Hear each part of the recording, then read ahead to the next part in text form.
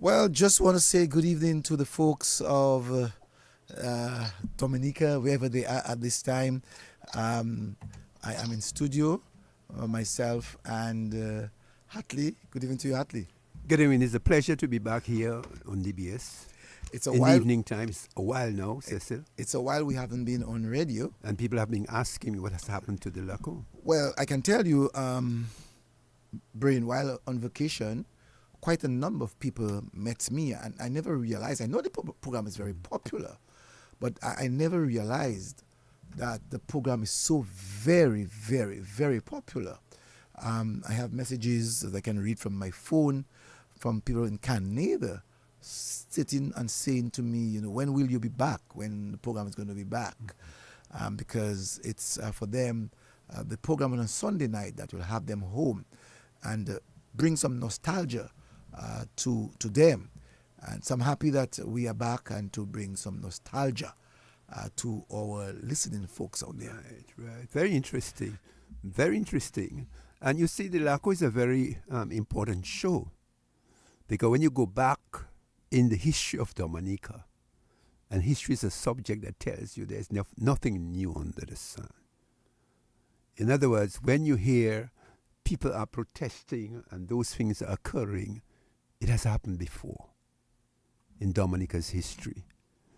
And so it was very interesting for me, and I will share some excerpts when we get into the heat of the program, that I have with me the Dominica Story, a revised version, A History of the Island by Lennox Honeychurch.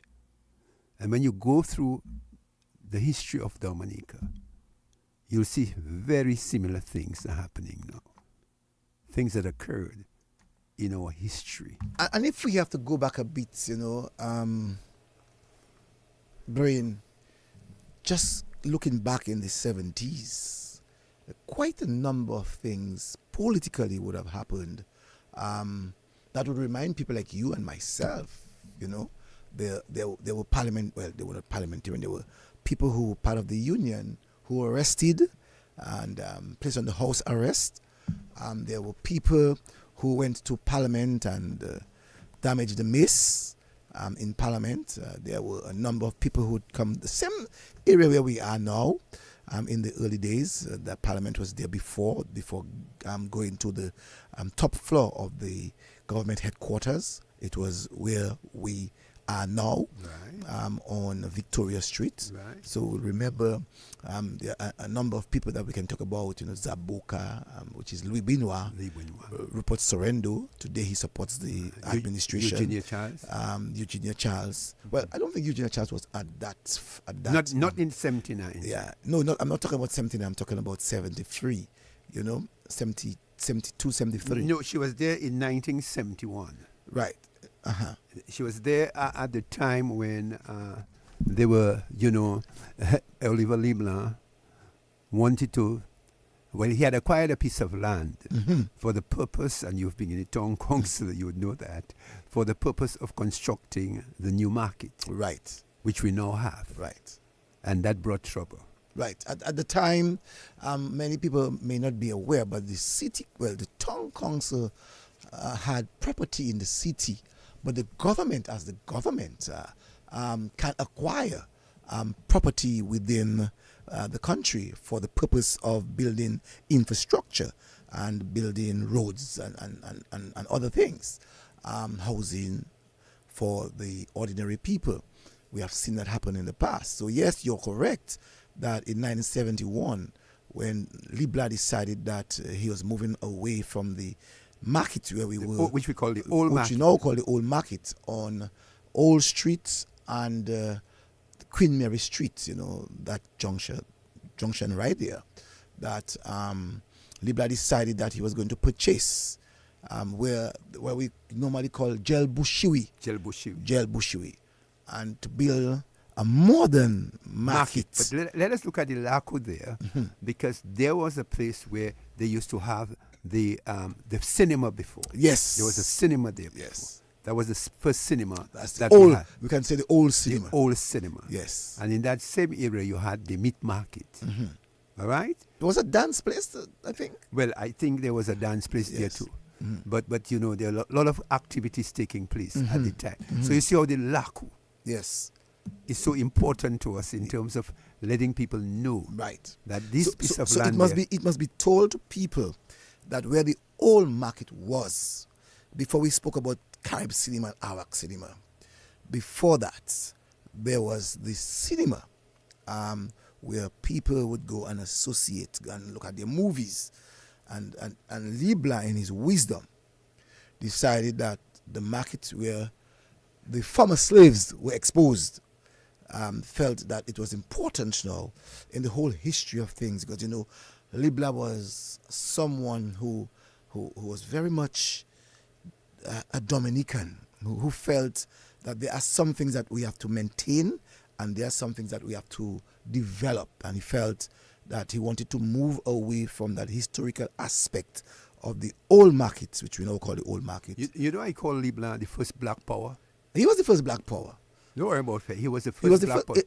because when Libla became, because people may not know that Libla was not the first leader of the Dominica Labor Party.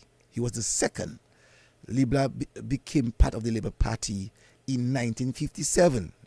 In 1955, the Labor Party was established, but in 1957, Libla brought in, Libla was brought in by Mr. Loblack and Phyllis Alfred. Yeah. As a matter of fact, many people may not know that Phyllis Alfred was the first woman who was a leader of a party. Yes. And she ran in 1957 as the political leader of the Dominica Labor Party. You're correct. As a matter of fact, she was the first woman to have run as a leader of a party, and the Dominica Labor Party was the first party to have been established.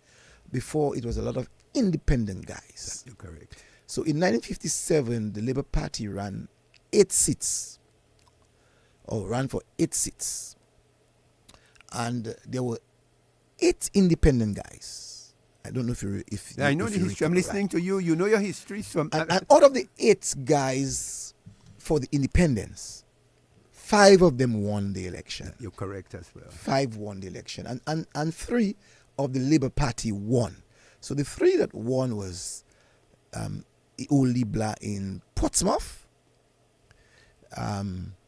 There was also Nandukre, who ran Rosenhoff, as we now call it. Right, you're right. And there was the third one, and the 3 who ran the election couldn't have made the government. Right. And in the wisdom, Do you know the other one? LCDD. Didier in the east. In the east. How could I forget that? Didier in the east. Yeah. And the 3 couldn't have formed the government. That's right.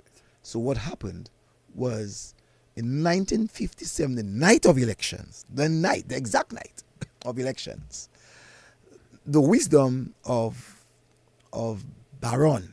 Frank Baron, decided that he was going to take the 5 guys who won and say, guys, we can form the government.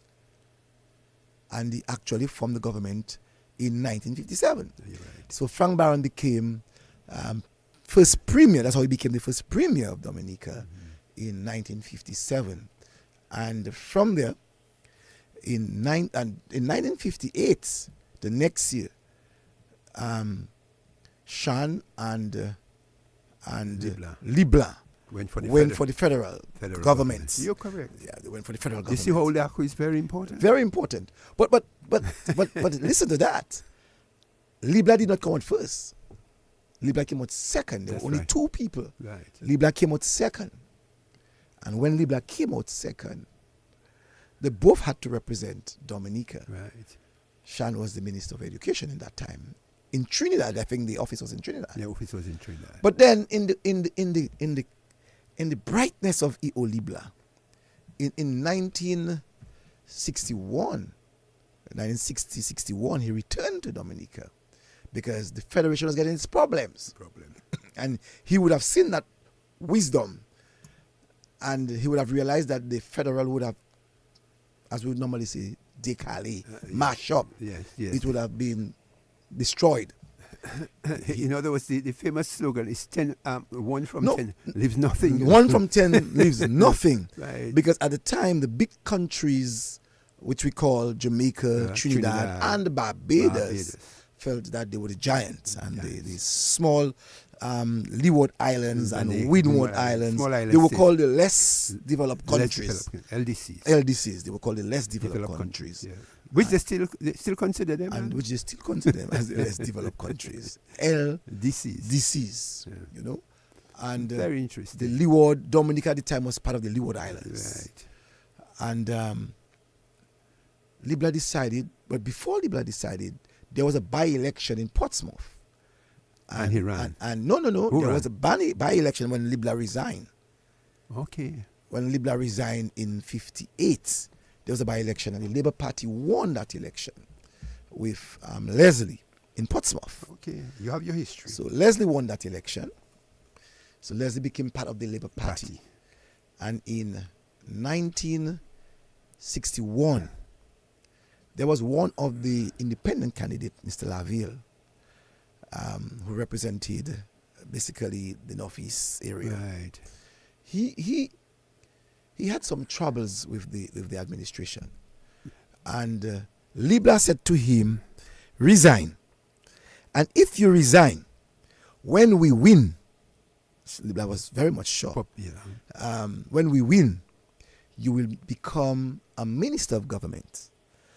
Then Libla ran as the leader of the Dominica Labor Party in 1961, and when he ran, he won some.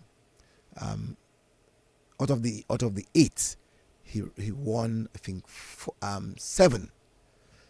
Yes, he won 7. You know what I would advise? Yes, it's very important as we go in the Lakou, and we must not run away from politics. Yes, because politics is part of our culture, our development, and part of our history.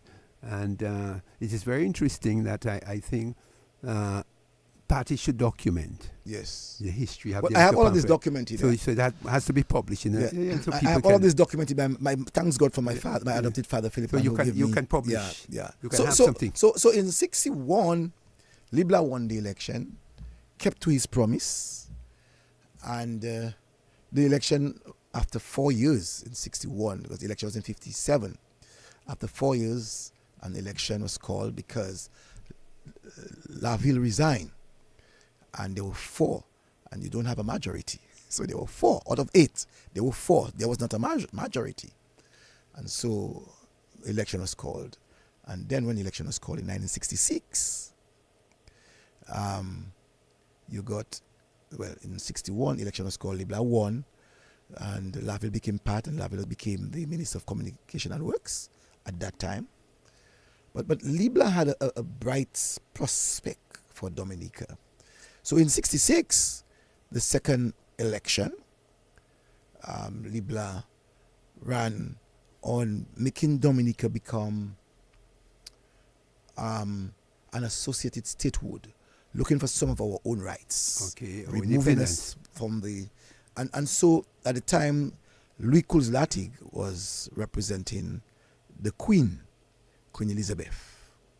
So he was governor of Dominica. Keep that history in mind. But you see, I just wanted to bring that into the cultural aspect of it, in terms of, can you imagine that you want to buy a piece of land to build a bigger market? Yeah, that's what's coming up to. But go ahead.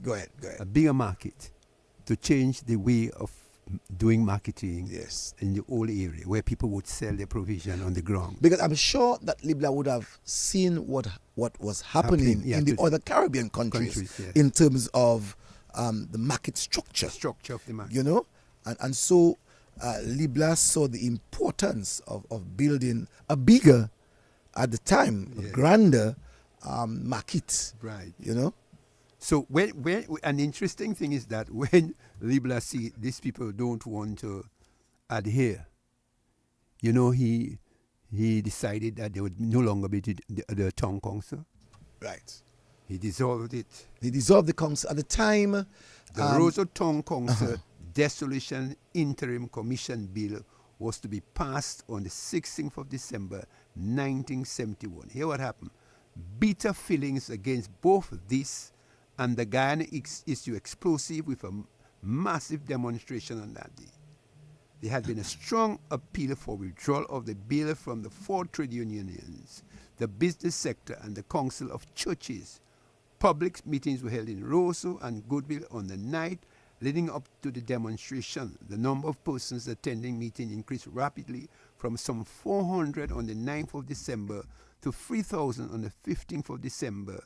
The language used became more inflammatory and decisive. So we have been seeing this thing for a very long time. because I want us to remember that in 1967, Patrick John was the mayor of the city. And again, from the whole hula hoop of the mulattoes of Roseau, the well-to-do, the elites of Roseau, people like Martin Sorrento and all of these people felt, and so Scobie, Edward Scobie, and this guy from Goodwill, Lestrade, you know, all of these guys in those time, in those periods, you know, they were advocates for the DUPP. At the time, there was no Dominica Freedom Party until 1968. The Dominica United People's Party. United People's Party. That's the night of 1957 when they formed the DUPP, the Dominica United People's Party. And as I said, it was formed by Frank Barron. You know, Frank Barron was the first leader, and it was formed because they came as an independent party. And they decided to form a party. And what people may not have known is that party had the symbol, the hand. The hand. So the symbol still remained the hand. That's why many people felt that the Freedom Party came from the bowels of the DUPP. You know? Which they did. So in 1967, Patrick was the mayor. But at that period, I think, who was then the mayor at the time? I think it was Colin Lestrade? Lestrade. I think it was Colin Lestrade. What's his what the name calling him? I know you. Star Lestrade. You knew the two-tone president. Yeah, we call it. He was Star Lestrade. So Star Lestrade was then the mayor at the time, and the part that Libra wanted belonged to the city council, right? But not knowing that the government at the time could acquire. So the government acquired the land. Right. And I think there was toilet people, so we used that area for dumping of feces and all of these things. Right. So at the end of the day, that Delaric area, Libla felt, hey. That was a very progressive move. And that was the greatest progressive move coming into the 70s. Into the 70s. And that is 1971. And you can still see it. And today see it. So persons who may not know that this building is way back in 1971. That's correct. So the market is way back in 1971, built by Libla. Yes, by Libla. You know, and amidst the 3,000 people that came to Roseau, you know, agitating about they don't want the market. They don't want the market. We already have a market. We have a market. And we have a market, and we must keep to a market. And people made noise, and Libla said, you know what? I'm going to maintain. He acquired from the city council. But do you know what they did? They then stormed. But no, man, they did the very same thing. They went, the police were there, and they broke through the barricade. Because remember the government had the Parliament, House of Parliament. House of Assembly was there. Was on Victoria Street, the same building that we know. The same building that we are talking about. The same building. In 1971. And that same building. They went in there. And what did they do? They burnt it? That's what you're talking about? No, they didn't burn it. Man, they broke the chair. Oh, what I'm talking about, the mace. They didn't get At the the time, they didn't get the mace? No, they didn't. Mr. Knight was then the sergeant at arms, protected the mace. The mace was a silver thing. Right. Right? It was the British mace. British mace. Do you know what they did? They broke the table, you know. They occupied the speaker's chair, you know. They tore all the papers. They broke the glasses. And they occupied the building. And do you know what happened? Defense Force came. Yes. Do you know what they did? You don't know? I think several. This guy Riviere gave me that story. Wait, you know what they did? There was a fellow called Chambers. The Defense Force came. But the people were so large in numbers, I can tell you, that they had to retreat from the House of Assembly. And what you're seeing is happening now was trying to happen again was from 1971, Cecil. That, so in other words, when you see people doing things, do not believe it's just happening, They're studying the history. They're reading about the history of the country for development, which was a very good thing. The market, which we now have, which everybody's enjoying now.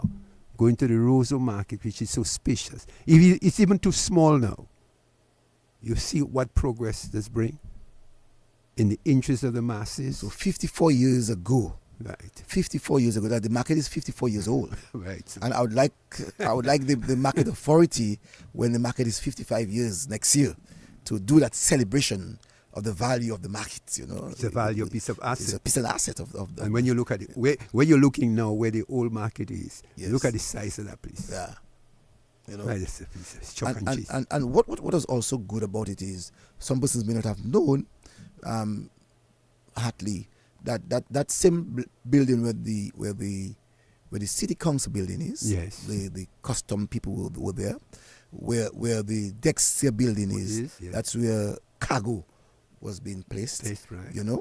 So people have not understood, some of the vitals. So we see the entrance getting into the market, that this big entrance, Right. this big gate. The big gate, yes. And sometimes we would jump that wall by the new market, to get onto this jetty to do our number 2. Yeah. Oh, yeah. Yeah. Very interesting, man. Very interesting. So it's very important that you study the history of the country, and when you look at the history of that 1971 situation, do you know what happened 2 years later? 2 years later, again, they came to the parliament. What happened? Libla resigned. Libla decided. He resigned. That he had told them at the movement of associate statehood, he would only serve the country for 2 terms. And then he had reached the peak, he felt, of his decisions in terms of wanting progress for the country.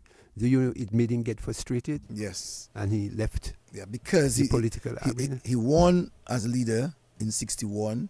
He got, out of the 8 seats, he got 5. In 66, 10-1 his murder. He ran again and he won. That time it moved from 8 seats to 11. He won 10. Yeah. And the Freedom Party won. Well, the DUPP won. Anthony Moise in the Soufriere constituency. That's the only one. And then in 1970, which was again through the frustration of Libla, there were people within his party.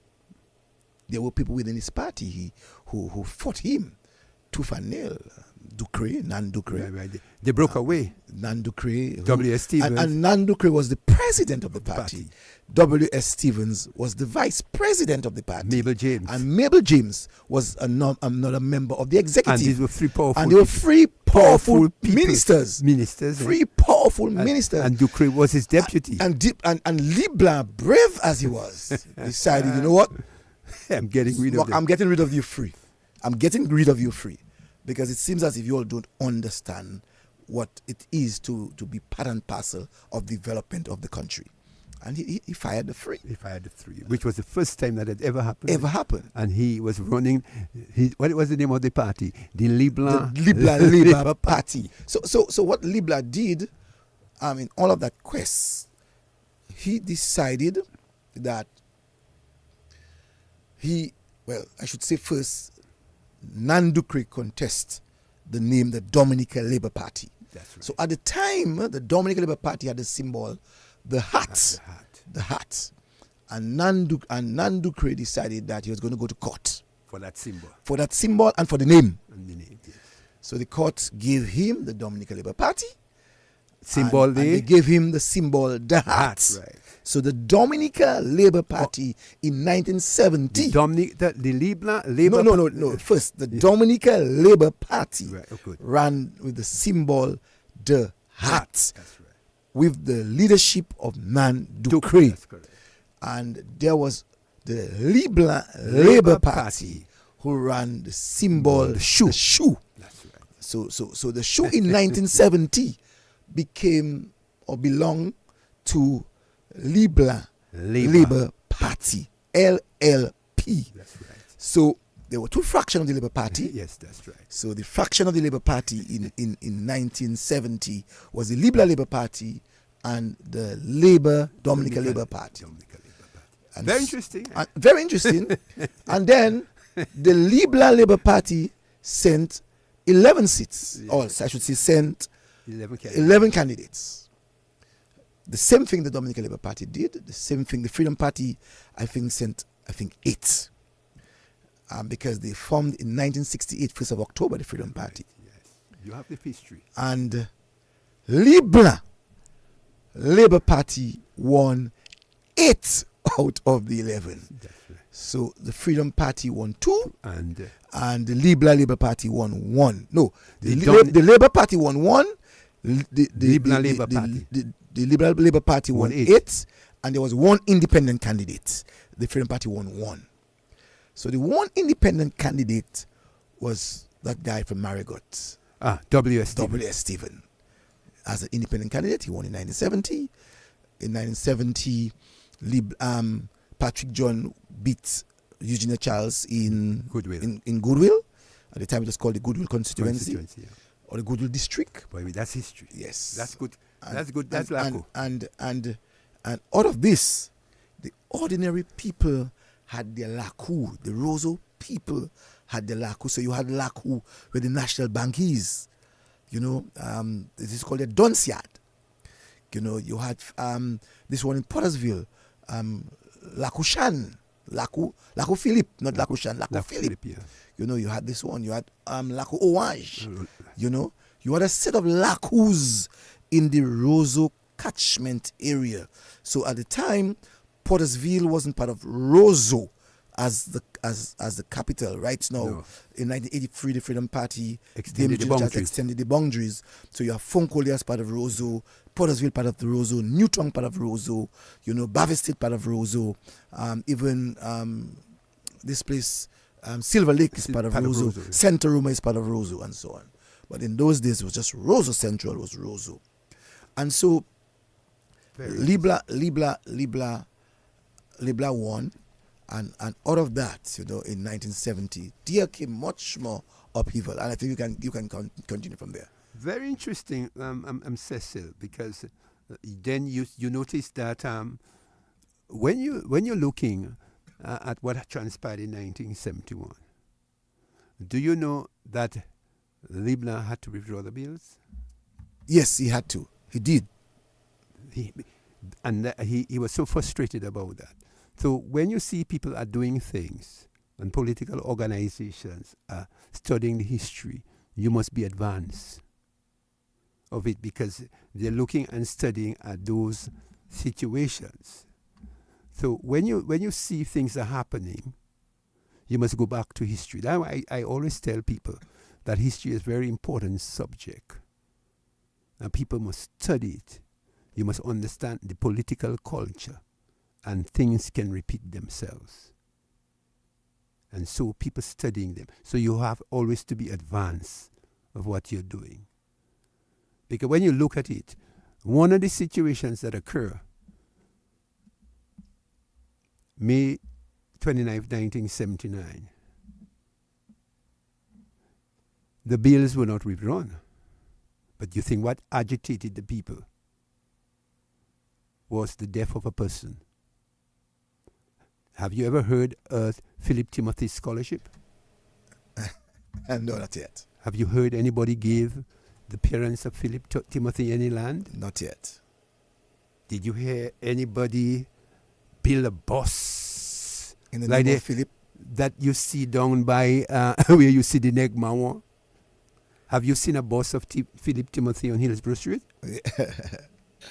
Not yet. So in other words, what would you say he was? What was he during the revolution? Was he A scapegoat? Was he a scapegoat?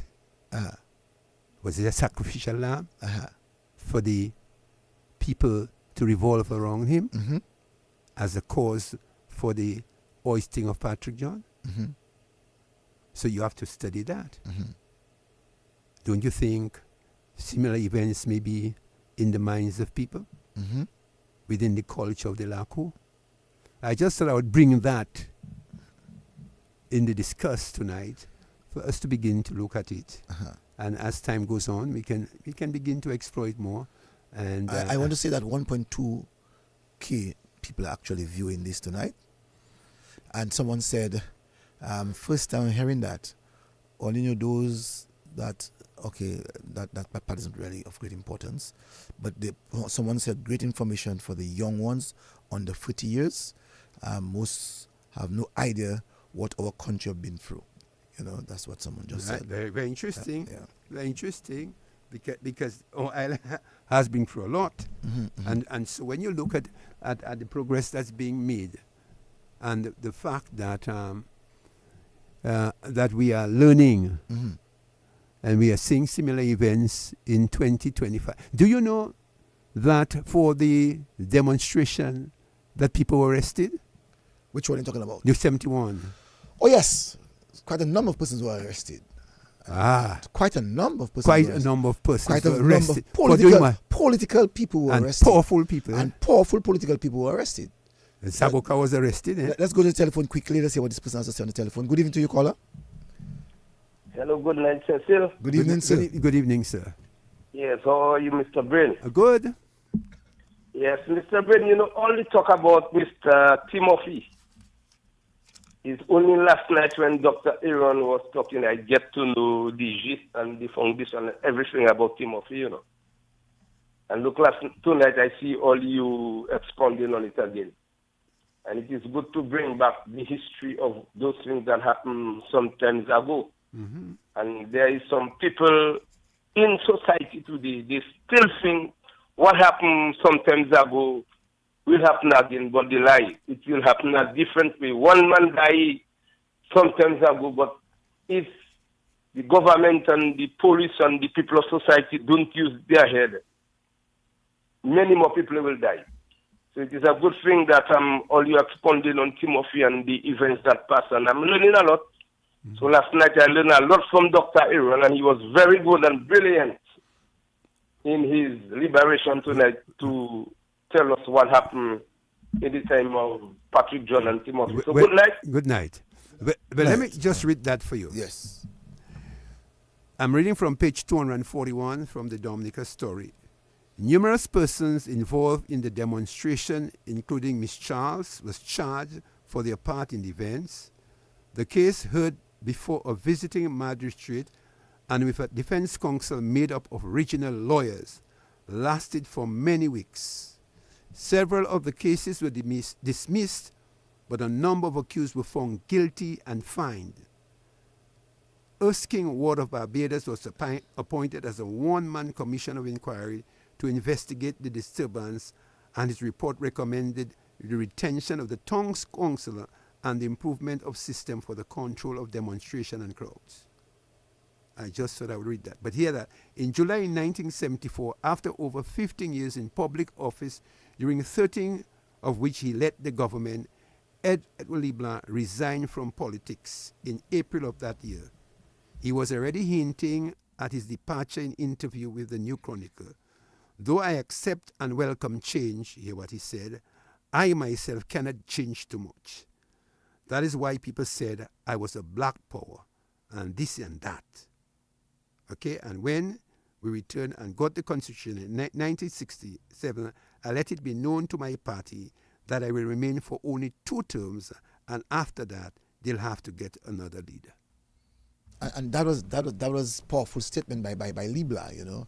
I think even in that period, Leblanc came and addressed the public, the public that was agitating against him on the balcony right there. Right. He came and he did you see it? No, I was 10, a little boy. Well, my adopted father, Philip Mann, would have given me all of those stories. It's there in history. Yeah. So you're saying you saw it? Yes. Yeah, well, that's part of history. Uh-huh. 1967, I was at the grammar school. Mm-hmm. I came in the grammar school in 1965. And you see, one of the things that people may not understand, you got to be constructive. So in 67, as I made mention earlier on, Patrick ran for the city council, or for the town council. He won. And that speaks of the way the ordinary people at the time, the barefooted man, saw their leadership. In 1970, we saw the 11 seats that were contested by the Freedom Party, that the Labour Party in that period won 8 seats in 1970. So it speaks of what the Labour Party, because there were only 2 major parties. There were other smaller parties, but there were 2 major parties. You know, and so when you look at a lawyer and an ordinary guy who is the General Secretary of WAU. General Secretary of WAU was a teacher, worked at Whitchurch for some time. Yes. Beat an attorney, beat a lawyer, a promising big lawyer in Dominica. Top lawyer, not even promising, top lawyer. That's Dame Eugenia Charles. Yeah, top lawyer. Patrick John won in 19... And I think out of this, Libla would have seen the promise of Patrick over that of Amo, because Ronald Amo was the deputy leader of the Labour Party. And he's an economist and lawyer. And he was a lawyer and economist. Yeah, he was trained at the London School of Economics. And he had the... Well, Ronald, I think, was representing Newtown. Yeah. He was representing Newtown in 1970. Right. And right there and there, Libla felt, why not go with Patrick John, who would have whipped Dame Eugenia Charles by over 1,000 votes. You know, he got over 1,000. Very interesting. He got over 1,000 votes. But you know, Amo never recovered from that. And Amo decided, for those of us who may not know, decided he's going to resign. He was then the Minister of Finance. And deputy. And deputy leader of the party. Minister of Finance and deputy. And he decided he's going to resign. You know what he said? And he resigned. But he said, I don't have the exact word, that the Roseau elites and the Goodwill elites have ganged up against me and denied me of what is rightfully mine. Leader of the Labour Party. Can you imagine? So you see the machination in the whole political saga. Yes. Which you are now hearing. You're now hearing. Hear the saga. Yes. You don't laugh, Cecil. Let's fast forward. Here is another man who's the deputy leader of a major political organization. Deputy leader. Let's take some time before we reach there. No. Take some time. But I want you to just draw parallels. We want to deal with the historical aspect to make people understand that these things are just recurring decimals. They occur all the time. They occur in every Caribbean state. You have found these things happening. In all of them. In all of them. That you have found these things happening. So it's not like as if we are seeing this for the first time. 79 was another example. 73 was another example. We saw it again. You know, 73 we saw it. In 71 we saw it. In 70 we saw it. So it has been a recurring decimal. It's just that as leaders we got to be upfront and honest with the people, so the people can see who really stand for them, for their own interests. So I was saying about the deputy Amo. He left the Labour Party and formed a fraction again of the Dominica Labor Party. Do you know where the meeting took place? In Lakou? To hoist in Goodwill Parish Hall? Was it in Goodwill Parish Hall? No, man.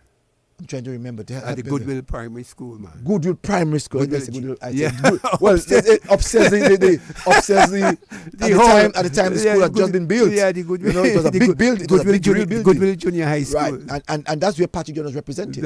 So that meeting took place up there, you know. That meeting took place in July, on the 14th, I think, of July. That Patrick and the Labour Party. Do you know who the other? It was Amo and Etienne, you know. Yes. Amo, Yes, and Etienne. Etienne from Delis. Delis. Yes, that ran. That ran. That was good. They were the guys to be on the ballot. Yes. Do you know that Amo never came? Well, I know Amo was very disappointed. He never came. Because I think what he was doing was trying to rally people, and he wasn't feeling the pulse of the people. And so that Sunday he did not come. He didn't come to the convention, and stayed away. And Patrick John became the leader. Right. Do you know what happened? A day later, Etienne withdrew. Because Etienne got the pulse. Etienne got the pulse. Because the people in the area had decided but it's in goodwill. that you have it in goodwill. And that's the stronghold of Patrick John. And that was the stronghold of the Labour Party at the time. That's powerful. I mean, Portsmouth was powerful. but in the Roseau catchment area, Pottersville, Fonkole was the bastion of the Labour Party. All the fishermen there with Patrick. So because you had the port workers, all that was fellas Patrick. like all Labour Patrick. Yes. So Patrick won, and a day later, Amo moved away from the party. He resigned as the Minister of Finance, and he went and he formed his party. Right. But little do you know, he formed this party. He brought his brother on board, Jenner. Okay, you must write that. He brought Jenner on board. And when he brought Jenner on board, they went and they had their own delegates convention. Small in number. And you know who the people chose as their leader? Who did they choose? The Progressive Labour Party. It was called the Progressive Labour Party. That's right. You know who they chose? Who did? They chose Jenner Amo as their leader. Not Ronald. Not Ronald. Ronald was not placed as the leader. So can you imagine a small fraction of people brought in by Ronald Amo, and they chose his brother. They chose his brother over him. Can you imagine that? Can you imagine? So the Labour Party has been in the past into this fracas of several Labour parties. So when the Labour Party when the Labour Party joined in 1974, it became it returned now to no more Liberal Labour Party, it returned the Dominica Labor Party. And what was brilliant of Patrick at the time was he decided that you had to have something of Libla. And that was what? The symbol, the shoe. So he brought back. So he took the shoe. He maintained the shoe, not the hat anymore. So he was showing his disassociation with Nandukri and the others. So he went with the he went with the shoe that represented Libla Labour Party. Okay. And for the very first time in 1975, you had 21 constituencies.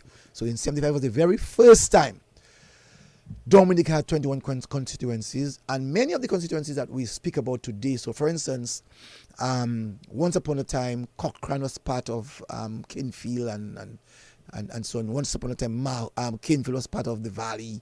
And so as we went along, you saw gerrymandering of the boundaries, and which is technically not illegal to gerrymander. I mean, politicians can use these statics to determine, looking at numbers, because politics is numbers. People have to understand that politics is numbers. And some of us remember that Bavis said once upon a time was if Roseau North. Right, but even this place, Dodan was with Portsmouth. Dodan was never with Portsmouth. Dodan was with Portsmouth. But Dodan wasn't with Portsmouth. They were with Pebush, Calibishi. No, Calibishi wasn't part. Calibishi was part of Wesley. Okay, well, Dodan. So Dodan was part of Pebush, Benz, right. These areas. Asolda, that was the constituency. At the time, Mr. Barnis, Randolph Barnis, ran for the Labour Party in 1975 and won. You have the history. And so you find that a number of constituencies before, when the 21 were actually established, you had the Newton constituency. It was called Newton, not Roseau South. It was called Newton. And so we had this lawyer guy, Eustace Francis, ran in Newton in 1975 and won. Thomas Baptiste ran against Eugenia Charles and lost in Roseau Central in 75, and he lost by 240 votes. How many spoiled ballots he had? But he had almost the same number of spoiled ballots. He had almost the same number of spoiled ballots. He had over 200 spoiled Yes. ballots. As a matter of fact, and Patrick told him to challenge, in that election in 75, there were over 500 spoiled ballots. In the entire election, over 500 spoiled ballots. But he had the greatest number of spoiled. Let's take a look at music. Let's take some ads. Patrick, George boy, I'm gonna give you a joke. Hold on, before you give us a joke, let's take some ads, and we'll come back. Go and get your history book. Okay, Dominica, you don't know this is the rude boy. Yes. You go to the first serenade. Back, hear me now. DBS rocking, just like that. I, DBS blinging, just like that. You don't know everybody that listen to DBS radio, just like that.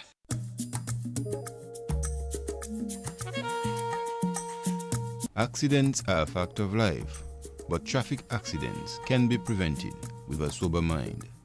Please, don't drink and drive. A message from the Dominica Emergency Medical Technicians Association and this station. DBS Radio on the go. www.dbcradio.net. Click the play button at the top and you're good to go with the nation station DBS Radio. Motorcycle riders, a helmet is your friend, not your enemy. Wear it. It may just save your life. A message from the Commonwealth of Dominica Police Force and this station. Yeah, this is DBS Radio alongside Ra Booyah Master, bringing it to you live and direct. The nation station DBS Radio says thank you to you and to everyone for choosing the nation station DBS Radio. I love DBS.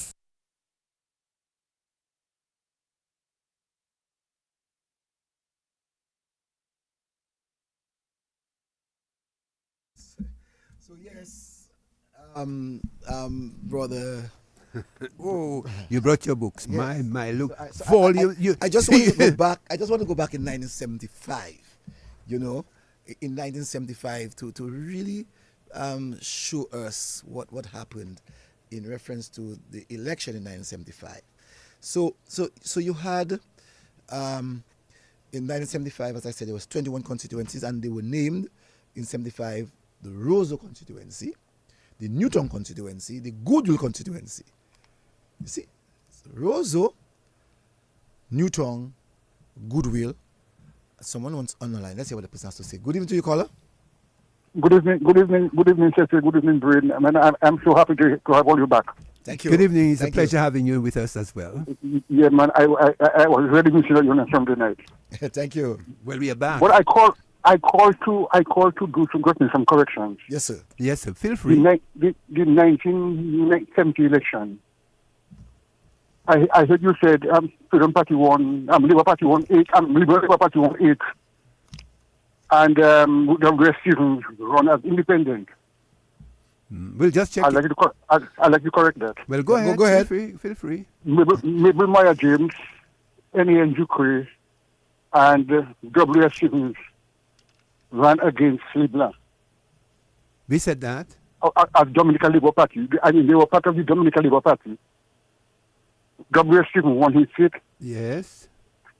Louis won his seat in Sophia, and Fidel won his seat in Granby area. Yes, we said that. No. What are you saying? No, caller. Okay. What are you talking about in 1970? Yes. Okay, let me just tell you. Yes. Let me just tell you. Yes. Your book. In Granby, Yes. Ivon Anthony Kazimi won for the Dominica Freedom Party in 1975. 75. Right. But in 1970, In 1970, Fidel won for the Freedom Party. Right, Fidel and Anthony Moise. That's correct. You're correct. Fidel and Anthony Moise. That's what I said. I think if No. That's what you said. No. You said W.S. Stevens run as independent. No, that is 1970. In 1970, he ran with Freedom Party. He ran with the He ran into the Dominican Labor Party. No, we have the history book, so we're just going to check it. Yes. We're checking it. And LeBlanc resigned on the 27th of July 1974. Not April. July? Not April. I think you said April, yes. Yes, 27th of July 1974. All right, let me just go to the history book. Thank you. I don't have to go to the history book, I have to No, I myself going. Okay, so in 1970, LeBlanc in the northeast,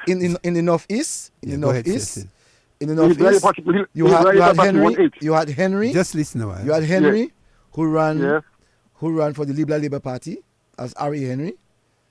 You had Laville, who ran for the Freedom Party, and you had W. Stevens, who ran for the Dominica Labor Party. He won that seat with 758 votes over that of Harry Henry, who got 616 votes. Yes. So you're saying now? No, I am saying W. Stevens was the only one that won for the Dominican Labor Party. Yeah, I think, because I thought at one time, I said that at the beginning, but I remember that he ran as an independent candidate. See, look at the record. It would have been, I think it would have been in No, his son. His son. Pat Stevens. Pat Stevens won as an independent in 1972. Oh, yes. You are so very correct, scholar. You're very.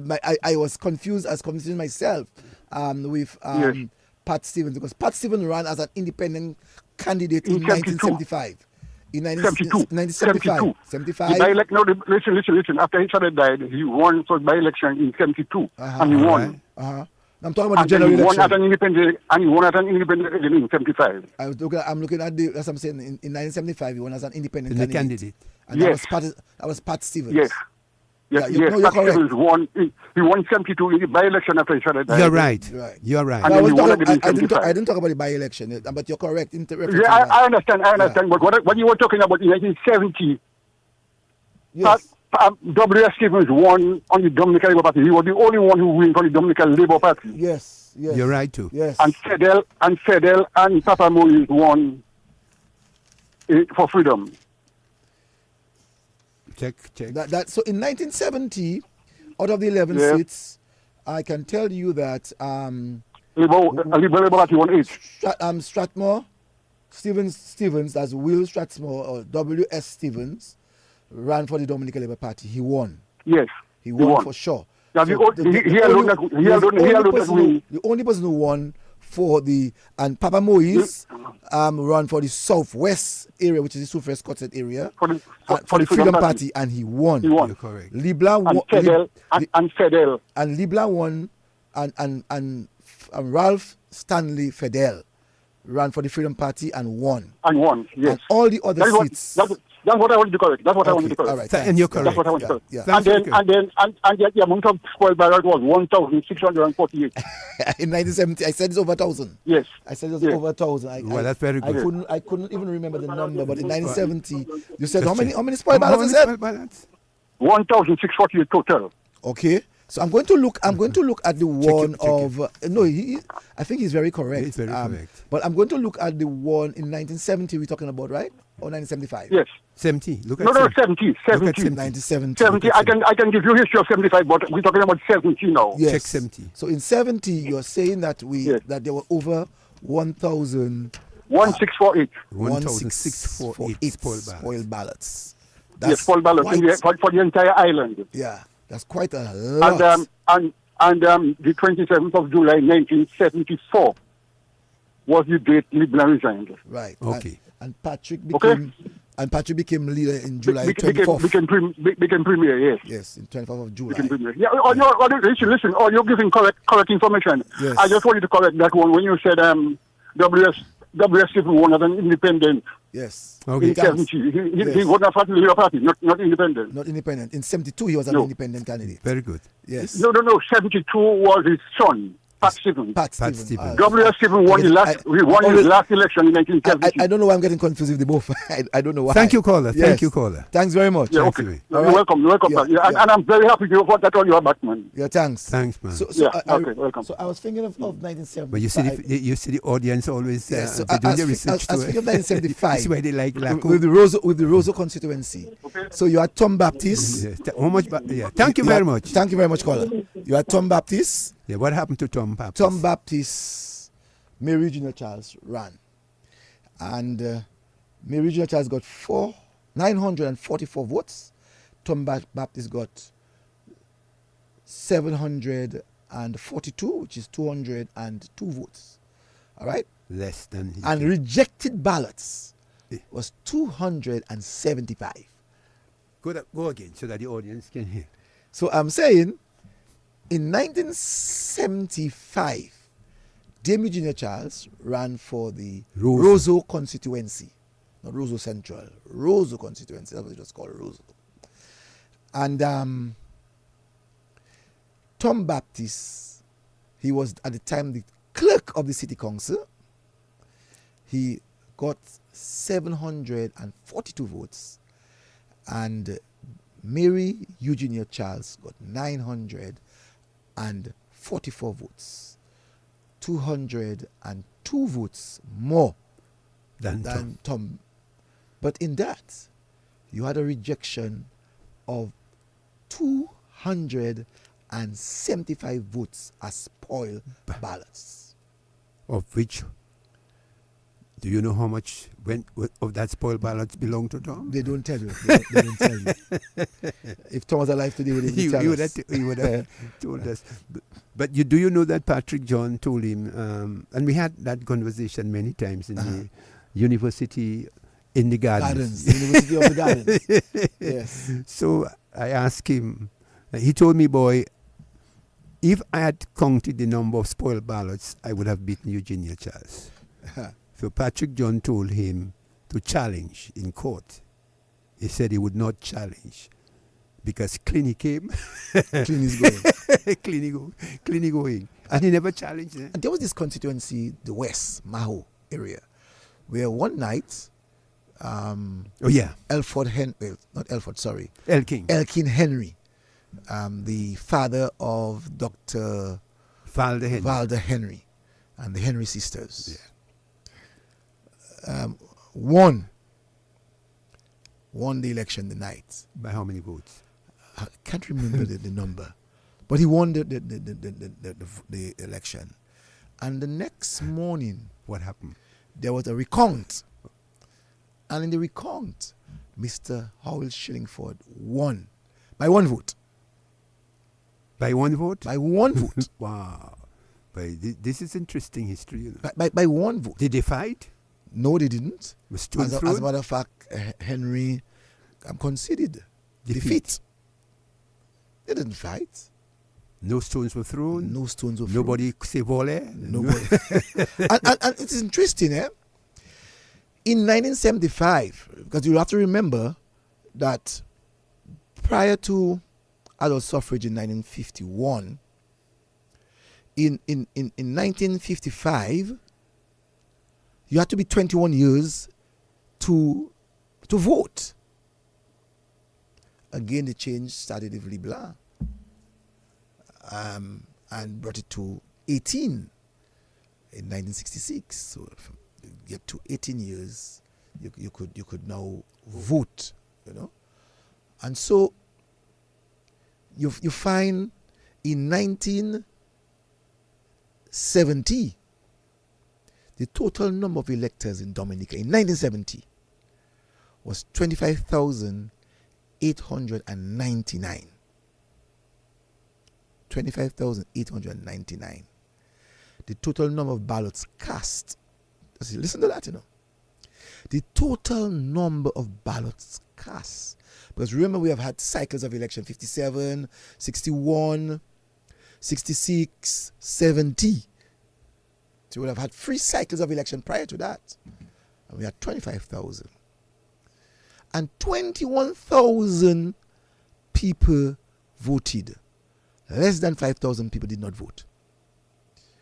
and it showed that the percentage of ballots cast was 81.5% of the electors actually voted. So we're talking about today and Go that again. That statistic is very interesting. People talk about people stealing and people doing this. And this is historical. We're not talking politics. I just want us to take our time historically and to understand what happened. And we're talking from 1970. We're not even talking about in the 60s and 57. No, because in that period, you saw people voting at the age of 21. And people started to vote at the age of 18. We saw 25,000 people voted, 25,899. And the total number of accepted ballots, because you have rejected ballots. Remember, we said there was a number of rejected ballots. And the total number of accepted ballots was 19,775, which meant that out of the 21,122, 93.6%, you can say 94% of the ballots were accepted. 94% was accepted. And we're talking about today, and we're talking about volley, and we're talking about chief. Why we have to go back into, you said earlier on, history is important. And the total number of rejected ballots in 1970 was 1,347. Were rejected. Which means that at that time, it was a 6.4% rejected ballots. That was high. That's very high. That's very, very high. Was there any war? There was no war. There was no war. And so the seats that were in 1970, as I said, there were 11. They were called Roseau Northern, Roseau Southern, Southeastern, Northeastern, Northwestern, Southwestern, Western, Eastern, Portsmouth, Southern, Northern. Go over that again. They were Roseau Northern. Roseau Northern. That is Roseau North. Yes. It's called Roseau North now. There was also Roseau Southern, which is Roseau South today. There was the Southeast, which we know is Daly East, La Plaine. So today it's called La Plaine, and we have Grand Fond. So all of that thing was all of Grand Fond, Mont Jean, La Plaine, Daly East, all that was the Southeastern. That was one big constituency. Then you had the Northern East. You know, the Capuchin, the Vicars, and so on. These were the constituencies. And you had the Northern Western. So they call the Northern Western. Southwestern. The Southwestern would deal with Point Michel, Soufriere, Scott's Head, those areas there, Southwestern. Then you had the Western. And so you had the eastern side. You had Portsmouth as a constituency by itself. You had the Southern as a constituency by itself. And the Northern as a constituency by itself. Now, I can tell you, the people in 1970 who won. But before that, I can tell you, the Labour Party won the general election with 8 seats out of the 11. 8. The Dominica Freedom Party won 2. And as we said, the Labour Party, the Dominica Labor Party, won. As the caller rightly said. And the Roseau Northern, which we said is Roseau North today, was won by Patrick Roland John. He was under the Labour Party. The Roseau Southern was won by Roland Oliver Amor. The Amor, we said that was the deputy leader of the party. And that was Newtown, as we said, the Newtown area. The Western, Maho, Canefield, those areas there, St. Joe, Western, was Egbert John Shillingford. And he won that seat. The one-eye man, Eggy? Eggy. And Eggy ran for the Labour Party, and Eggy won. Egbert. The Northwestern, which would have meant Collio, Salisbury, Kulibistri, those areas were one constituency. So people may not have known that Calibishi and Salisbury and Collio and Dublin and Bioche were one constituency. Who won that constituency? Guess. I don't know. Libla. Edward Libla won that constituency. And Edward was the first man to have run 3 constituencies and won. So he ran the Portsmouth constituency the very first time. He won. He ran the Newton constituency in 66 and he won. And he ran the Northwestern and he won. So is he the only man who have done that in our political history? I tried 3 constituencies. 3 constituencies. I have not known of anybody who have done that. And he ran as the leader. And he ran as the leader of the Labour Party at the time. So he left Portsmouth. He left Portsmouth. He went to Newtown. And beat whoever was there. And then he ran went to Collier. And beat whoever was there. And whoever was there, he won. I think he's the only leader to have done that. I think he would have been maybe the only person who would have done that. Maybe. I have not, because I try to think of it. I've never known 3 constituencies. I know 2. Patrick John ran St. Joseph. Yeah. He won. And he ran Rosenhoff and he won. But not 3. He didn't run St. Joseph as the leader of the party. No, he didn't run St. Joseph as the leader of the party. But did Eugenia ever run as the leader of the Freedom Party and run? She ran 2 constituencies. She lost the one in Roseau Northern against Patrick John in 1970. She was the one that Patrick John beat in 1970. And I can give you the results. We're talking history tonight, right? Political history. And those things are important. So if we have to look for that seat, the Roseau Northern where Eugenia Charles lost. What was the reason? So you had in 1970 you had Dame Eugenia Charles got 755 votes. All right. Then you had Nan Ducre run that same constituency for the Dominica Labor Party. And guess how much he got? How many? 98.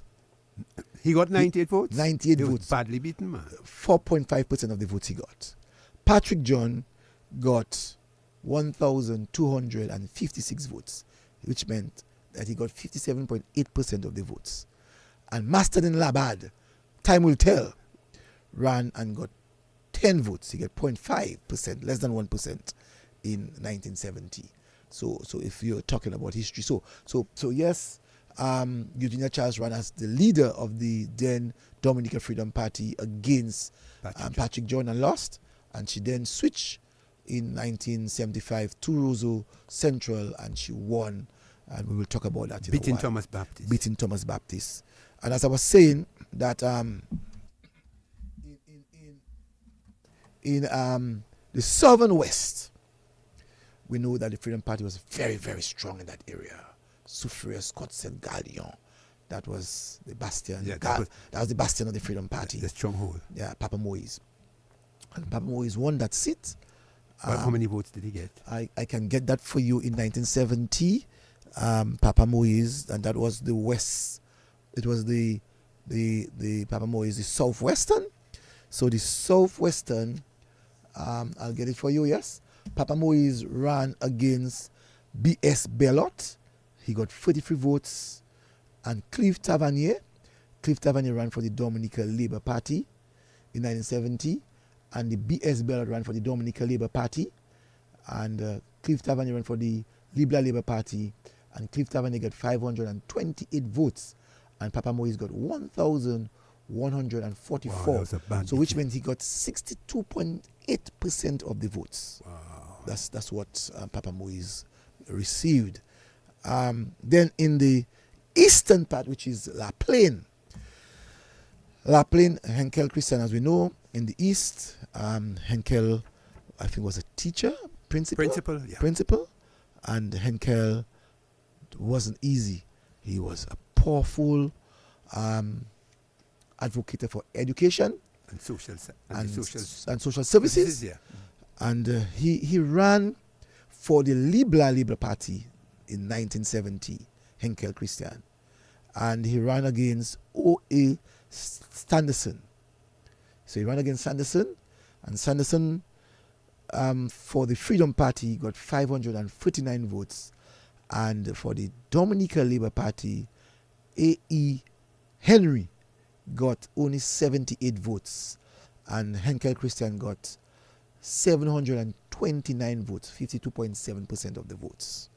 So that was what it was like in the east. The northeast, which would include Marigot, Wesley, Calibishi, those areas there, that Will Strathmore ran. He won for the he won his seat for the Dominica Labor Party at that time, and if I can get that information for you, the northeast, that's what it was, the northeast. I can give you the numbers. So he ran Henkel Christian, R.E. Henry. R.E. Henry did very well. Elkin Henry ran for the Libla Labour Party, and he got 616 votes. It was a big competitive area. That area had, it was crazy. That's crazy, man. F.A.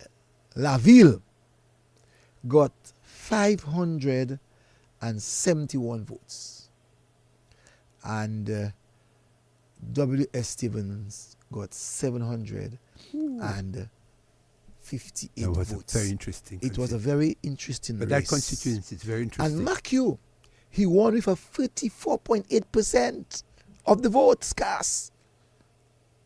Votes received. Not vote cast, but votes received. Wow. Or votes accepted. He got 34.8%. So you can say that he has won in a minority. He won a minority. That's a minority. But it was a very close fight. It was a very close race. It was. And you had when Libla left the Vickers constituency, well, I should say the North, the Northern constituency, because that's where Libla ran. He put John good friend. So man. John Livingstone Royer. Royer, my good friend. Ran for, as a matter of fact, there's a street name in Vickers after him, Royer? Yeah, Mr. a smart fella, Mr. I didn't hear that he went to ask the permanent secretary if that was his office now. There's a street in Vickers. Named after him. A very nice guy. Livingstone Lane. No man. Oh, that's great. Yeah, very nice guy. But people in Vickers was not even aware that he came named it after him. Because his name was John, people knew him as John Royer. John Royer. They knew him as John Royer. Yeah. So he named that street Livingstone Lane. Okay. After him. He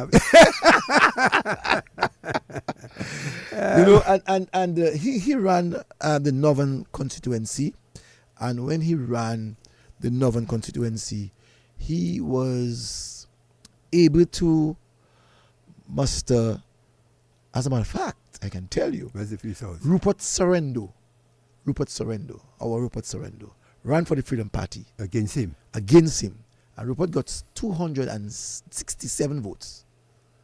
And Roy got, for the Liberal Labour Party, got 942 votes. And the Labour Party, the Dominica Labor Party candidate, who was C.O. James, don't know who is that person. I really don't know who is that person. Got 11 votes. Got 0.8% of the votes. My goodness me. And Livingstone got 65% of the votes accepted. 65%. Powerful stuff there. Powerful. And in Portsmouth, again, remember, Libla took Leslie to run the by-election for him after he left in 58. That's right. So Leslie is still there. So Leslie decided that he's going to take the side of Libla. And Leslie ran for the Libla Labour Party in the Portsmouth constituency. It was called Portsmouth constituency. At that time, Lakou was part of the Portsmouth constituency. Lakou, when they gerrymandered the boundary, there's this numbers to help Cottage, because Cottage was supporting Labour. But Lakou was where the Freedom Party was very strong with Charles Savre, I think in 75, thereabout. I think it's 75 that Savre would have ran for the Freedom Party. Let me just confirm that,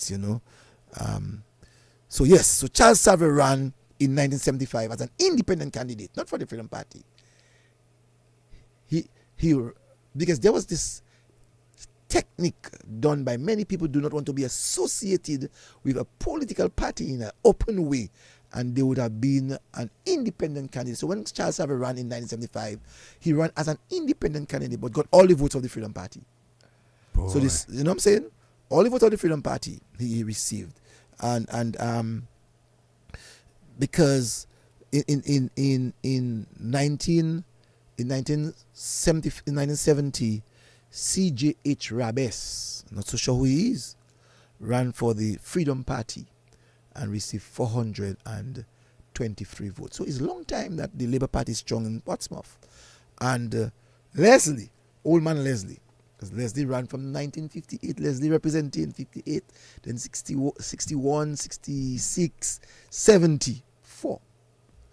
And he received, that is, Leslie received 1,030 votes, 65.8% of the votes.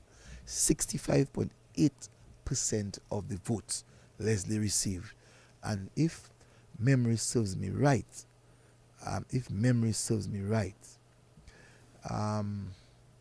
Leslie would have been, Leslie would have been the person who would have received the highest, I think. He would have received the highest percentage of votes in 1970, if memory would serve me right. In the elections. In the elections of 1970.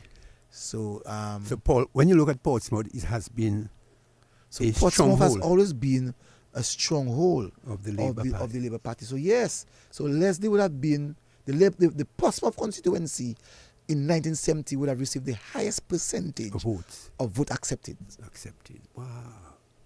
The highest. So Portsmouth has always been, and that's what people have to start studying numbers. And it's going to be very interesting as we go on tonight, because I want to help in educating and informing people of something called numbers. You know, something called numbers. Numbers. And if you're lazy, you can't do numbers. So but you have to understand the statistics. So in 1970, the Labour Party would have won 8 seats. The Freedom Party would have won 2, and the Labour Party, Dominica Labor Party, would have won 1. And the election date was October 26. All right. The Dominica Freedom Party candidate leader of the party ran Rosenoff, which is the leader, Eugenia Charles, as I said, and lost. And Patrick John won that seat in 1970. And in 1971, I told you so. You told me it was the table. My old man have the history, you know. Go ahead. In 1971, under the leadership of Edward Oliver Libla, on the 16th of December, Parliament witnessed the desecration of the mace.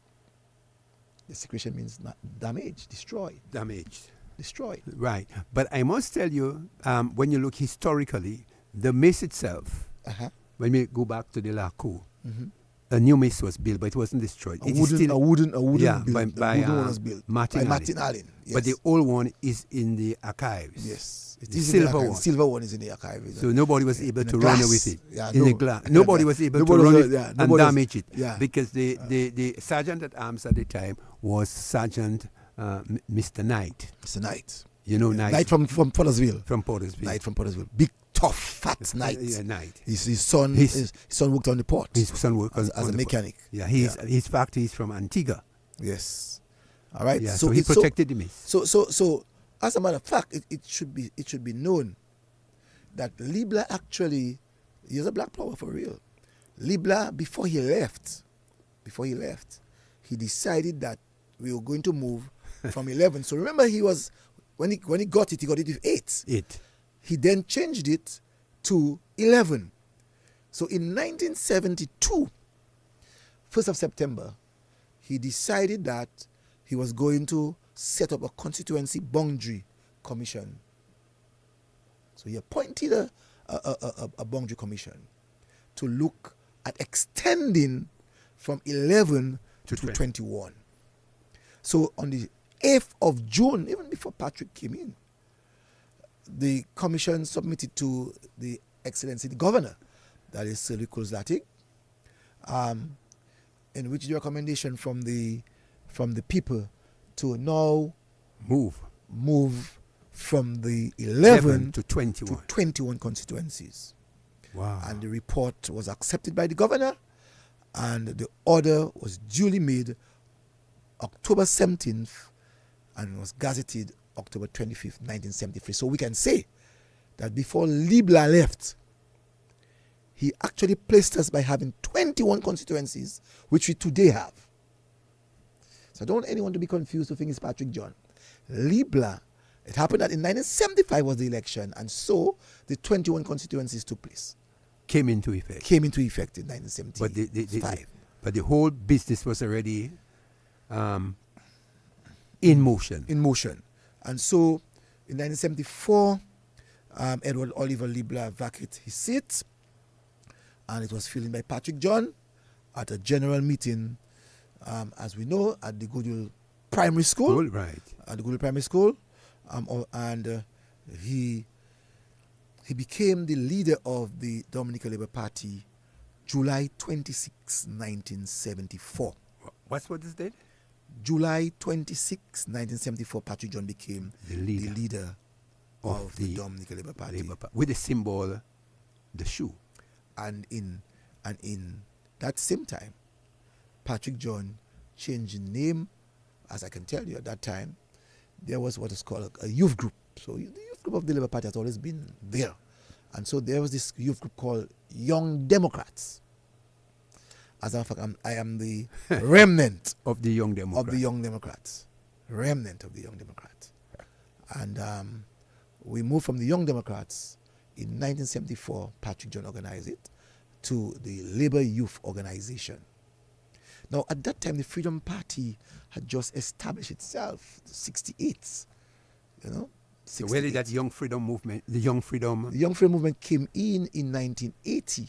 Well, they started prior to 1980, but they developed as a force, a real big force to be reckoned with in 1980. The Young Freedom movement was really a powerful movement. Kelvin Francis was the president. Ozzy Walsh was part and parcel of the organization. Our present Prime Minister himself, later on, was part and parcel president, I think, of the Vickers branch. You know, so the Freedom Party itself had its young, powerful youth group. So once you, as a political party, you don't have a youth group, there's no hope for your political organization. But it's a political education. I'm telling you. And we have seen it. We have seen these things, you know. So you in other words, you have to understand that the nature of the organization is that you have to work. Yes, and you have to build structures. And not only that, in politics, if you look at the Labour Party and you look at the Freedom Party, the people who created the movement were women. So Freedom Party in 1968 chose Eugene Chas as their president, leader, lawyer. The Labour Party chose Shan Alfred, who came from England, who understood political education and social work. And social work. And so the movements of both the Freedom Party and the Labour Party were strictly women. So when you see women from Portsmouth and who were carrying their banners on their head, and women from Pottersville and Foncole and Newton, you know, La Plaine, you know, Maho, you know, when these women met, they were a force to be reckoned with. So women played an integral role in the development of both the Freedom Party and the Labour Party. And that we have to take into consideration. And mark you, they were not elderly because both the Freedom and the Labour Party respected the elderly. They honor the elderly, and so the elderly were the ones giving them the advice and moving them forward. So you find that the elderly maintain their status quo with their party and their belief. Identify. And were able to identify. today, if you don't have the elderly working with you and giving you the experience that is required, I mean, as a political party, you don't have a hope. It's not about agitating. It's not about... So the Freedom Party, when they started in 1968, they felt in 1971 that they had to start the process of agitating to create that awareness. That was like 3 years later. They had to create that awareness to make people know that they are wrong. But not when you're 10 years and you're 12 years and you're 15 years. No. You establish. No, not when you're established. Right. I understand the whole education, the Labour Party, the whole Lakou aspect of it. The Labour Party in its period of because the Labour Party is 70 years on the 24th. Well, that's another important. That's another important thing, because you're talking about foundation, you're talking about education, you're talking about the culture, because politics in itself is a science, Yes, it is. And that is why it's very important to understand that when you look at the history, you have to learn and move forward in terms of your education. So that is very critical in terms of what you see happening. So when you study the whole thing, as you said, Cecil, it's not only about agitating, it's a matter of setting up structures, hard work, and having, mobilizing, educating. Political education is critical. And so if you want to assume leadership roles and to assume power, it's not only about agitation in terms of when you study the culture and the Lakou aspect. It's to get the young people, to get the elderly, to do political education. That is critical. That is very correct, So I think it's very interesting that we were able to look at the real aspect of that, and you're able to look at the statistics. And when we look at even in 1975, they had to allocate symbols next election, the next cycle of election. And what happened in symbols? That period in 1975, there were 4 parties, 4 political parties. Could you name them? Yes, the Dominica Labor Party, headed by Patrick John. The symbol was the shoe. The Dominica Freedom Party, headed by Mary Eugenia Charles. The symbol, the hand. The Progressive Labour Party, which we spoke about earlier on. The leader was Jenna Amor. The symbol, the hat. So you see the problem of the Labour Party? Labor. So you see, they now take the symbol of the Dominica Labor Party. That's the Progressive Labour Party. They took the symbol, the hat, from the Dominica Labor Party. Because there's no more the hat symbol, because the Labour Party is now using the symbol, the shoe. And the 4th one was the Caribbean Federation Party. It was newly formed by this guy, Christian David. Who's that guy? Guy lived in America most of his life. He just came and do a cycle of election, and that was it. We never heard about him again. Never heard about him again. And his symbol was the bottle. And in that election, there were 11 independent candidates. You check, 11. Can you imagine 1975? Guys just wanted to be involved. You check, just wanted to be involved. 11 independent candidates. 11 independent candidates. And we should also know, because we're talking about the Lakou, and the Lakou is important to help us with our history. And as I said, we'll be talking about all of the political parties. We're not going to be talking about the Dominica Labor Party. All of them, as we go along. But we know that the Freedom Party was in its embryo stage, if we can say, at the time. So as we go along, we will say what happened to them. So now we're into 75. So in 75, the Dominica Labor Party had 21 constituencies. Or they ran 21 constituencies. 21 constituencies with 21 representatives. With 21 representatives. They're going to contest. Yeah, right. So there are 21 constituencies. 21 and they contested all 21. The Dominica Freedom Party is now into its 2nd election. How many they running? They ran 16. The Progressive Labour Party ran 8, which is the party of Jenna Amor. They ran 8, so they can make government. They're looking for a coalition. They're working towards a coalition. And the Caribbean Federation Party how many ran 6, And there were independent parties who had the symbol, the clock. They ran 6, so a gang of them, gang of 6. Another independent party, a gang of 2. They had the symbol, the tree. And there was another one, a gang of 2 again, symbol, the shoe. So let's see how many persons ran. So 21 and 16 is 47. 47 and 8 is 45. 45 and 6 is 51. 51 and 6 is how many? 57. Yeah. 57 and 4, 61. So in 1975, that's how long ago, 61 candidates. 61 candidates ran the general election.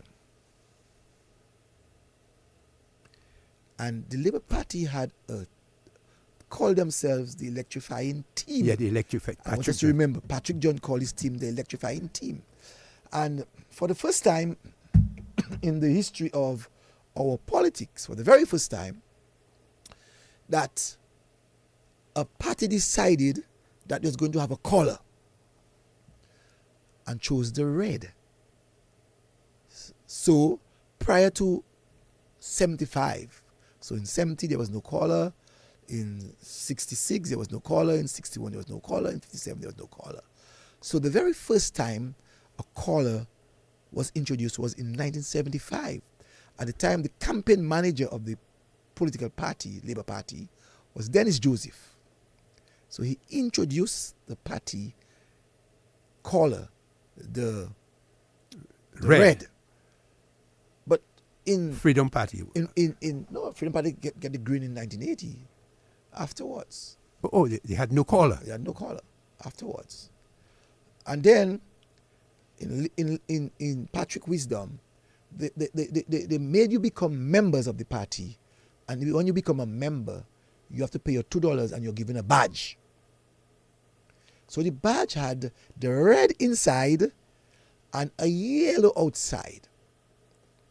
And to some imagination, the present leader of the Dominica Labor Party has just brought in the yellow into the Labour Party, which was way back in 1975. Very important. The Freedom Party ran 16 seats and they won only 5. 5, I think, yeah, the 5, yeah. I think the Freedom Party won 5. I think, yeah, I think so. Well, I don't want to say they won 5 because Pat Stephen in 1975 was an independent candidate. So I wouldn't say that. But we all knew where his allegiance was. We knew where his allegiance was. As a matter of fact, there were 2 constituencies where you had independent candidates. So we can say the Freedom Party won 3 seats in 75 election, because there was Pat Stevens who ran as an independent candidate and won, and there was Conrad Cyrus in the Grand Fort Monjon who ran and won, who ran as an independent candidate and won. And he stayed as an independent candidate, let's be fair to him, until later on when he merged with the Freedom Party after 1980 election. And so you had then the 21 constituency, they were called, remember I gave you the names of the 21 constituencies? Yes. So they were called now from Roseau. What did I say? The 21 constituencies, how did it go? No, remember we had Roseau, it was just called Roseau, right? There was Roseau North, Roseau Southern. That's what it was in 1970. So there was no Roseau in 1970. There was no Roseau. But in 1975, you had the Roseau seat. You then had the Goodwill seat. So there was no more Roseau Northern, but it was called Goodwill. It was called Goodwill seat in 1975. In 1975, there was the Canefield seat, which included Cochrane and some of the valley. I think Loda. So Loda, once upon a time, and I think also, if memory would serve me right, Trafalgar was part of the Canefield constituency in 1975. And you had the Newton seat. So remember, it was Roseau Southern. It's now called the Newton seat. 21 constituencies you were talking about. And then you had Maho, you had St. Joseph, which you still have today. You had Salisbury, which you still have today, because before Salisbury was part of the western part of the northern west. Right. You had Collio, which was part of the northern west. So changes came. So changes came, and they created more constituencies, 10 more constituencies. Wonderful. Portsmouth remained. Portsmouth had, as I said, Lakou at that time. Then you had Cottage by itself, with no Lakou in 1975. That's a history. Then you had Vacas, which would be Vacas, Thibault, Penville, as it is today. Then you had Paybush. Paybush did not have Calibishi, but Calibishi was with Wesley. And at the time, the Calibishi constituency was strong freedom, very strong freedom, but couldn't overpower Wesley, who was Labour, in 1975. So when the Freedom Party came, they gerrymandered the boundary, and in 1980 they moved Calibishi into Paybush, and they took the bastion of the Labour Party, which was Dodan, and they put this Dodan into Portsmouth. Yeah, so that's the history. That is the numbers that we're talking about. You know, and now you have Wesley, who in 1975 Calibishi would be part of Wesley. And then you had Marigot, because at once upon a time you had the Marigot Wesley seat as one block. You know, then you had Granby, so no more Southern. So you have Granby. That's one block. Because before you would have had the Pilitzava and all of those areas as just one block. No, so you now have Granby, you have the Pilitzava area, you had the southern part, you have now Soufriere, you have Monjon, River Syric as one. That's one block. You have La Plaine, it's no more East, it was called East before. So you have La Plaine, you have the Kalinago territory before it wasn't the Kalinago territory, because Laville ran for the Wesley in the Wesley area. So the Kalinago territory and Concord was part of that block. And you had Cassibrus. So you can see the shift. So we can see the shift. So the Labour Party in 1975, after winning 11 seats with the Liberal Labour Party, the Dominica Labor Party now with Patrick John as their leader, who came from the Liberal Labour Party, won 16 seats. So I'm going to give people who are taking notes. So Roseau was won by Mary Junior Charles. Roseau, the Dominica Freedom Party. Newton, which was once upon a time Roseau Southern, was won by Eustace Francis of the Dominica Labor Party. Goodwill, which is now today Roseau North, was won by Patrick John, Dominica Labor Party.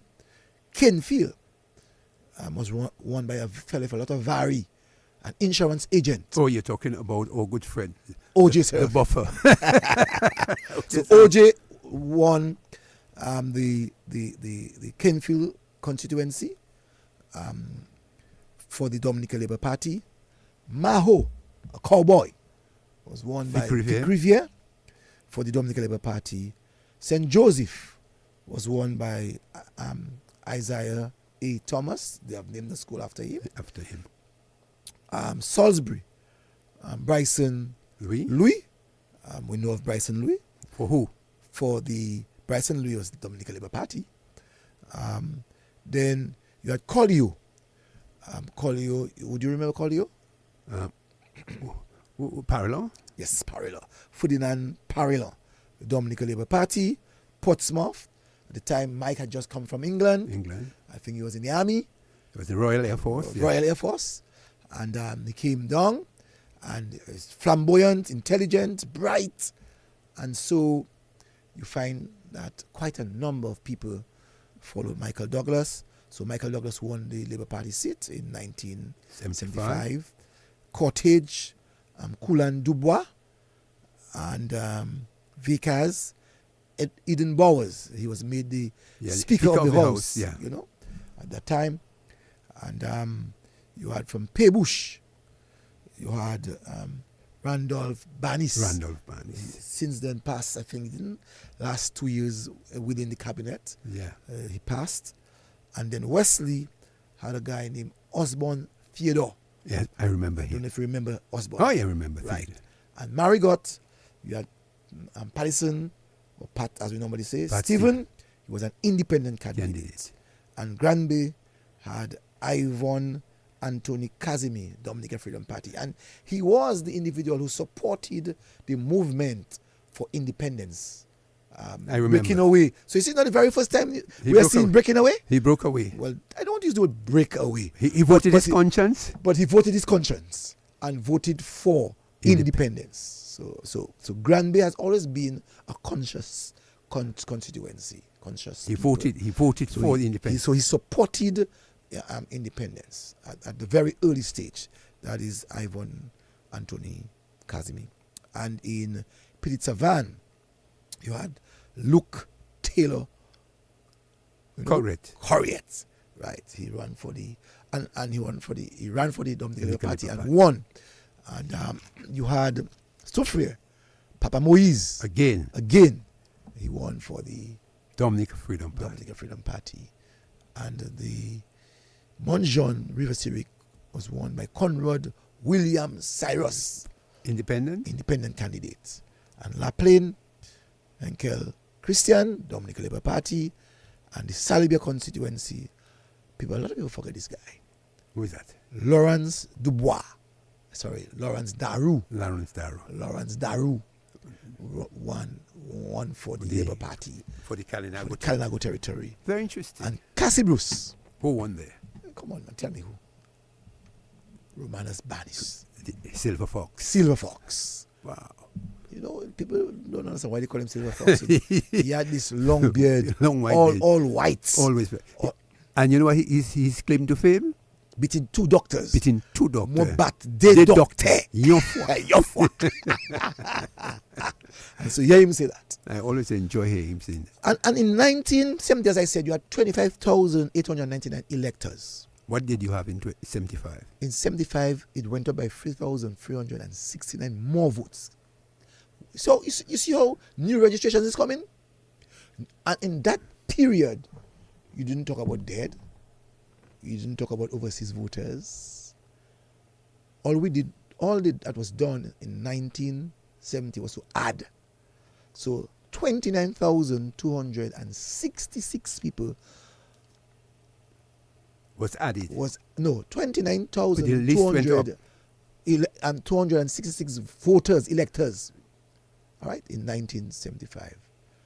And so I can say in 1975, there was much more ballot cast. And so we saw, I would say to you that 1,989 more votes was added. More people voted from the previous election. I remember. So the previous election, we had 21,122, and we're saying it's going up. And the next election? We saw 23,107. And you know what? The Freedom Party in 1975 accepted defeat. They accepted defeat. They accepted defeat in 1975. And sometimes I tend to wonder, what goes on into our mind, Well, it's very interesting that you go into the whole political culture. Yeah. Because when you look at the political culture, you understand there are institutions, right, within political organizations, and they have to play their role by, first of all, getting close to their people, yes. registering their people, yes. having, as I said earlier on, educating their people, and understanding how things work in terms of that's correct. Getting into office. So we can move because we're talking in the political history. So in 1975, the Labour Party won 16 seats. Then the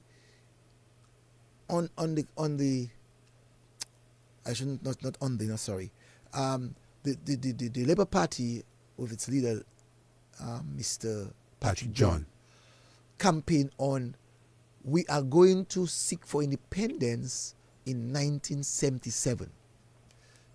So the independence movement. So they had the Salisbury Declaration where the statement was made. The statement of independence was made for the very first time in Salisbury by Patrick John and the Labour Party. And so the Salisbury Declaration said we're going to have independence in 1978. 77. Whether you like it or not, there were a number of people who did not want us to be independent. Did we get it? Hold on. Already in Grenada got independence in 1974 because we too, under Libla, were talking independence. Gary, that's Eric Gary, himself was talking independence and got independence in 1974. Gary got independent in 1974. So Dominica, after not achieving it before 74, decided that you're going to make it a back burner and you're going to push it. And so there were men who went to England, and they went to England to ensure that we could speak with the authority in England to get our independence. Yeah. Go ahead. And so, good evening, my brother. This is a guy who can join us, but I think he doesn't want to. Yeah. and so I think we will take a small break so that we could say hi to our comrade friend. It's important that sometimes when higher profile visitors come. We need to say hi to them. You put some weight, man. Okay, Dominica, you don't know this is the rude boy idea to the first serenade back. Hear me now. DBS rocking just like that. I. DBS blinging just like that. You don't know everybody that listen to DBS radio just like that.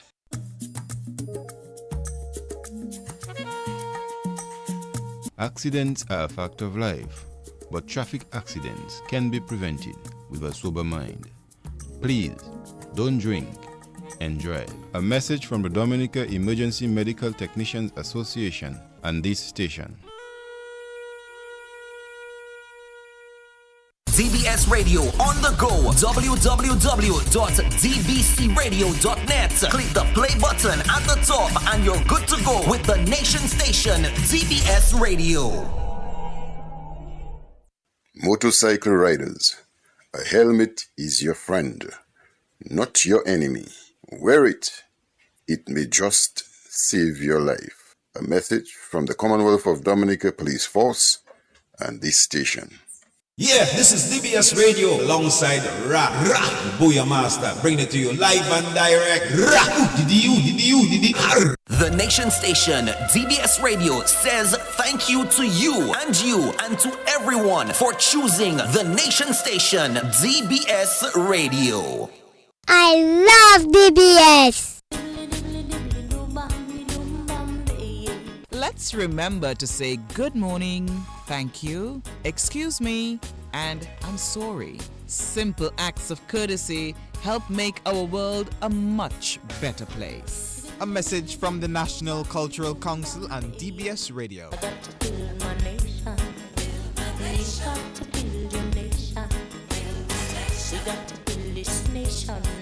why I start to build my nation.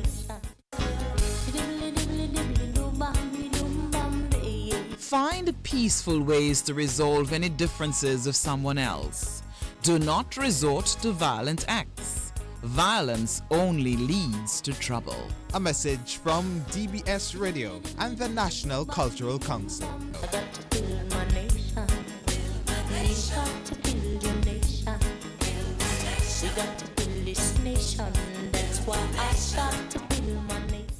So you're just cutting down the trees and not planting one back, huh? You don't realize you're affecting our rivers? It's the trees, that protecting them. It's the same rivers providing water to drink, bathe, fish and swim, and even for hydro. Have a heart, man. The nation station DBS Radio says thank you to you and to everyone for choosing the nation station DBS Radio. All right, and we had a small break. Yes, we had a small break, and to talk to our comrade friend. And so we were saying that in 1979, there was this bill that was supposed to be passed in Parliament. And it has been said I think you could give us some history on that part. Well, while you just searching, let me just go through my history there. Get my facts right, because one wants to be exact as to about it. There were some bills that had to be passed. Do you remember those bills? I remember the bills, yeah. Well, The could two- you say the what two the bills were? Well, I'm trying to get the full name of the bill. I've taken this in as note, but it's not registered in my Let me just head tell now. you. On top of this, there was an island-wide protest against two controversial bills to be labeled in the House of Assembly on the 29th of May. And here are the bills. The Industrial Relation Amendment Act was aimed at severely limiting the rights to strike among civil servants and workers essential services. It sought to prevent persons from giving financial assistance to striking unions and workers. It was to establish a permanent tribunal which the unions were against. There was also an amendment to the Libel and Standard Act, making it mandatory for newspapers editors to disclose the identity of anonymous writers who publish articles critical of persons in professions and other high But you see, I think I need to go to that history. I'll tell you why. When I read the Hansard. What is the Hansard saying? The Hansard is not stating exactly what the writer of this article is saying. You have from each minister of government speaking on each bill and the rationale of each bill. I think we have to be informed, and I think I'm going to make it my business sometime for us to take the opportunity to get the Hansard and get it to you to read, so that people can have a greater understanding as to but the that was the impression that people had outside that was advocated by the union and other political organizations. Right. You know, these were some of the things that were being said.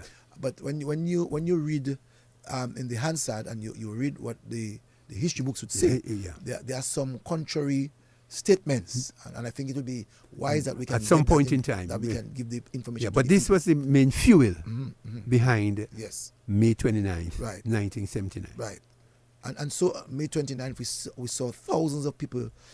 At the time, Parliament was on Kenyon Avenue on the top floor of the government headquarters. Yeah, the old government building. Old government building, and I know people that I've spoken to on this program as to I spoke to Alvin Knight, I spoke to a man they call Doddle Pond, I spoke to Curtis Augustus, because Curtis Augustus was a senator once upon a time, and he was also representing the union. The unions. I spoke to Mr. Nicholas Bernard Nicholas, Bernard who himself was a member of the trade union. And quite a number of people that I spoke to on this program. Have you ever spoken to a good friend who from the National Workers Union, Jumot? No, I have not had a chance. Did I? I don't think I did. Jumot was there, you know. Yes, I don't think I did. He formed the National Workers Union. He's still alive. Yeah, I know he's still alive. I am he trying lives to in remember. Pont No, I did speak to Jumot. I did speak to Jumot. I did speak to him. As memory served me right, because he was saying to me some things that was contrary to what some other people had said before. Okay, good. You know, so I did speak to Jumot, and so in 1979 we saw the ousting of the Patrick John administration. But it's very important to remember. Yes. Right. And we have to be careful, about ousting or removing government, right, or removing a prime minister. You see a lot of people talking about removing a prime minister. Only elected members, they can vote, they can have a vote of no confidence. But even when Patrick John was removed, it was only elected members that would make that decision. They cannot make decision. So that is where you had the emergence, and I'm just putting that out. Of O.J. Serafin. So there was when Patrick John the day of the 24th, OJ resigned. OJ resigned, and you had the National Salvation. Yeah, the Committee for National Salvation. For National Salvation, who I think was headed by Charles Savary, subject to correction. Well, the other persons were involved. But there were many other groupings that came together. That came together to really help, as they commonly would say, to save Dominica from this pressure of this confusion that was going on. Patrick John never resigned. There was this this grouping, National Salvation, who was able to call a parliament meeting, and at that parliament meeting, Patrick John, Vic Riviere, the guys who did not resign, were not present. Well, let me give you some of the names to jolt your memory. There was Sheridan Gregoire. Yes. There was Pamela Liebert. Sheridan Gregoire is now, as we may know, he's the owner of QFM. Right. Pamela Liebert had the she worked. Her husband worked for Batter. I'm trying to remember. Right. Yeah. Yes. I'm trying to remember what was her position when she was selected. I can't remember. I think my good friend Gregoire was involved in industrial and trade. Industry and trade, yes. Bernie Didier. Bernie Didier was part of the Social League. Was part of the Social League. That's the husband. That's the wife of Mr. Didier. What was Mr. Didier? Bernie Didier, the wife of Mr. Garnet Didier. Garnet Didier, right. There were A.F. Joseph Dow. You remember him? Yes, Dow. That is Anthony Frederick Joseph. Then it was your good friend Louis Benoit. Yes, Zaboka. Wow. And very interesting, you had Pierre Charles. Pierre Charles from the National Youth Council. Youth Council. You had Percival Marie. You remember that man? Marie, yes. Representing the CSC. Yes. Then you had your good friend now who went to the United Workers' Party at one time, Norris Charles. Yes, Norris Charles. I think he was working with Daou. Daou.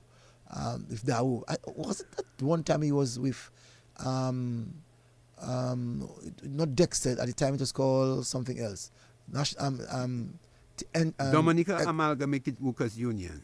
That's where he was. That's right. Okay, that's Then you had Julius Sampson representing DAIC. He's no past, I think, is it? Yes. Yes. Then you had Charles Maynard representing the Church Council. Then you had Norman Roll, DEF. Then you had your friend DEF, that is Dominican Employers Federation. Then you had your good friend Lloyd Pascal, from the Youth Council. Then you had Rosie Douglas, who was representing at the time NDAP. Then you had your good friend you just mentioned, Bernard Nicholas. Then you had fellas in the church as well, Father Heusman. You had Eugenia Charles. You had Milton Elwa. You had Mike Douglas. You had Brian Alling. You had Charles Savary, Curtis Augustus, Arthur Martin, Alvin Aman Trading, Julius Timothy, and Rawlings Jumad, and Bernard Wilshire. Right. That was the committee for a very huge committee. CNS. Yeah, there's a very huge committee. Big committee. And what was, for me, interesting was when they had that first parliament, I spoke to Patrick. Patrick said he was not given an invitation for that parliament, so he had no knowledge of that parliament. The second one, he was.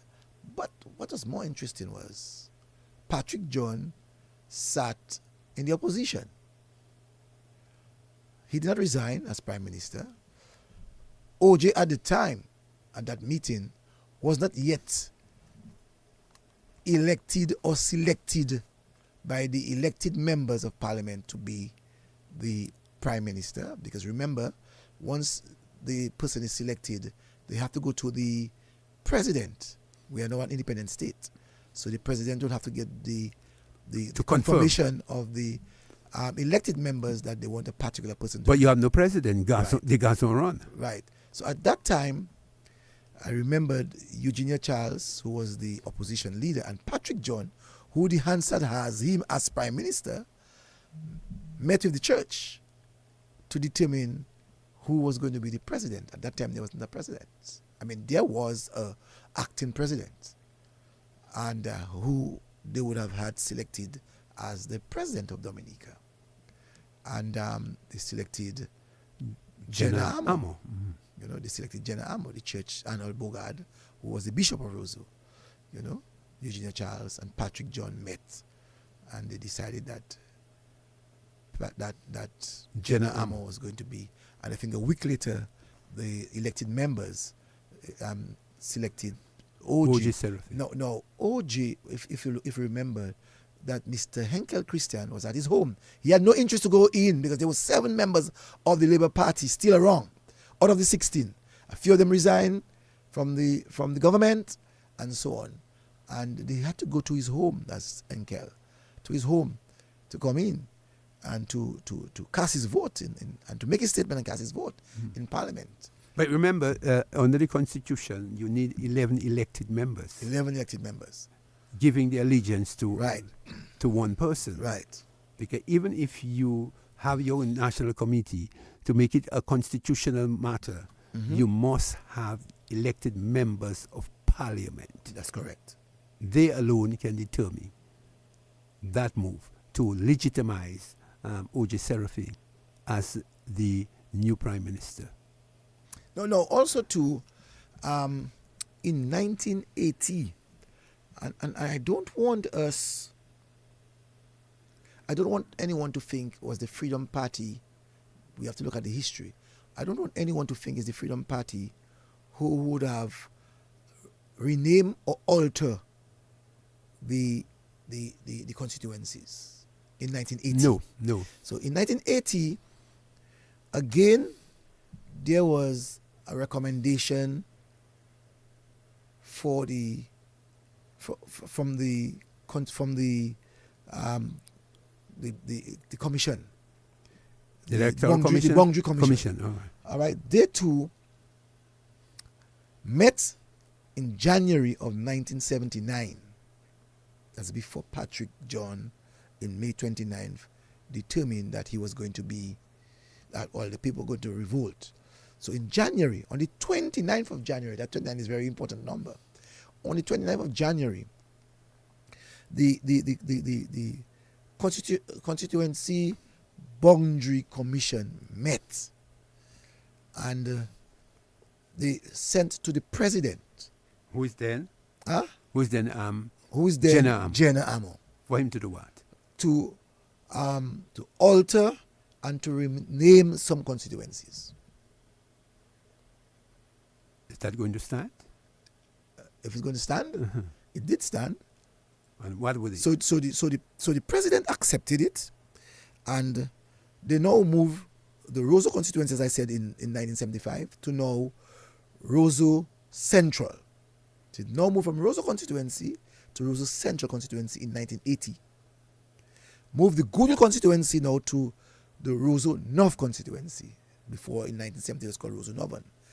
Then it was called Goodwill, and to date it is still called the Roseau North constituency. And then the Newtown constituency to Roseau South constituency. And Kenfield, you might tell you that Kenfield had Cochrane, right, Loda, and Trafalgar. They moved the Kenfield constituency, and it was now called, remove Kenfield and place Kenfield into Mahomasak and call it the Roseau Valley constituency. That's when the name the Roseau Valley came in 1980. We're talking historical. We're talking the Lakou. And we saw some alteration took place in some constituencies. So which means they either add, subtract, and put. Now, this one was under the hands of the Freedom Party. So Petit Savan, Soufriere, La Plaine, Montjon, Rivière-Syrique, Portsmouth, Cottage, and Maho, all of these constituencies were altered. All of them were altered. So that's important note for us to take on board. You know, it's important that we take this note. And in 1980 election, so now we come into a new cycle. So now you have O.J. Serafin, who is now the leader of DemLab, of the Democratic Labor Party. You're in Labor again? And the symbol? The symbol now, the hat. Hat. Okay, good. So you see, that's the first time the hat is being used by the Labour Party. So the hat was used first time by the Dominica Labor Party, then the Progressive Labour Party. And now the Democratic OJ Labour have Party. it, the hat. So OJ has the hat. So OJ was the leader, and that election year he ran 21 constituencies. Then you had the Dominica Labor Party. Who has that? 1980, the shoe. It was headed by Patrick John. Yeah, he have the shoe. He has the shoe, and he had 21 constituencies. The Dominican Freedom Party, headed by Eugenia Charles, the symbol the hand, they ran 18 constituencies in 1980. 18. Realize? They didn't run 21. Okay. It's bright of Eugenia Charles. She knows why. 18. And you had now the Dominica Liberation Movement Alliance. We call them DemLab. DemLab. That's what we call them. No. Alliance. A liberation movement. We call it Alliance. Yes. And who's heading it? Afatan Mate. Afatan Mate. Afi Mate. Well, Afi Mate ran the Wesley constituency. In that campaign, I remembered that people said, why didn't he run Cassie Bruce? Why didn't he run Roseau Central? Right. Why did he go to Wesley? To Wesley. Why did he go to Wesley? Well, he never ran Cassie Bruce. And people said, oh, that is a trick to allow the Freedom Party to win. And one set of talk So when Afi ran the Wesley seat. I want some people who are old like I am and old like you to remember that. He ran Wesley. That was a big controversy. And Wesley had a lot of conscious alliance movement people who could have run for the constituency, but Afi, as the head of the party, ran the seat in Wesley. And I can. Do you have the results? I can give you the results in Wesley when that was done. Wesley, Afatan Mate in Wesley. Yes, Wesley. So you had 4 people actually ran that seat in that year. R.E. Henry ran for the Labour Party. R.E. Henry got 652 votes. Then you had J.J. Joseph. He got 86 votes and he ran for the DemLab. That is Democratic Labour Party. He was running for OJ. Mm-hmm. And Afatan Mate got 458 votes. So the Alliance movement got 458 votes. To get all of that in Wesley, it meant that the people of Wesley were very much conscious. They were very much on the left end. They were more leftists. More left, yeah. But they got 458 votes. And that's why many people felt that there was a trick in Afi running the Wesley seat. I think the party had a reason, and I think I'll leave you the reason. I don't have time to talk about on any of that thing, but that's what history. In the campaign of 80, that's what I saw. What was your symbol? What was your symbol? Symbol of the hammer, I think. The hammer. The hammer. Was the hammer? The hammer. The symbol was the hammer. The alliance symbol was the hammer. Oh, right. Yeah, very interesting. The hammer. Yes. And in 1980, we saw the Freedom Party won that seat in Wesley. K. Williams. And I can tell you a number of people were not too very happy about that. You know, a number of people were not very happy about that.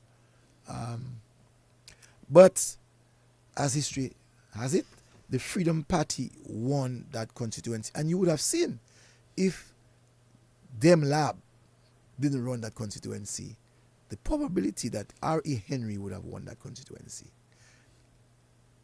because there was more consciousness between the Labour Party and that of the So if in case, for Alliance instance, Party. if Arthur didn't run, there would be a strong likelihood. There would be a strong likelihood that Harry Henry would have won that seat. All right? That's what it says, or it shows. No. Also, too, you had a few independent candidates. You had 3 candidates who ran under the symbol of the clock. And you had, again, another set of independent candidates with the symbol, 2 of them, the symbol of fork. So let's see how many candidates ran. In Wesley? So, no, in total. So 16 and 18 is how many? 34. 34 and 21. 34 and 21. 55, yeah. 55 and 21. Woo! 76. 76 and 5. 81. And 5. 76, 81. Yeah. So in 1980, there were 4 major political parties and 2 sets of independent candidates. Total. One under the clock and one under the fork. Total 81. No. And that's where I always take my bearings. My bearing or bearings for elections. And people talk about people coming in and vote and people. I take it from my summary of 1980 election. Remember I told you in 1975 we had 29,266 people voted. Mm-hmm. What happened in 1980?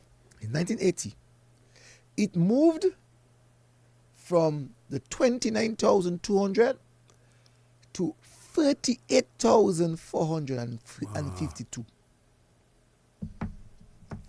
38,452 people were on the electoral list to vote. 38. Go ahead. That would have shown that over 7,000 people would have registered. New voters, over 7,000 new voters in 1980. Give us the numbers.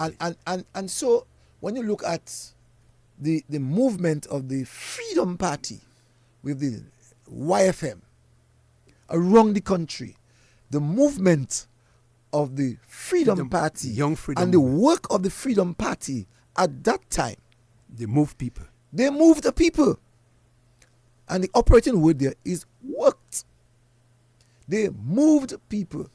So the Freedom Party were more scientific than that of the Labour Party. The Labour Party was about numbers, about plenty of people. The Freedom Party was about the science, getting to them, seeing the people, touching the people. So we came from the pressures of 1975 into 80 and the heavy pressure of 1980 election, having to keep the party together. It would have been a problem for the Dominica Labor Party. But the Freedom Parties had to build momentum. So we saw over 7,000 people moved. Over 7,000 people moved. And with that 7,000, let me see if I can get the numbers for you. I should have had it yes. So in 1980, new voters, or we can say, what we normally call them, new voters we call them? Yeah, new voters. Right. 7,735 new voters were added to the list. Compared to the 29,266. Did anybody say that the list was now bloated? Did anybody? That's a good question. I'm just asking. Good question. I mean, from a scientific point of view. Good question. Was the list bloated? As a matter of fact, I have it wrong. Not even 7,000. How many? Not even just. It is 9,186 new voters, new registered voters, from 29,266 to 38,452. 9,186 new registered voters.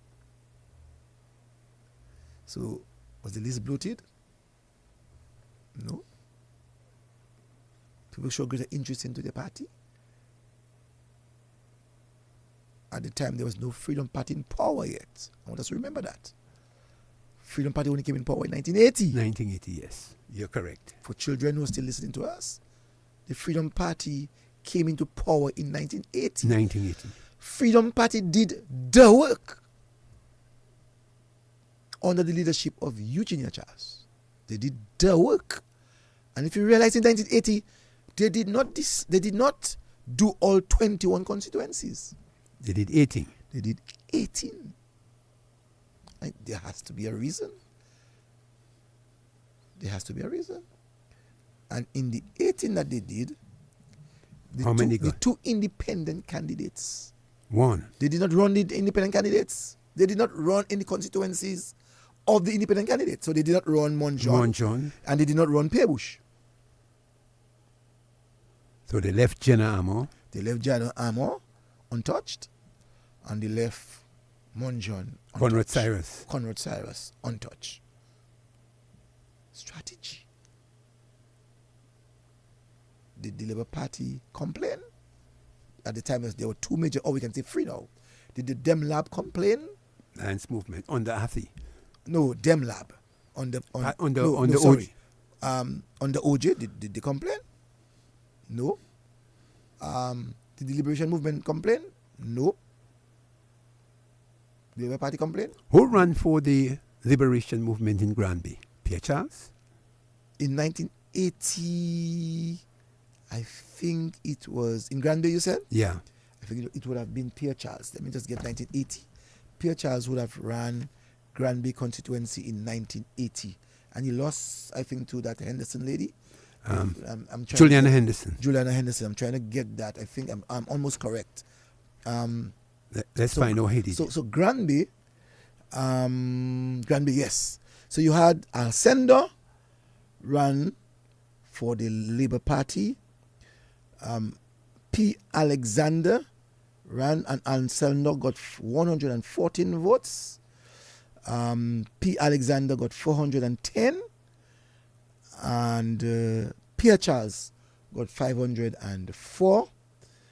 And Juliana Henderson got 671. Again, we're talking that it is not a majority in terms of the percentage. So 39.06%, less than 40% of the people voted for the Freedom Party. But because there was this division, can I say cross-pollination? Because there was this people from the Labour Party who would have had their own beef. So Dem Lab, that's very not Dem Lab didn't run in 1980. You had Pierre Charles Alliance and not the Freedom Party, but the Democratic Labour Party themselves had a force. So they did well. And so the Freedom Party won the Granby constituency. That would have been a constituency if two people had run that election. The high probability that Pierre Charles would have won. Alliance would have won. Alliance would have won that seat. And just because, again, that the Labour Party, Dem Lab, and mass division. Yeah, mass division. So that around the opposition forces. So that didn't work out. So, as I was saying to you, that 9,186. Well, that's the movement that you're seeing the numbers moving from where it was, from 29,000 to 30-something. But listen to that. Listen to that part. Let's look at the number of ballot cast. 38,000, as I said to you, 452 were electors. They could vote. People who could vote. But you know what? What happened? 30,842 people voted. 30,842 people voted. So we can say in 1980, we would have seen an increase of 7,735 votes, more votes cast than the previous election. But you know what? All the leaders of the various parties conceded defeat. They didn't say the Freedom Party stole or the Freedom Party brought people from overseas. We know. We didn't, but that wasn't an issue. That has never been an issue. Dominicans are Dominicans. Was there any court action filed? None at all. So we can say, I like to look at statistics. So the Dominican Freedom Party received, at that time, 15,706 votes, which is 40% or 40.44% of the votes cast. Of the votes received. Mm-hmm. Not the votes cast, because it's something that's the votes spoiled received. ballots, so you have to say votes they received. So 40.44% the Freedom Party received that, 15,706. The Democratic Labor Party, which was that of OJ, received 6,034 votes.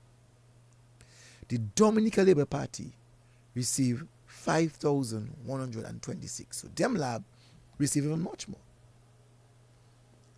Then Alliance, which is the Dominica Liberation Movement, received 2,575 votes. So you can say the Freedom Party received the popular votes. The popular votes, yes. So how could you, if the Freedom Party received 40% of that, you want to call foul? How dare you do that? I don't think you are able to do that. I don't think, And I can tell you in 1980, some of the constituencies and candidates that won the election.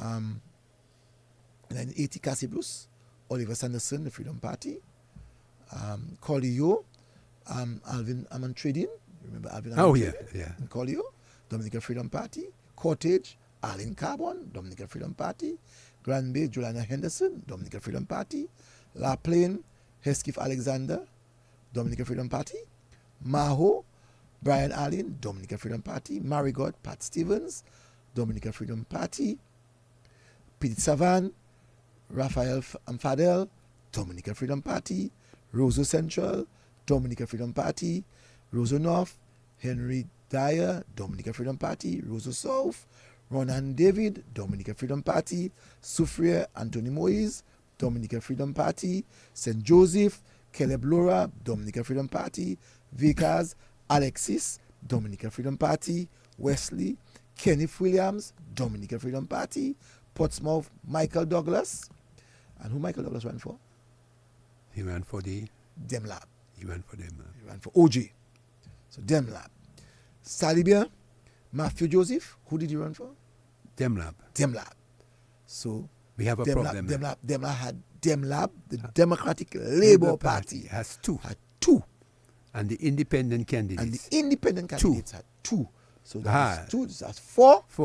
Out of 21, the Freedom Party has 17. Now we have a problem. The Freedom Party had 17 seats. But we have a problem now. We can just highlight it quickly. With the two independent candidates and the two Labour Party candidates, there has now to be a leader of the opposition. You're going to find itself very interesting there. Yes. Because the leader of the Dominica, the DemLab is, make it was OG. Right. But he didn't make it. Right. And there were two independent candidates. So now you have Michael Douglas. Right. Who is representing DemLab. Right. So he has a party that ran. Right. So he now has to be, I suspect, he wants to be the leader of the opposition. Right. What's going to happen? He has to get the popular votes. He has to get the majority. Yeah, but what's and the two other people, the two independent candidates, will not give him the majority. What's going to happen? Mm-hmm. Our good friend in the Kalinago territory is going to gang up. He's going to gang up. With the two independent candidates. To keep Mike away from the leadership. So he becomes the leader of the opposition. Right. So he He what's Mr. Joseph. Yes, he Matthew Joseph. Yeah, gang up, and now becomes the opposition leader. Opposition to keep Mike Mike alone. But Mike was the one who kept the Parliament alive. He kept Parliament alive because many people would go up and many people may not know that because of Mike's presence in Parliament, and we're talking history. Because of Mike's presence in Parliament. Oh, it was interesting. Two things happened. Because Mike, when he stood up, he would speak for days. 2 days, man. Speak for days. And so the Freedom Party had to develop a strategy. To clip his wings. So that all of that would not have been given to him to speak for days. Yeah, because he was causing problems. And so the Eugenia Charles administration decided that two things they were going to do. One, they're going to give ministers of government 1 hour. 1 hour, and persons who are not ministers of government, 30 minutes. but they are parliamentary representative, they get 30 minutes. 30 minutes. To this day, it is still present. So you cannot. So the 1 hour. So the 1 hour for elected members. Right. No, 1 hour for ministers. Ministers. That's 1 right. hour for ministers. Ministers. One minister. If you're a minister, you speak for 1 hour. So if you're a minister, senator, minister, you speak for 1 hour. And if you are parliamentary representative, elected, even if you're in the government or in the opposition, you speak for 30 minutes. Has that changed? And that is still as it is today. That is one. And two, what the Freedom Party also did was there was no more live parliament. No more live. There was no more live parliament to the period of the Freedom Party in power. So the Freedom Party was in power. There was no live parliament. You couldn't sit on TV. And you couldn't sit on TV. So what was happening was Parry Bellot would have gone to Parliament, record the proceedings, and then edit. And then bring it at nights at DBS Radio to play. That is historical. I want us to just remember that. Did the Labour Party, and the Dem Lab and the Alliance complain? No. All they did, they told their supporters that tonight, there's Parliament. Normally, Parry Bellot would say what day and days and time that the Parliament was going to be played via recording. I'm not saying that it was altered, it was tampered. I'm not saying that, but it was played, and you would hear, and you would see people, listen to their parliamentary representative, and many a times, if you live in Bavested where I lived, you would hear people clapping because Mike is talking and they're excited about Mike's language. Yeah, his language is in Parliament. Flamboyant, yes. And so we saw that happen under Mary Eugenia Charles. And in 1980, Mary Eugenia Charles became the first female prime minister in the Western Hemisphere. So she was the first in 1980. Better known as the Iron Lady. Better known as the Iron Lady. And so history is very important. The Lakou is interesting. And election came. So during 1980, we would know that not 1980, I think, 1980, the Grenada Revolution, we know the part and the role that the government under the leadership of Eugenia Charles played. I think there's a critical role that they played. Yeah. At the time, people were being told that you cannot support Cuba because Cuba is a communist place. If these left people come into power, and that was a very popular thing during the election of 1980. Right. You'd not be allowed to go to church. No church, Your land will be taken away from you. People who have big houses, you would have to share the house. So a lot of people got scared of the supporting the Alliance Party. That's why you saw that they only received 2,500, but they had some of the best orators of any election, any political party on any election cycle. Yes. Maybe up to this present day. They had Bernard Wilshire. They had Dr. Parrivier. Yes, Parrivier ran for the Cottage constituency. Yes. We had Pierre Charles, young and dynamic. Yes. Yes. We had Ron Green, I think. Ron Green, yes. Ron Green. I mean, he too was. We had fellas like, for instance, that guy Francisco Esprit. Francisco Esprit. Yes, they had orators. He had very good orators. Very, very, very good orators. So you find they were very, very good. The father of the present parliamentary representative in Marigot, Richie Charles. He ran for Marigot. He was left. Yeah, he was left. He ran for the Marigot constituency. He ran for Marigot. All right. That's why the son says in Parliament, what my father didn't do, I'm doing it for him. Yeah. What didn't say, I'm saying it for him. He was at one time. So his father one time was involved in all of this. So you had, quite a number. There was this girl, Margaret Paul. Very good orator. She too could speak well. You had that girl as well from the Cassibros area. That guy. Jacinta Barnes. They left. Was very much left. This girl, Jacinta didn't run in 1980, no. Yeah, but I'm just talking about their cadres. Yes, that they had. The kind of people that they had, In Cassibros, I think it would have been, I'm trying to remember, Alfred. I think it would have been Alfred in 19. Papi ran that year in Cassibros. Leonard Papi Baptist ran in Cassibros that year. Amo, Amo, the union man today. Yes. Amo Thomas. Where he ran? In Petit Savan. Boy, you had left fellas, man. Yes, and these guys, they were powerful. Work and study groups. Yeah, they were powerful. You check. So when we speak of things that happened in the past, we know. So 1980 was a crowning moment. A crowning moment for Dominica. Very, very crowning moment for Dominica, because people now became more conscious. You check. From the whole movement of Black Power.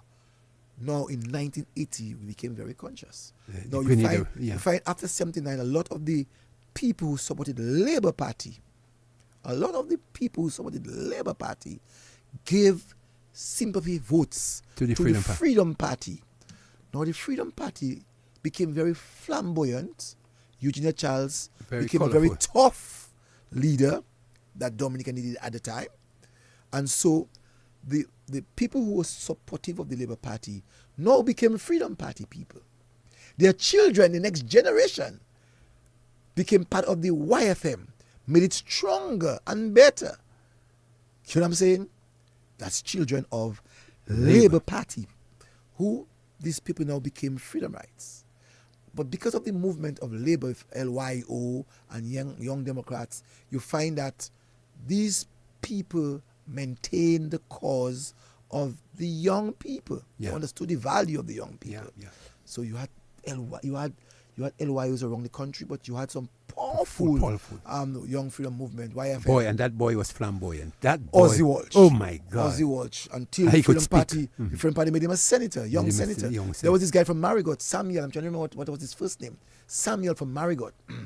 He too was flamboyant. No, he had flamboyant. I don't know where he is now. And that boy was very stylish too. You just call his name. Ozzy Walsh? The one with the business. Our man in. You're talking about Yes, they call him Panty. They call him Panty. The Panty man. Yeah, but his name is Kelvin Francis. Yeah.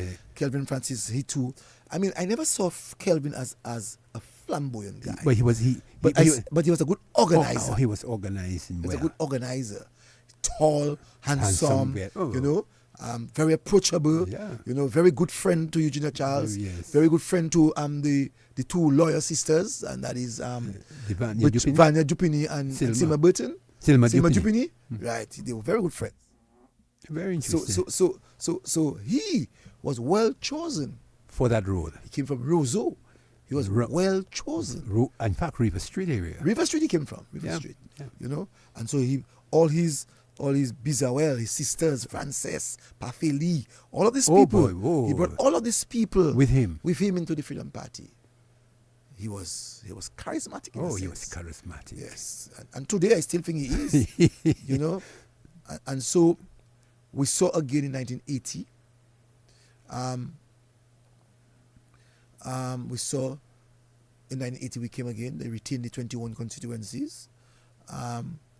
We had in 1980, a number of polling stations, because now people now becoming excited and bubbling. Yep. So you now had 99 polling stations, because now people want to vote. 99 polling stations in 1985, compared to what 1980 would have had. So they're moving. So we understand. So that's why we have a better understanding of the trends of our politics. Someone wants to speak to us. Yeah, Let's see yeah, what they let's have to see. say. Good evening to you, caller. Hi. Good evening. Good evening. Yes, good evening. Good evening. How are you? I'm fine. We are fine. Okay, my child used to make somebody very close to me to go up in that plane. He got 36 votes just to boycott the election because Labour and Freedom make Mona Piper call my home 2 o'clock in the morning when I was living on 4 Jepson Lane in Goodwill. So tell them put it in their pipe and... Okay, thank you. Okay. Thanks, sir. What happened? No, I think she was just making a point, in terms of strategizing. The strategy. The strategy. Even if it's one vote you can prevent someone from getting, you do it. Yeah, strategizing. Strategizing. That's what she was actually talking about. Very interesting. And then you had the parties who ran. There were 4 political parties again. In 1985. 1985. There was no DEMLAB. DEMLAB fall apart. DEMLAB fall apart. They didn't take a second try. They were disappointed with the 2,500 votes that they received. Didn't win a seat, and they then now married with the Labour Party. But before you go there, in 1980, O.J. Serafin ran in Salisbury. Yes, he ran in Salisbury 1980. And he lost the election because Papi was able to get votes. Look at the 1980 in Salisbury. Let's hear you're right. What happened in Salisbury? In Salisbury, in 1980, right? Yeah, 1980, O.J. is running Salisbury. 1980, it's not Papi, Labour Party. Right, yeah. Labour Party sent, I would say, a novice. Papi. But no. Who they said? What happened? No. In Salisbury, Venus McDougall. There's only 3 persons who ran in Salisbury constituency. Was the Freedom Party, the Labour Party, and DEMLAB. So the Freedom Party had Denison Joseph. He got 658 votes. Venus McDougall got 40 votes, and OJ got 577. Now, the point is, maybe the 40 would have voted for OJ, but he would have just gotten some 617 votes. He would have still lost by 41 votes. All right. But it would have been a close margin in 1980. But he's the leader of a major party. But he's the leader of the major party, because his party was in power. DEMLAB, yes. DEMLAB. I mean, he is the leader of the party, so you can say his party was in power. So giving him reason to win. At that time, he had, in 1980, you saw this big balloon, yellow and blue, in the sky. He flew by helicopters. And he had this tam. Everybody would get a yellow and blue tam. And the cowboy hat. And he flew. Well, a lot of people had cowboy hats. And he flew over the island. And he had a very good friend in the person of Shelley Shelton, ambassador of the United States for the Caribbean. And don't forget, Shelley Shelton's husband and the boyfriend was William Colby, head of the CIA. Right? So you know that the CIA wanted but OJ to win. OJ at one time, but basically he's moved towards Morris Bishop in Grenada. That messed him up. And Shelley had to distance herself. And then if you realize when Eugenia Charles came in, when she distanced herself from Grenada, but when the revolution took place, when the overthrow or the assassination of Morris Bishop, eventually she just went right there with Ronald Reagan. Well, she went in with the assistance of Ronald Reagan. So it's very interesting. Very interesting period. So in 1980, we can say that now we are independent state. Dominica is independent, so we have our second election. When 1980 was our first election since after we became an independent state. We're going in 1985. So we're going in 1985, we were having our second election. And so we continued for 21 constituencies, and we had 4 political parties. We had the Dominica Freedom Party, they moved from 18 to 20. They moved from 18 to 20 seats. Sorry, 20 constituencies. Okay, so they're running in 20 constituencies. Right. The Labour Party in 1980 had ran 19 seats compared to 21 in the previous elections. And the Dominica Progressive Force was the head of that party. Wasn't Janamona? Papi. Oh! Dominica Progressive Force. Yeah. The DPF. That is Papi's party. He had 6 candidates. What was his symbol? The saw. At the time, it was the saw. So Papi had the saw. He's running with the saw? At that time, in 1985, he ran the saw. If you remembered, he made complaints to the electoral office that the United Workers' Party took his symbol. But remember, is the electoral office that is allocating symbols to the parties. So you have to apply for your symbol. So most probably Papi didn't apply on time. For the saw? For the saw. so Papi wanted to go to court for that saw. For his saw. But the saw was given to the United Workers' Party. Yeah. And in Look, somebody reaching us? Let's see what that person has to say. Good evening to you, caller. You're live.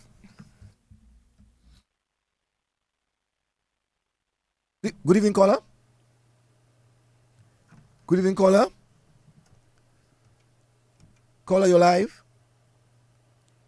I'm not hearing the caller at all. The caller have to call us back. Call us back. Yes. And then you had the United Dominica Labor Party. Yes. Can you imagine? So there's a Northern Labour Party. So all along from 1970, we have Libra Labour Party. Let's take a telephone call quickly. Good evening to you, caller. Good evening. Good evening, caller. Good evening, gentlemen. Good evening, gentlemen. Good evening. Good evening. Good evening. Wonderful start, man. What a way to start to bring the show back. Thank you, sir. Magnificent. You're delivering a masterclass here this evening, sir. Thank you. Yes, sir. But one thing that I think you're on a good trajectory, and one thing I don't know if you were sort of light on it, and I wanted you to really be strong on it, is that you started to talk about the growth, the increase in registered voters, and I thought you would have built it up so that we could see the discrepancy or the margin between back then and now. That's what so I'm that doing. you could have. If you realize, okay, I just okay, 1980. I'm not going into 1985. Yeah. So I'm doing that. So excellent. You have a great one. Excellent. Yes. All right. Thank you. Excellent. Great show, man. Thank you, sir. Yeah. So now we had the Dominica Freedom Party in 1985, again headed by Dame Eugenia Charles, the Dominica Labor Party. At that time, the Dominica Labor Party, you know what the leader was? 1985? Mike Douglas. So he moved from Patrick John now to Mike Douglas. Right. And we know reasons. Oh, yes. Right. So Mike Douglas now is the leader of the Dominica Labor Party. The Dominica Progressive Force, Papi was the leader. And the United Labour Party. You know who was the leader of that party? Tell me.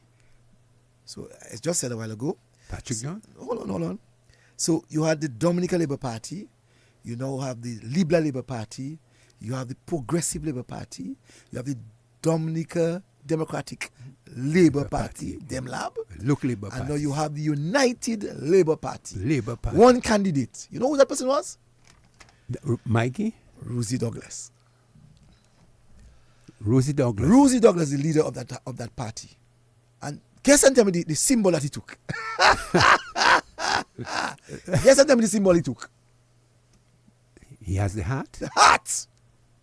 So you see the machination of the hat and the Labour Party? The word Labour? He took the hat. So the United Dominica Labour Party took the hat. So you have the Dominica Labour Party running that 85 election, and you have the United Labour Party running that election. And he took the hat. Boy. Chose nothing else. But the hat. But the hat. He wants to stay close to Labour. He wants to stay close to Labour. To the name Labour. Dominica Labor Party. So he called it United. Just add just United at the front of the Dominica. And he's keeping the hat. And he's keeping the hat. He didn't take the hammer. He didn't take the hammer, which he came from the Alliance, left side. the left. He didn't run the election in 1980. I don't think he ran. In 1980, I don't think he ran. I don't think Rosie. Yes, I think Rosie ran Paybush in 1980. Yeah. He ran 1980 in Paybush. I think he did. I know he did. Check your history. I know he did. What was his symbol? He ran Paybush. Paybush. He ran Paybush. Yes. Rosie Douglas ran in Paybush in 1980. And you remember I told you that the Freedom Party didn't send anybody against in 1980 against Jen Armour? Yes. Reasons. Because Rosie is powerful. Rosie was powerful. Jen Armour was a landowner. Family was landowners. Of that area. And so you had in Paybush Margaret Paul. That's right. And Margaret Paul got 5 votes. Rosalind Jenna Armour got 527 votes, and Rosie got 324 votes. What was his symbol then? Who's that? Rosie. Rosie's symbol in 1980. No, he would have run. Rosie ran with who? The Alliance. He would have run with the Alliance. So he'd have run with the hammer. He would have run with the hammer. So that would have been a cause for him not to win in 1980. Yeah.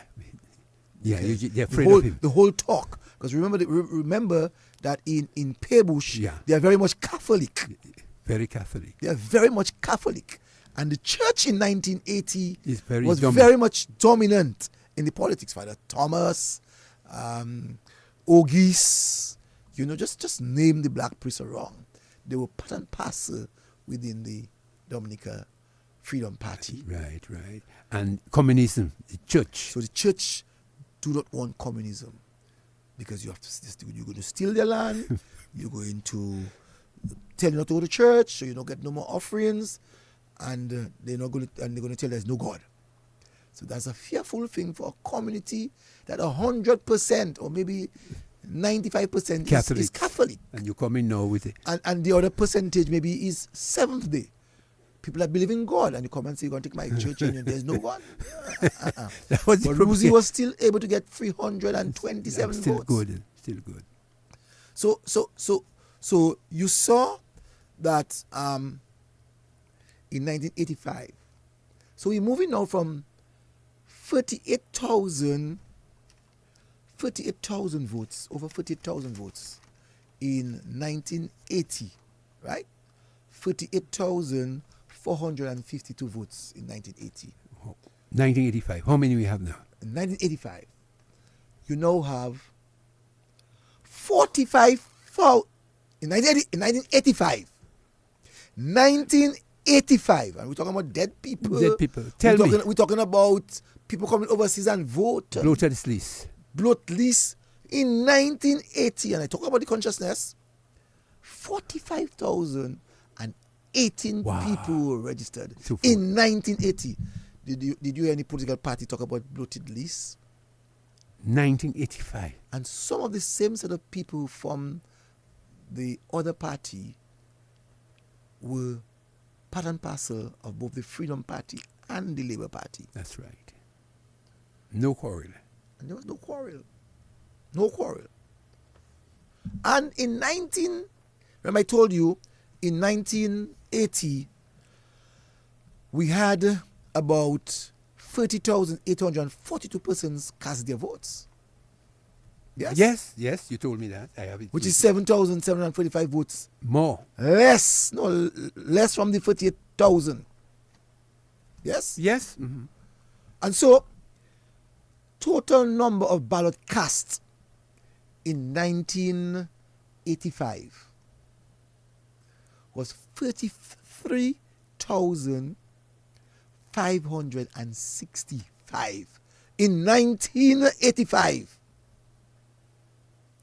In 1985, we have 33,565 people voting, which meant that the percentage of ballot cast was 75%. Wow. 75%. Check. 75%. And the spoiled ballots and so on, you had 33,281, which meant that some 284 ballots were rejected. 284 ballots were rejected in 1985. So when people... So you can see the trend. So when people... And that's what I tell you, numbers. Politics... It's numbers. It's about numbers. So if you're lazy, my brother, you're going to complain about somebody. If you like to talk, you're going to have problems. You cannot win an election that way. Historical, we're talking about history. I've been a long time, so I've seen this thing. I've been involved in that for a long time. The trends. So looking at the political trends. And so the Freedom Party again muster their energy into understanding the science behind the politics. I don't want to talk about what kind of science. That's not for me to talk about. Yeah, but at least there's a science. But they looked at a science. A science. And the science is hard work. The science was hard work. And I can tell you on that election of 1985, in 1985, 11,453 people did not vote out of 45,000. Out of 45,000, 11,453 people did not vote. You're talking about today? Come on. Let's be real. And we're going along. That's 1985. Yes? 1985. So in 1985, the Freedom Party, again, as I said to you, they're working hard. They got 15,000 in 1980. They increased their votes by over 3,000. So the Freedom Party got 18,865. Did anybody cry foul? Did anybody say there was a bloated list? Did anybody say the Freedom Party? They got 56%, 56.2% of the votes, the Freedom Party, in 1985. The Dominica Labor Party got 13. So the Dominica Labor Party moved from 5,000 plus in 1980 to 13,014. You know why? The Dem Lab, the Alliance, the Independence, they all came together as one party under the umbrella of the Dominica Labor Party headed by Michael Douglas. So you'd see the increase. So if you go back and look at the numbers I gave you about the various parties earlier on, Dem Lab in 1980. So there's an amalgamation of all the. So let's say 2,575 I see, by the Dem Lab. Yeah. The Democratic Labour Party got they consolidated. Yes. So that is 8,000. Right. 8,000. Yeah, consolidation. 8,000. All right, 8,000, and the Labour Party 5,000. So much? 13,000. It's right there. 13,000.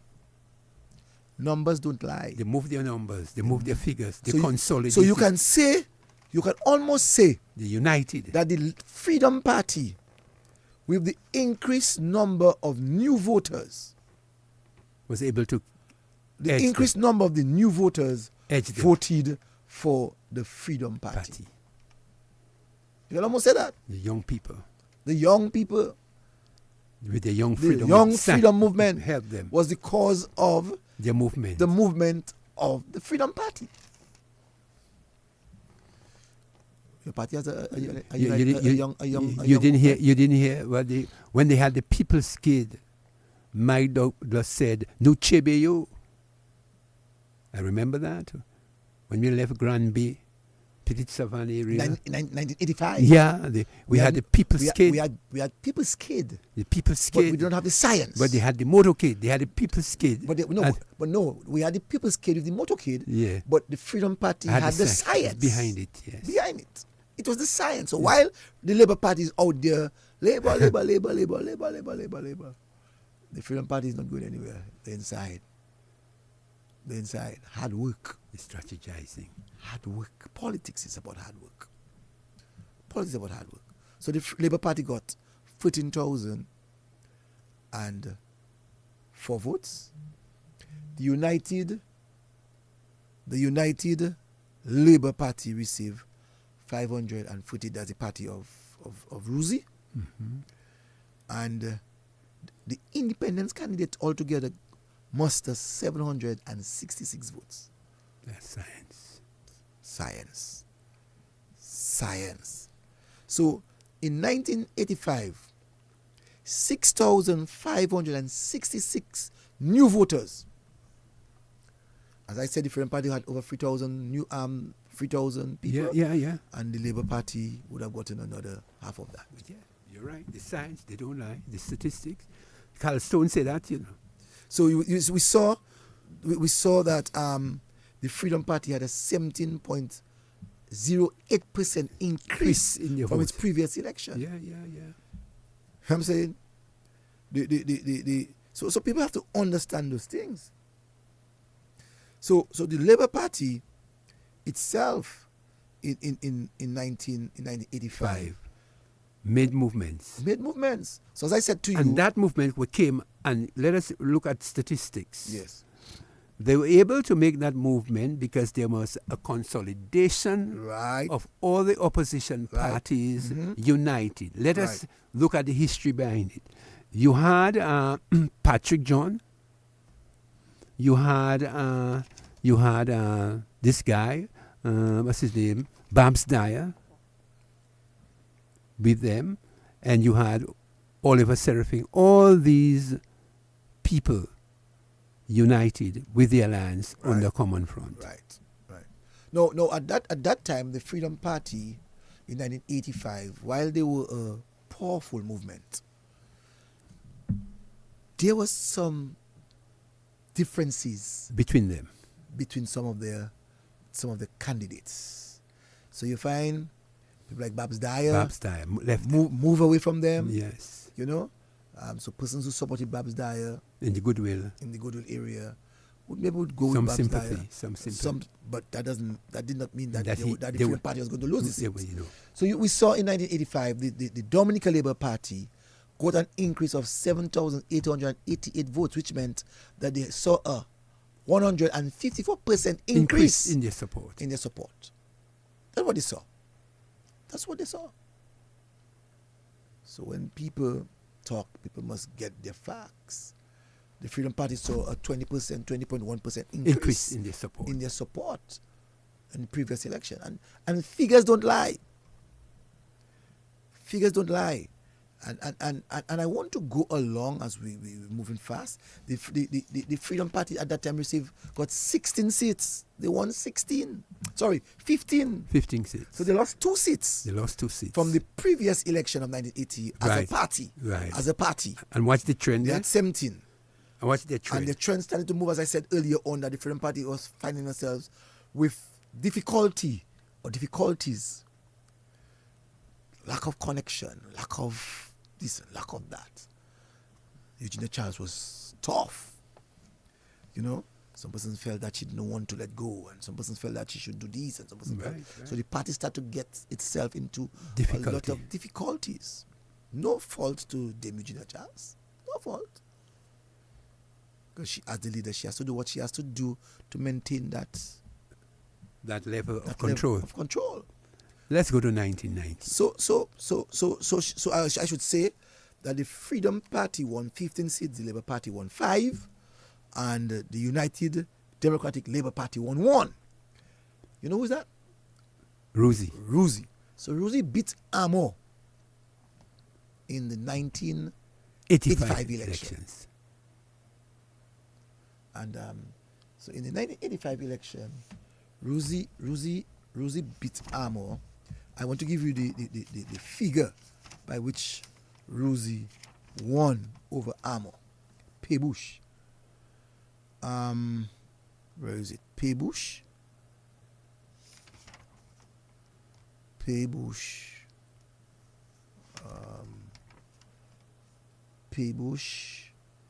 Yes. So Ruzi got 558 votes. He got 52% of the 53% of the votes, and Jenna Amo got 497. So Ruzi won Amo by 61 votes. Wow. By 61. So very close, tight race. But Ruzi won that election in 1985. So we can see what happened in 85. And so we don't need to say the constituencies that the Freedom Party won, but they won 15 seats. In 1990. But in 1988, in October of 1988, there were men in the Labour Party and there were men in the United Workers Party, in the Freedom Party. They met at Londonderry because some people said that Eugenia Charles was Michael Douglas' godmother, which is a fallacy, which was not true. I don't think that was true. Yeah, but that was the propaganda. And that Mike did not want to remove Eugenia Charles from power. And that Eugenia Charles was visiting Mike in Portsmouth very often. And Mike was a crook, and Mike didn't want to do this, and Mike didn't want to do that. And so, there was a movement. Under the leadership of Mike, there became a movement of people. And I can tell you that in 1985, Julius Timothy, Mr.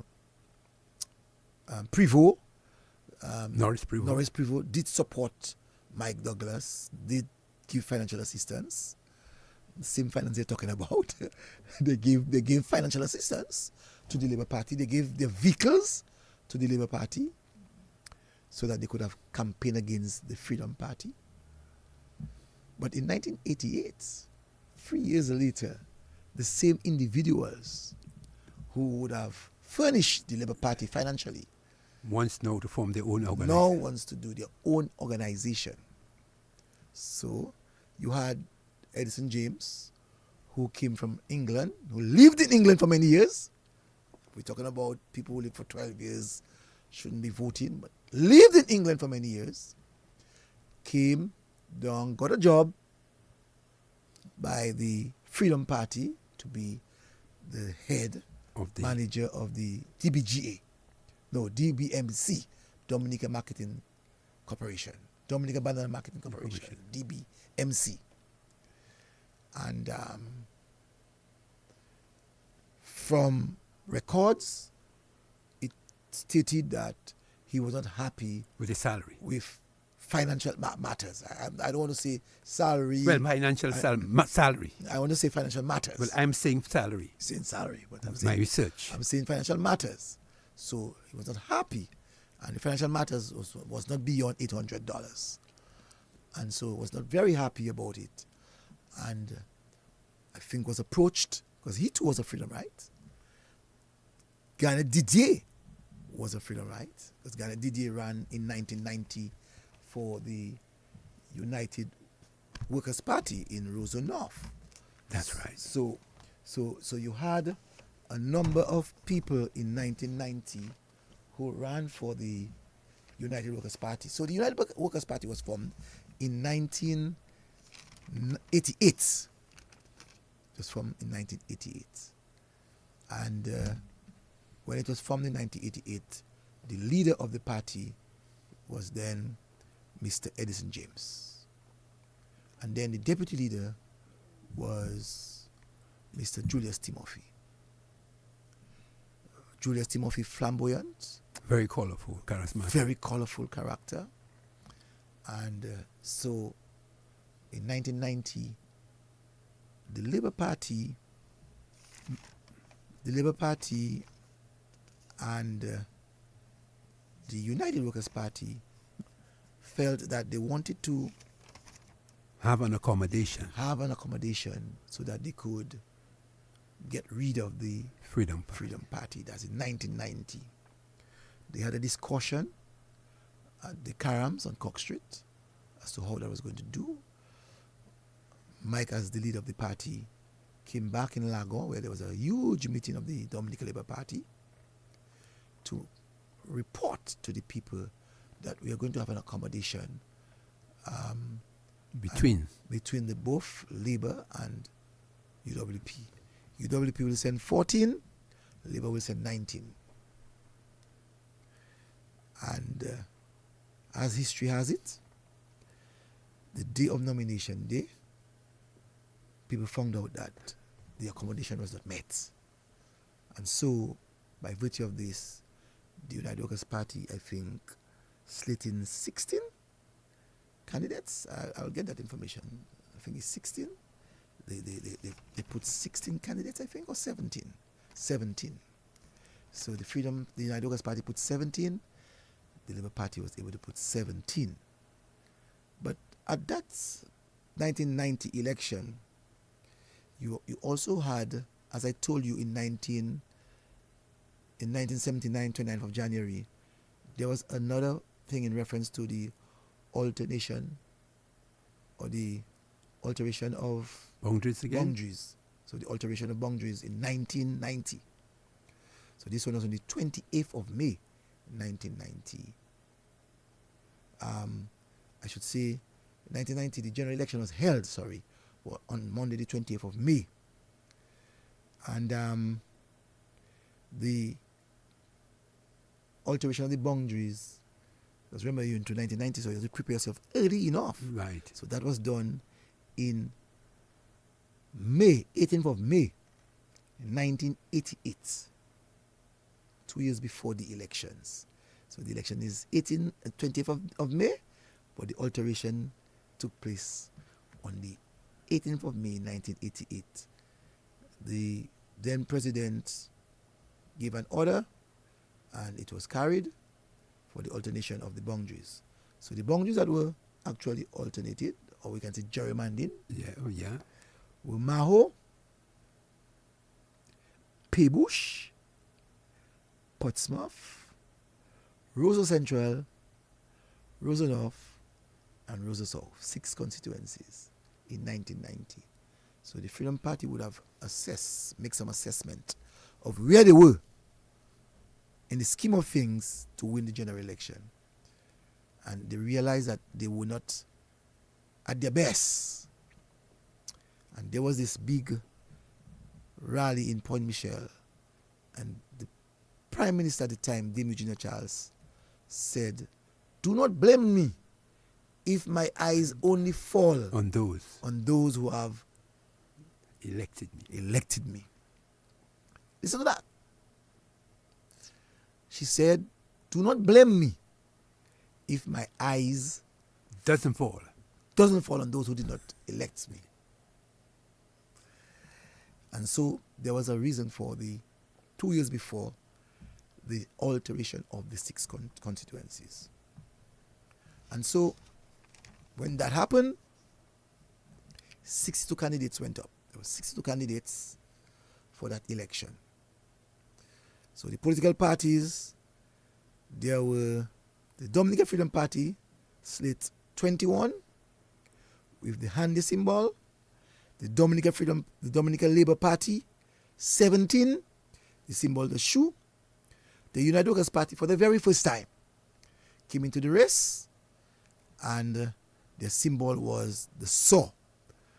And the Dominica Progressive Party couldn't get the saw, so you now had to take the Demlap symbol, which they had before, and took the hammer. So Papi has now moved from the Dominica Progressive Force to the Dominica Progressive Party, and he has now taken the symbol, the hammer. And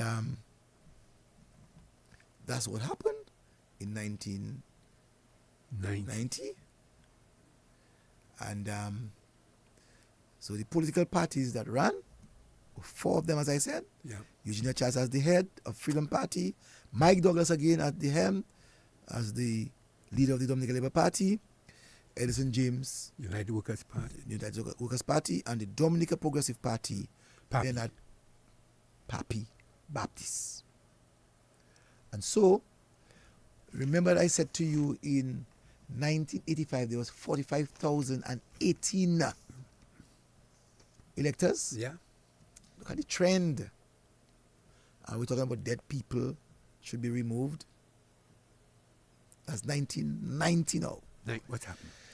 In 1990, the summary of persons who were requested to vote was 50,557. Yes? 50,557.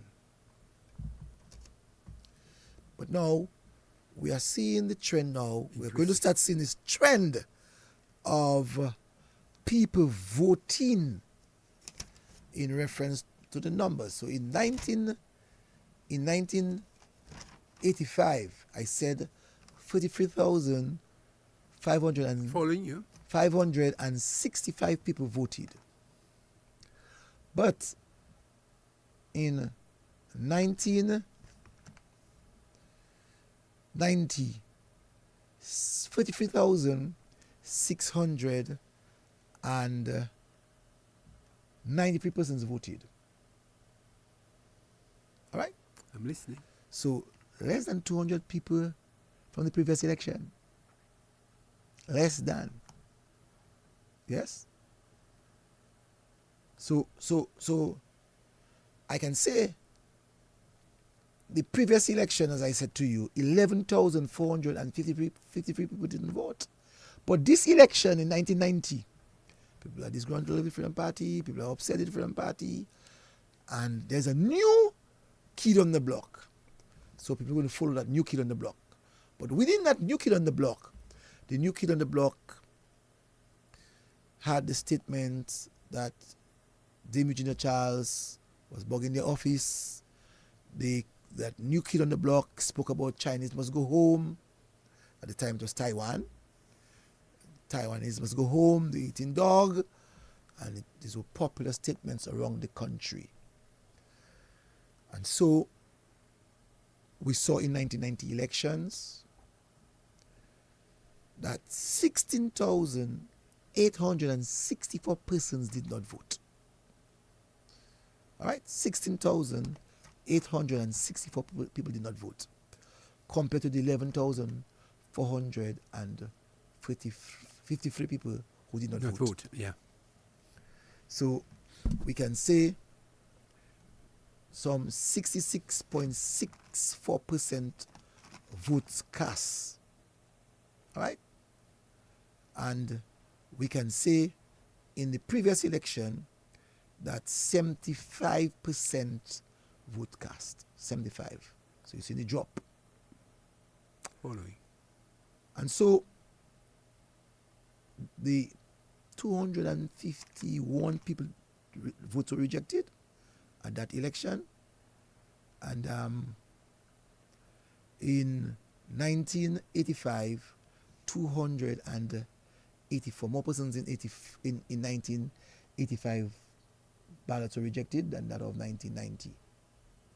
But the number that we have to keep in mind is the 16,000 who did not vote. Yeah. That could be people who are overseas, people who are dead, and people who show no interest in voting. That's in 1990. So we'll see in 1990. What were the results? The results came out. The results came out in 1990 that the Freedom Party, out of 21 constituency, which the previous election, they had won some 15 seats. 15 seats. So they happen to have lost 4 now. They're down to 11. So now they're down to 11. They're down to 11. So the new kid on the block, which is the United Workers' Party, won, I think, 5 seats. And the Labour Party, they won 5 or 6? 6 seats. They won 6 seats. The United Workers' Party won 6 seats. 6 seats. The Labour Party won 4, and the Freedom Party won 11. So you will see 11 and 6, 17 and 4, 21. 21. So we're seeing a drop. So the Dominica Labor Party themselves The previous election had won 5 seats. 5 seats. They dropped. And they dropped from 5 to 4. So they lost 1.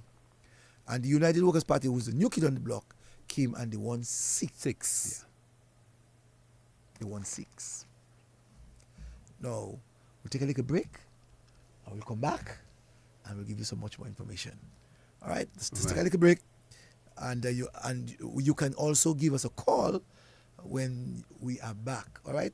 Callers, it's true that we're giving you some vital information, but it would be good that if you can call. Yeah. So let's take 2 minutes break. Yeah. Get you some water, we'll and drink, and we'll come back.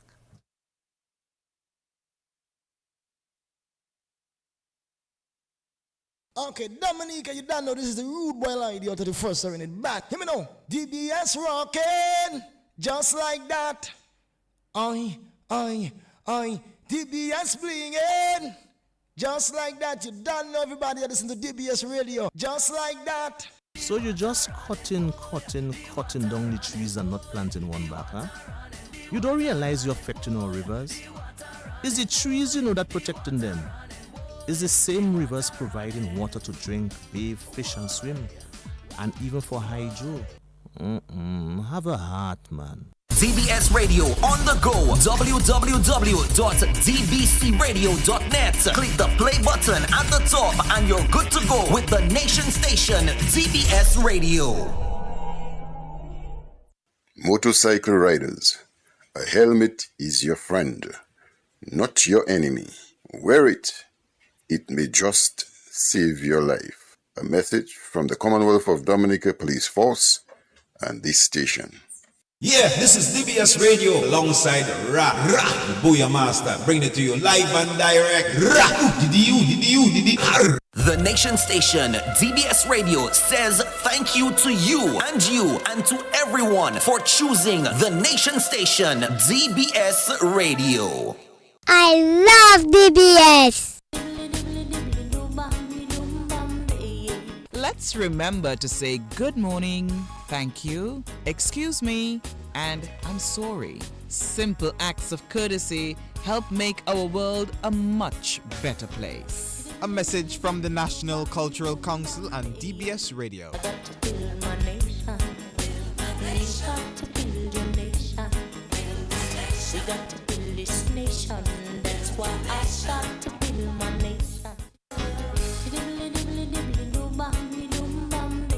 Find peaceful ways to resolve any differences of someone else. Do not resort to violent acts. Violence only leads to trouble. A message from DBS Radio and the National Cultural Council.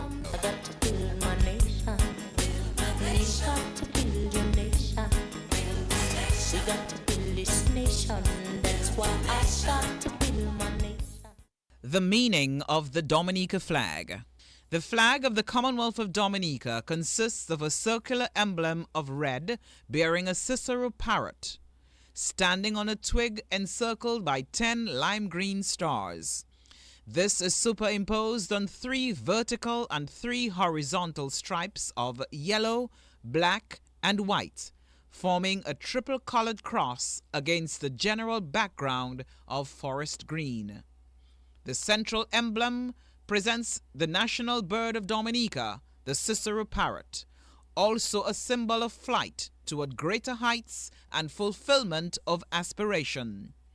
The parrot also comes from the Dominica coat of arms, thus symbolizing the official seal of the country. The 10 lime green stars, the traditional symbol of hope, represent the 10 parishes of the country, each with equal status, thus the equality of our people. The red central emblem symbolizes Dominica's commitment to social justice. The yellow, black, and white stripes form a triple-colored cross, representing the Trinity of God. The cross itself demonstrates belief in God, since the Commonwealth of Dominica is founded upon the principles that acknowledge the supremacy of God. The yellow stripe represents the sunshine of our land, our main agricultural produce, citrus and bananas, and is also a symbol of the Carib and Arawak people, the first inhabitants of the island. The white stripe represents the clarity of our rivers and waterfalls and the purity of aspiration of our people. The black stripe represents the rich black soil of our island on which our agriculture is based, as well as our African heritage. And the general background of dark green symbolizes our rich verdant forest and the green lushness of the island. The symbols of nationhood.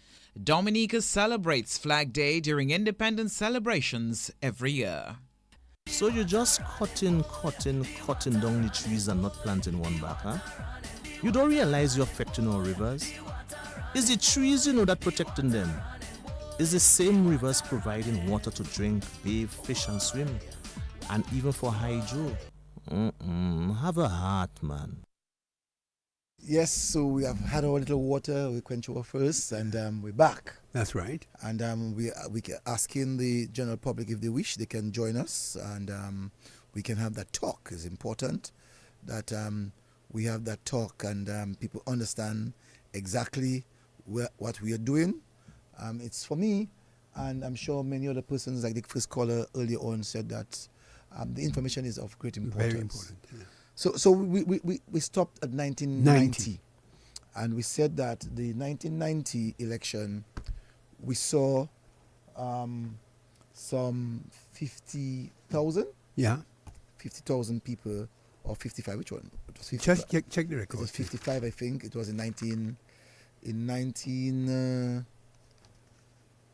what year was that? 1995? 1990 we moved to 50,553. Right. People actually were registered to vote, and we saw out of that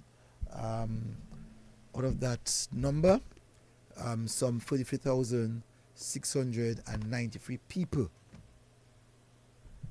cast their votes, and some 16,000 and plus did not vote. In 1995, so the Freedom Party lost some four seats, and are now the party in the majority with one seat. Right. With one seat. And take it or leave it, to run a political party and to run a government with one seat. I say the Freedom Party did it, the Lakou Party did it. You have to be a strong. You have to be strong. You have to be strong, because a lot of things can happen, especially if you have had power for a very long time. Right. It's not like the Lakou Party had just gotten power. Right.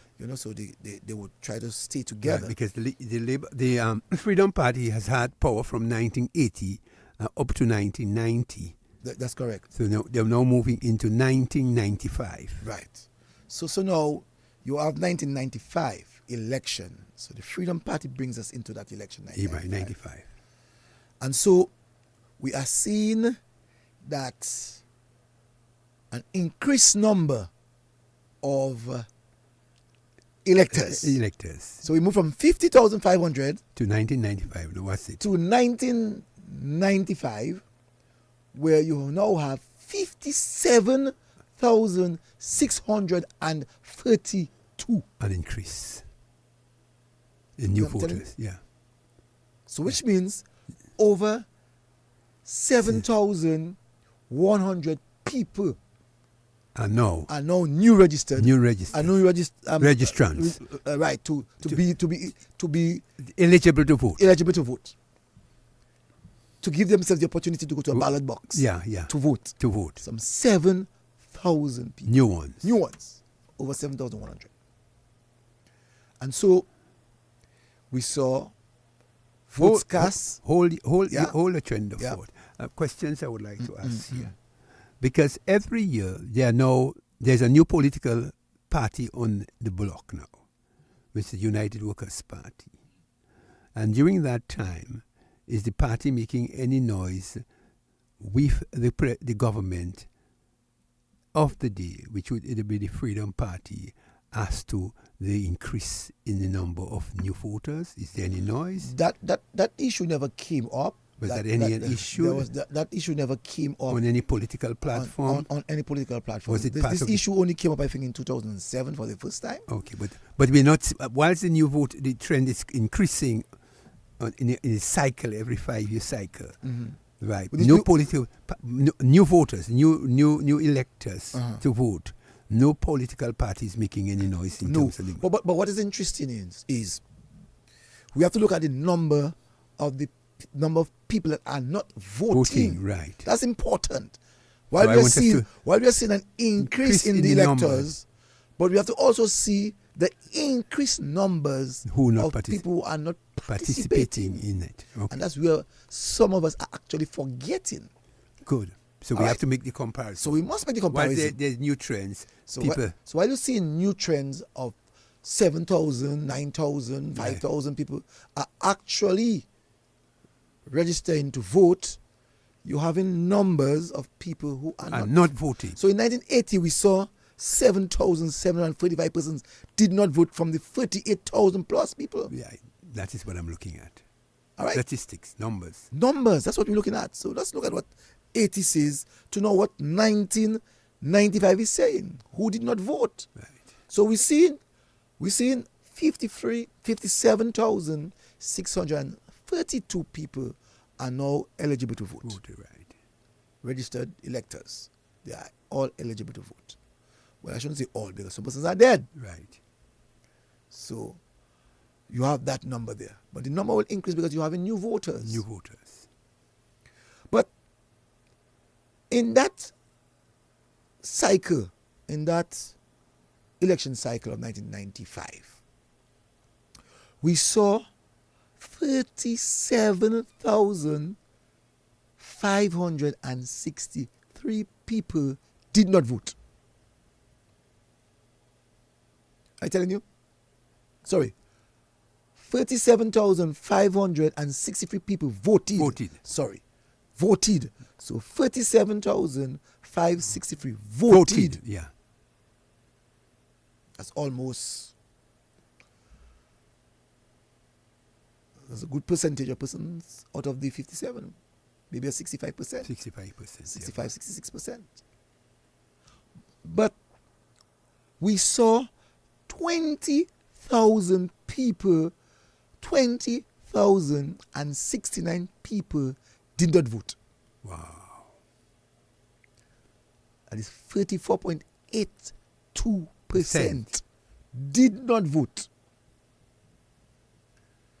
And the accepted ballots was 47,187. So some 376 votes were rejected. 1% of the total votes were rejected. 1%.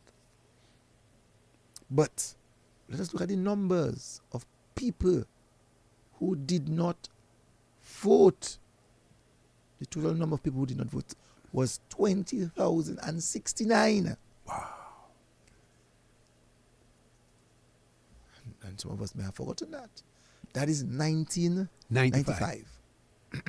The United Workers' Party in 1995 won 6 seats. No, 1995 they won the government. They won 11. They won 11. They won 11. They won 11 seats. They won 11 seats. And I can give the numbers, but I can give the numbers as we go along in terms of who voted for who, in terms of the numbers. And we will see as we go along what is happening in the lack of numbers. So one time, 12,000 persons voted for you, another time, 5,000 voted for you, and you can see that. Yeah. You can see that. And so, that is the results of 1995. Now, 2000.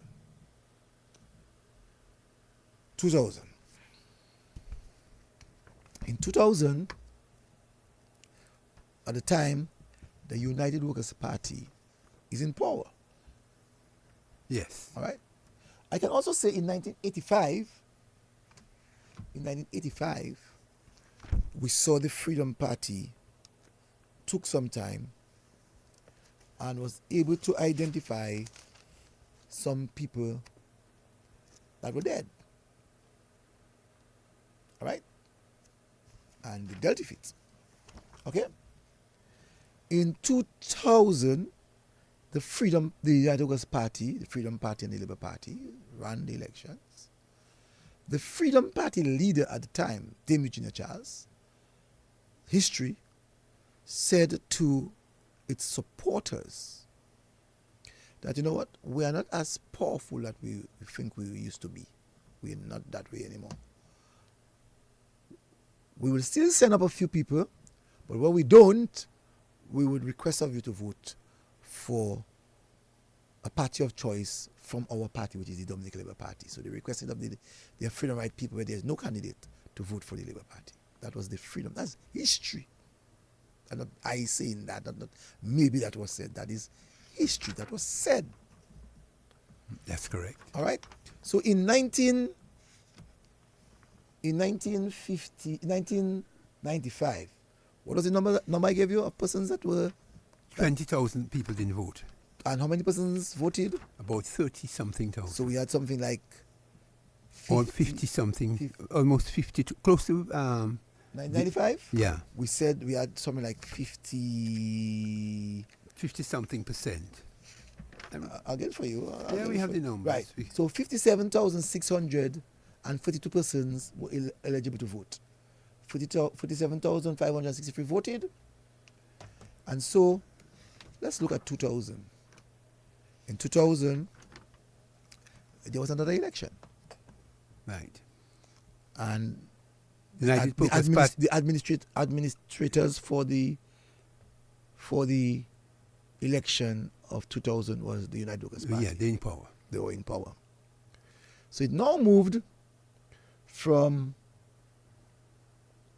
56,000. Yeah. 56,000, we said? Yeah. That's the number?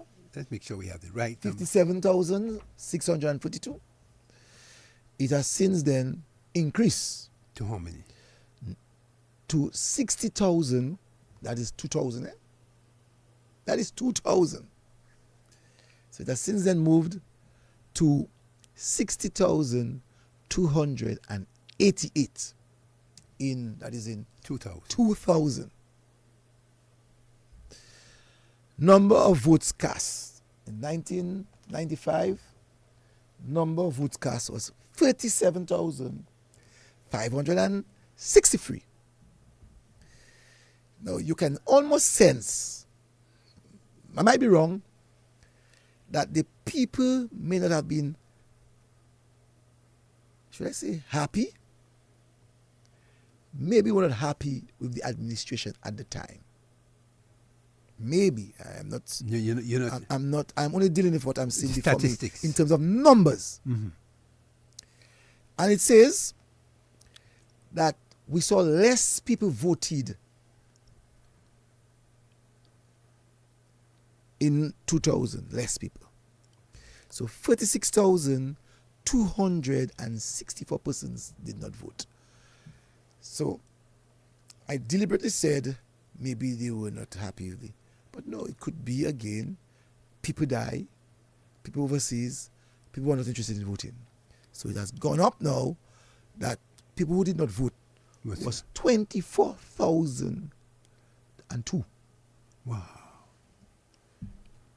So it is showing that the percentage of votes cast was 60%. The Freedom Party owned in 1995 was 65. So that is where I talk about popular votes. So the Freedom Party would have lost the election in 1995. But the Freedom Party would have received more votes than the party who would have won, which was the United August Party. I'm trying to get it right. So the Freedom Party in 1995, they lost the elections, but they had 13,317, a situation like the United States. that the popular votes went to Hillary Clinton, Yeah. but Donald Trump won the elections.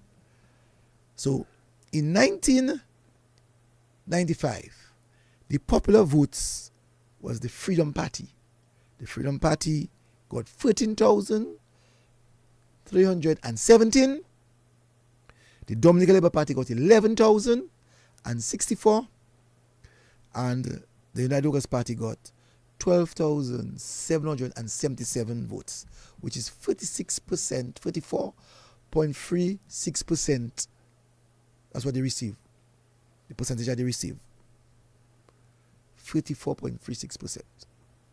So but keep those figures in mind, because we're heading to 2000, and I want us to make a quick analysis there when we get to 2000. Right. So in 2000,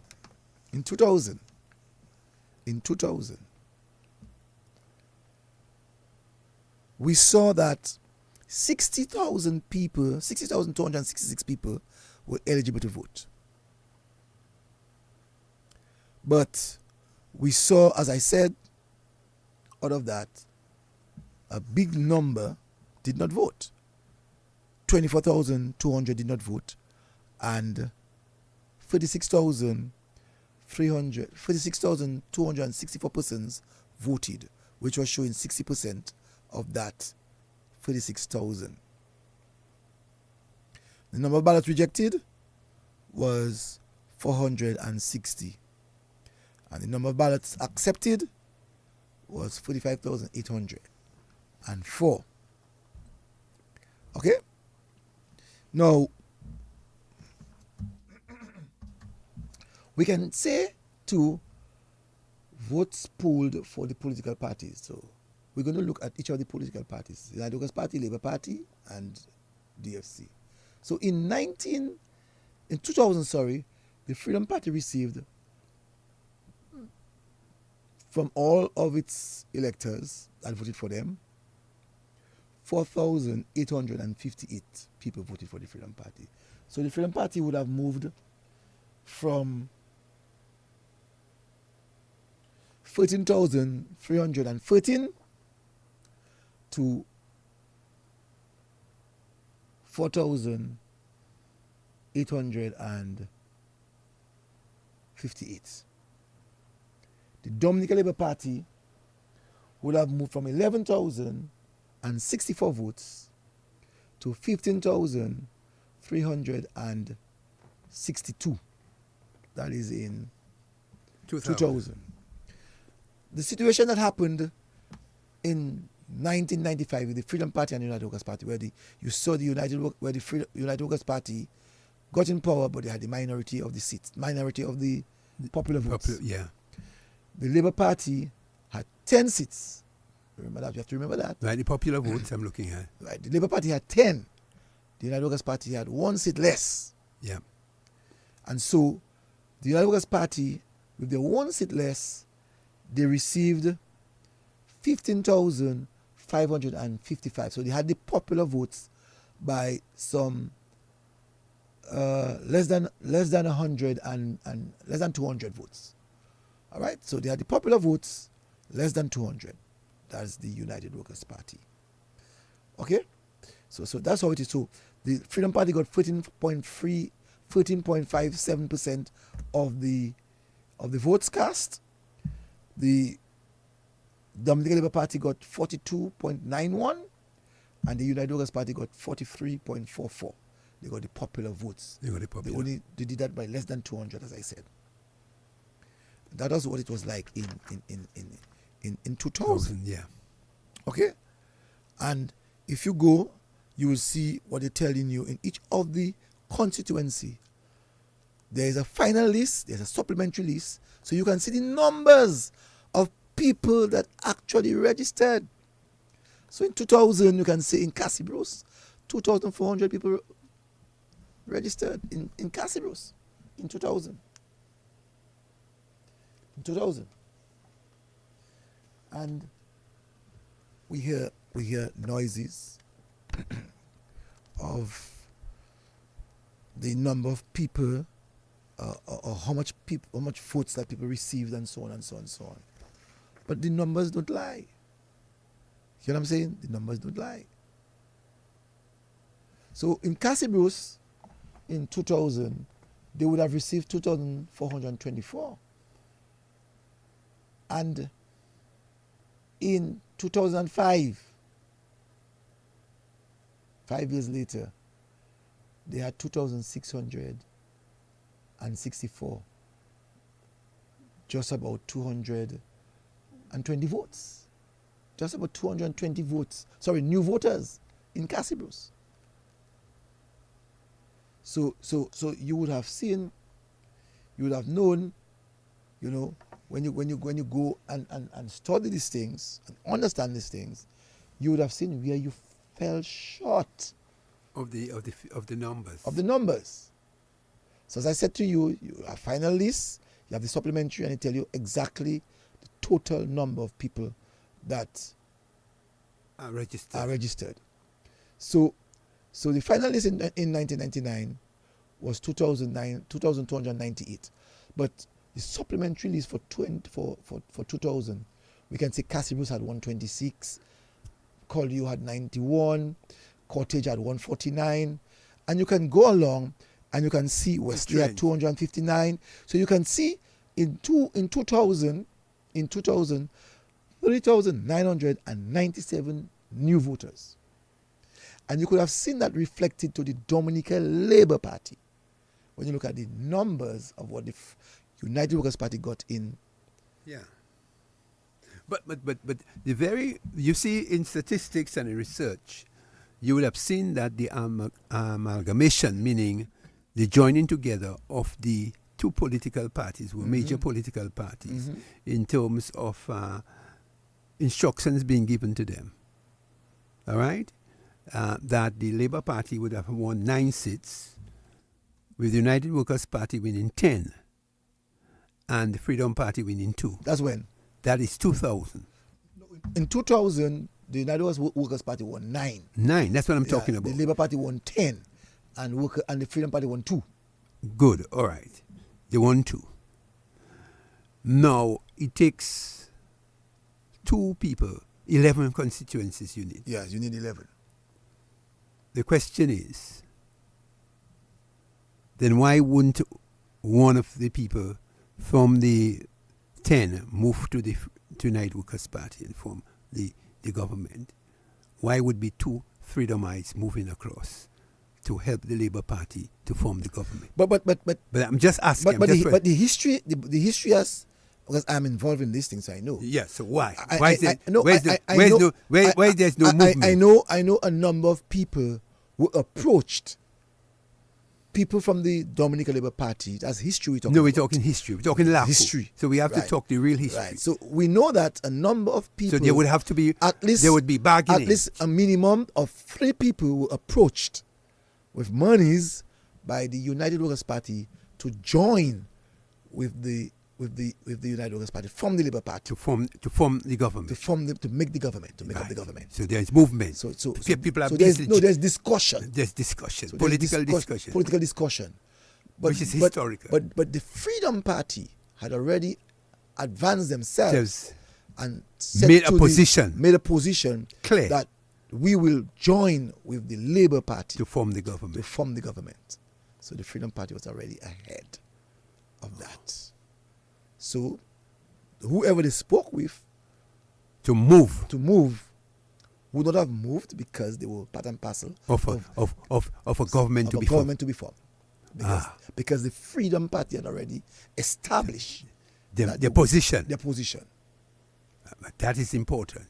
That's you see, very important, because either parties would be moving, but clear instructions have already been given to political parties, that especially the Freedom Party, that our allegiance is to join forces with the Labour Party to form a government. That's correct. So, in other words, positions have been declared.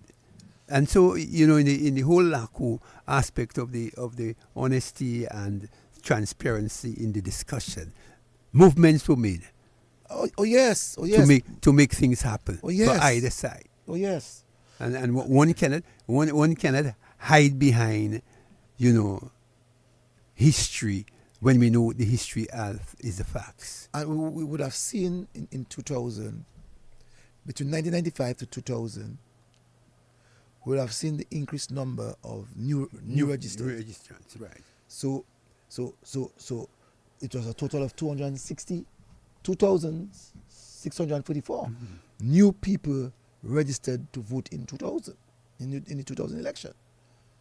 So we are seeing the figures and understanding the figures. Right. Knowing the constituencies in which people are registering. And where people are registered in big numbers. Right. You know what I'm saying?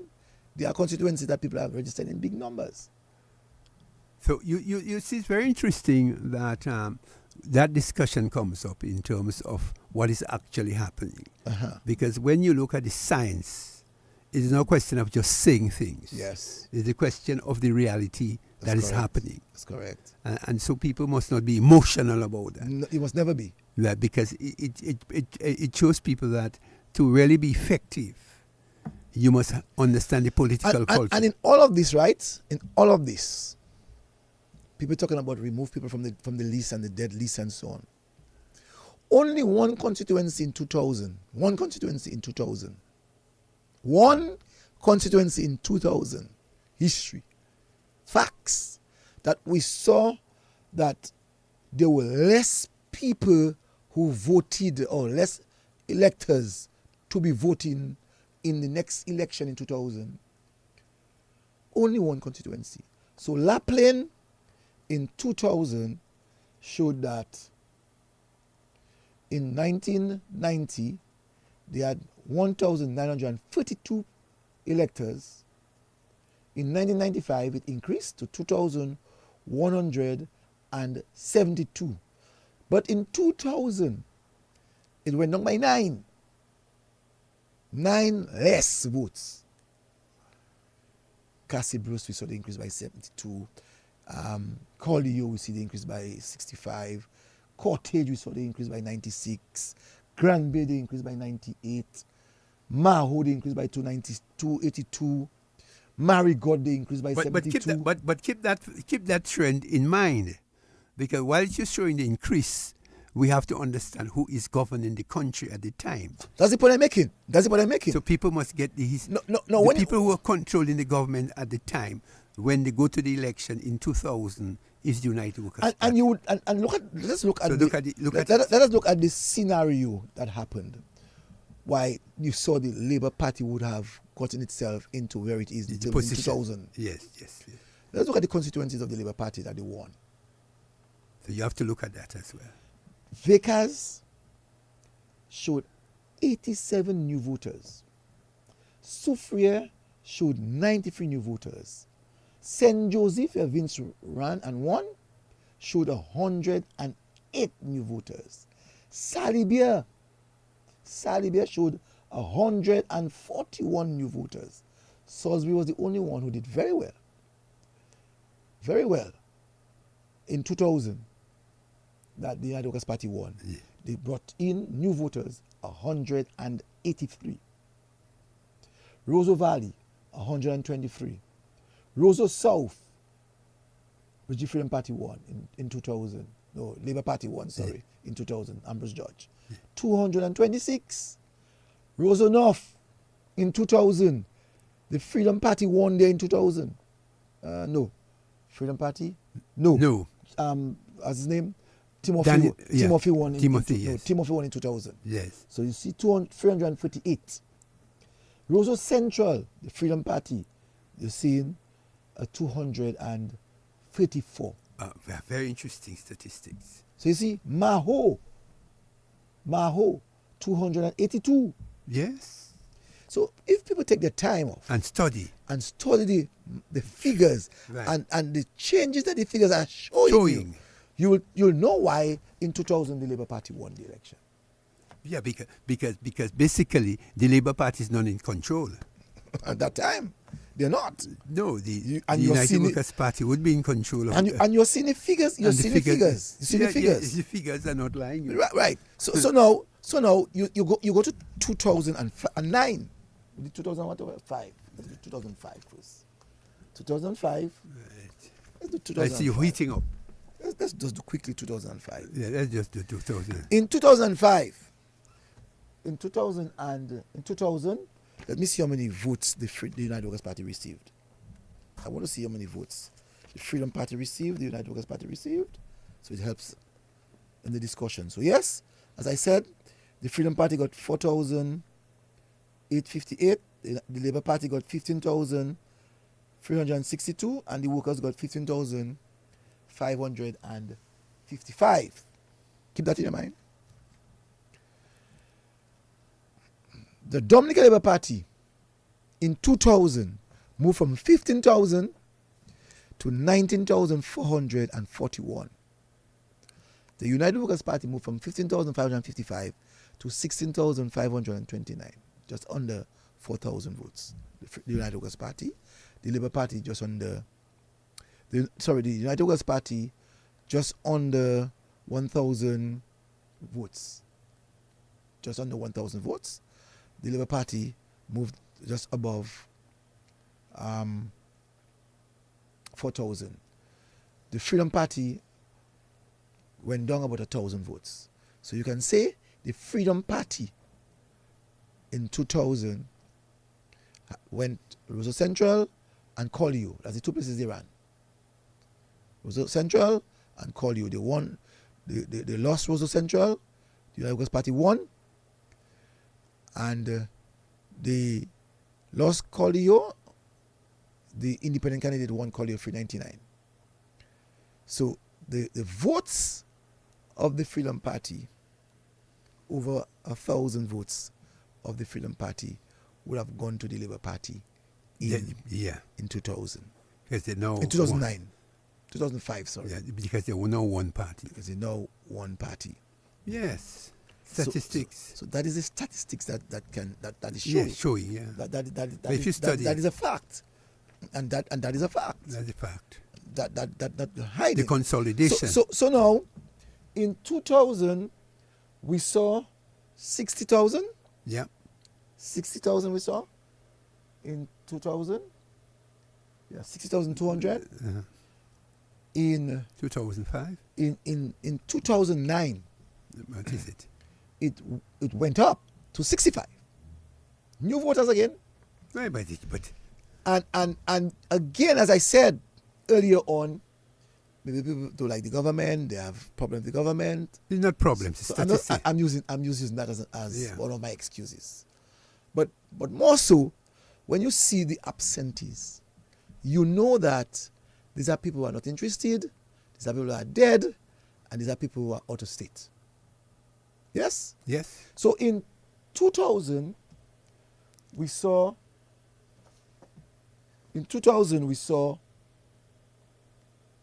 how many persons who did not vote in 2000? Pick your time. You have the fun. Yes. Who did not vote in 2000? Where is it? I have it. So in 2000, 36,000 did not vote. All right? Sorry, 46,000 voted. Sorry, 46,000 voted in 2000. And who did not vote was 24,000. So 46,264 voted and 24,462 did not vote. As I said, it's a clear indication that that increased number you're seeing, dead people, people who did not vote, who are out of state. Out of state. All right. The Labour Party got 65,000 or has 65,889 persons on the registered list. So you're saying you're not cleaning it, but the new elected voters are there. And look at the absentees. Or I should say, let us look at the people who voted. The people who voted were 38,934. 38 in 2000. And in 2005, 38,900 voted.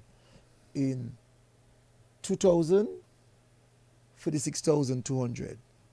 So basically, we can almost say under 2,000 more people. Yes. We can almost say under 2,000 people. More people voted. Yeah, we But look at the absentees. But it's scientific, you know. These absentees is showing that 38,934 persons did not vote. Sorry. Where am I? Where am I? 38,934 persons voted. Right. But it is showing absence who did not vote. 26,954 from the previous election of 24. So 2,000 people more did not vote. 24,000 in 2000, 26,000 in 2000. Historical and figures don't lie. Well, all the people have to do is to look at the statistics from the electoral office, you know. That's all they have to do. And so it's very interesting that we look at the trends and see what's happening. But you know, and one of the things that I wanted to see, factors influences change in political culture. That's correct. So let me just give you one of them. Changes in governmental performances can also influence people's value and their political culture. Let me just read that for you again. Changes in governmental performance can also influence people's values and their political culture. Just ponder upon what I see there. So those are factors that you cannot, when you study political science, you'll understand why people change their political regimes. This is a critical aspect of it. And here is another thing that influences them again. And I wouldn't have time for all of them because of time. Changes in the economic structure over a period of time also affect their political culture. So some of those things you have to pay attention to. And so it's not only a question of being emotional. And that's what I want some people to start doing. You know, look at the numbers, and the numbers are showing, in reference to the new electors. Right. People who are actually registering to vote. Right. People who become 18 years. And no, you must get hold of them. People who become 18 years over the period of time. I'm saying. And there are still people who are 60 years and have not voted and not registered. And these people sometimes form part of that number. Yeah, I see the trend. And so even when we look at the year, we said in 2005 there's 65,000. Yes. In 2000 and 2009. Mm-hmm. By 1,900. Yeah, we went up to 67,000 now, 67,223. Well, in a nutshell, when you do the social sciences and you do research, which you call action research, there are certain things that happen where you have the Gala polls. Mm-hmm. We had in the University of the West Indies the Carl Stone poll, and we had another guy, social scientist, the Ian Boxall poll. You have political fellas like the Hartley Henrys and those fellas around the Caribbean who look at political trends. One of the things that they look at is statistics. Peter Wickham. The Peter Wickhams. So you have predictions of what may happen. Because what the guys are actually doing is looking at the statistics. And just what you're doing, they're looking at the movement of voters in political constituencies. Mm-hmm. And they do what is done as a sample. Mm-hmm. Mm-hmm. Now, these things have to be scientific, not based on emotions, because some fellas can tell you about, well, they did a poll, they did a survey, and the survey is showing those type of trends. But these are the things you have to pay attention to. Is what it is that you're doing in terms of your political education, what you're doing in terms of your economic movements within constituencies, some of the things that you're doing in terms of your educational influences. Mm-hmm. All these are important factors which people don't want to be able to do the work. And so we can complain, we can say all kinds of things, but unless you do your political work, then you cannot bring the political culture to change. And these are realistic things. And that is why you, it's important that we take note of that. So for instance, people are going out and vote. When people go out and vote, they put for political party.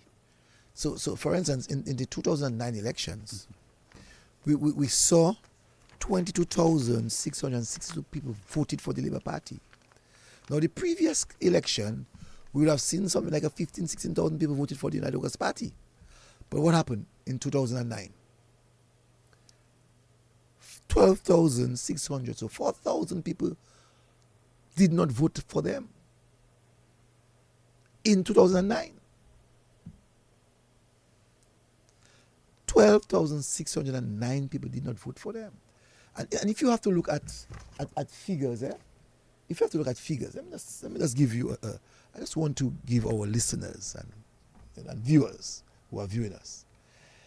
I took my time and I went through some constituencies. And one of my samples was La Plaine.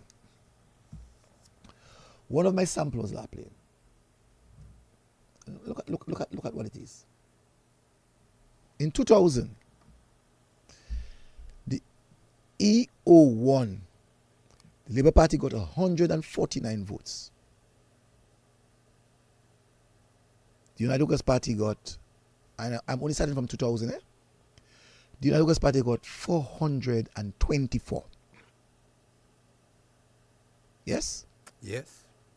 In EO2, that's 2000, the Labour Party got 31, United Workers' Party got 31. EO3, the Dominica Labor Party got 64, the United Workers' Party got 122. EO4, the Labour Party got 20, the United Workers' Party got 132. EO6, the Dominica Labor Party got 26, and the United Workers' Party got 62.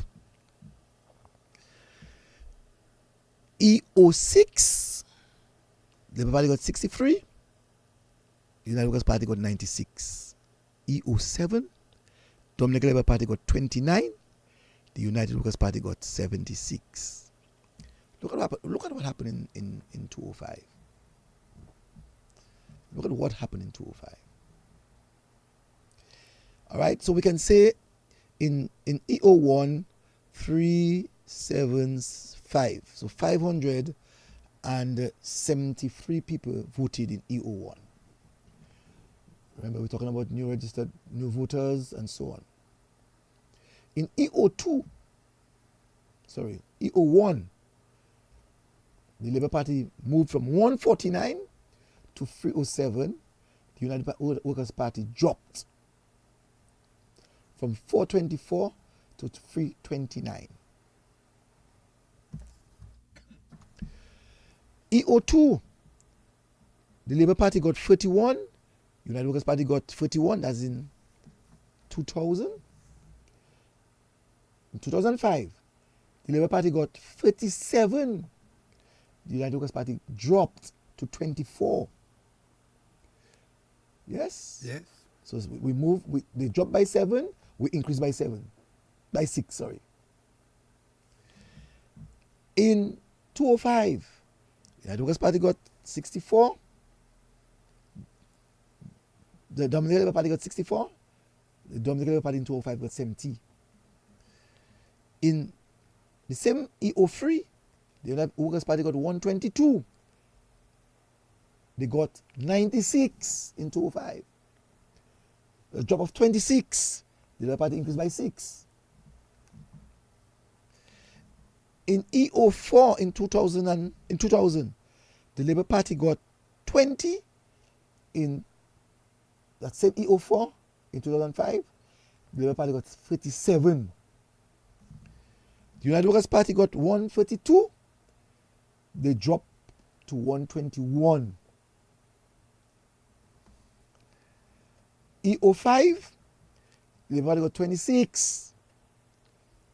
The United Workers' Party dropped to 40. The Labour Party got 26. The Labour Party got 42. The United Workers' Party got 62. And in 2005, they got 58. Again, they dropped.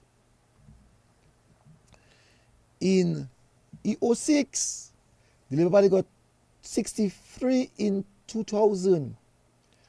But in 2005, the Labour Party got 105. The United Workers' Party had gotten 96 in 2000. They dropped to 78. In 07, E07, Labour Party had gotten 29. Workers had gotten 53. Workers had gotten, Labour Party got 29. Dominica Labor Party got 53. E07, United Workers' Party in 2000 got 76.